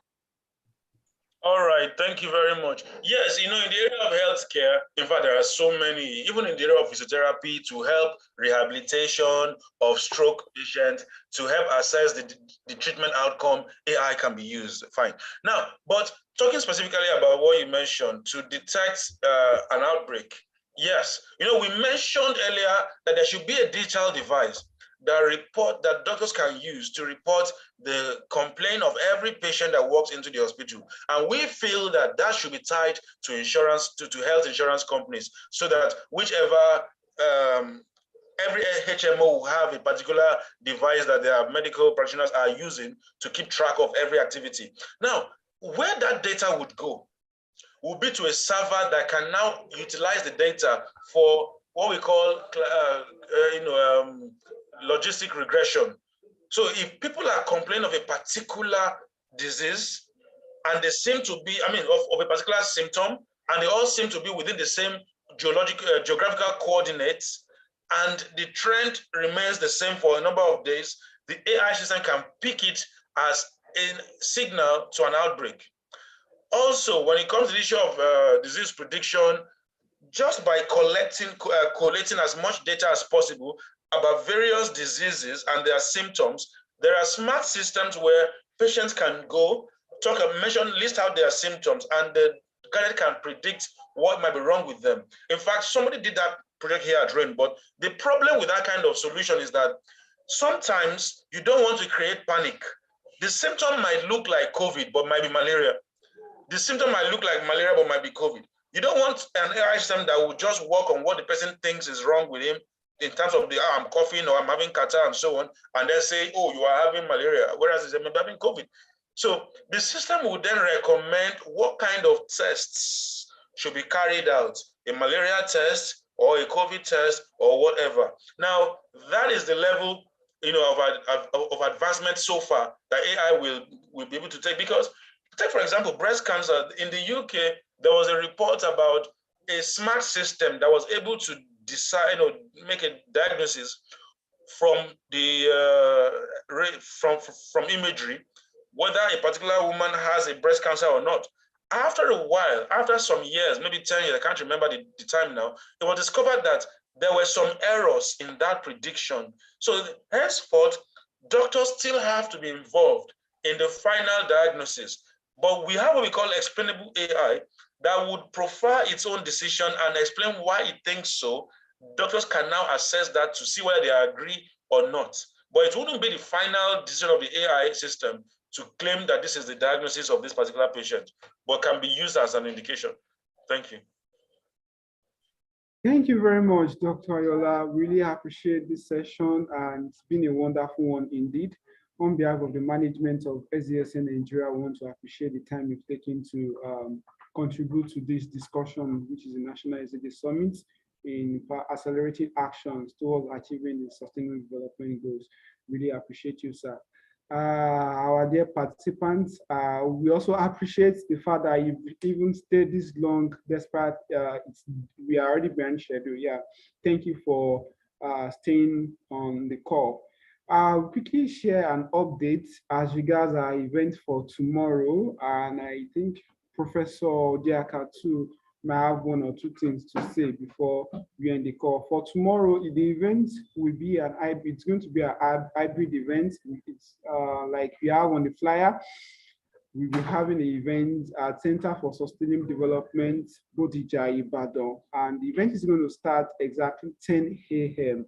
Yeah, 10 a.m., which is going to encompass a lot of activities as well. And I know, and this is also in commemoration of the International Youth Day. We look forward to having you around, most especially people that are within Oyo State and maybe very close to Oyo State. We look forward to having you around. And those who are as well wants to join virtually, we are still going to stay to this same link which we joined with today. And later on, by next week, very soon we are going to receive a certificate of attendance. I believe we've all filled and updated the information, and try as much as possible to provide feedback, and let's try as much as possible to connect with each other. Yeah, no matter how clear the vision is, it's not meant to be achieved alone. Professor Diaka, I don't know, maybe you have one or two things to say before we end today's session, ma. Thank you very much. It's just to sincerely appreciate our facilitators. Their presentations have been thought-provoking. Honestly speaking, it's I believe is a challenge to all of us who are youths on this platform. Hopefully, we'll take it up from there. For the robotics, thank you so much. I mean, it's eye-opening to many, particularly in the use of production of agriculture. We say thank you. Even in health, we can. By His grace, I believe that at the end of the summit, many things will come up from our youths. Because I know that they are thinking wild now on how to get things sorted. Thank you very much on behalf of the Council of the SDSN Nigeria. God bless you. Thank you, wonderful mother. We really appreciate you. Thank you for staying all through this today's event. Really appreciate you, ma. And to all our audience, once again, we really appreciate you. See you tomorrow, 10 a.m., either on site or online. Thank you, and enjoy the rest of the day. Bye. Bye. Thank you so much. Bye. Thank you so much for the session.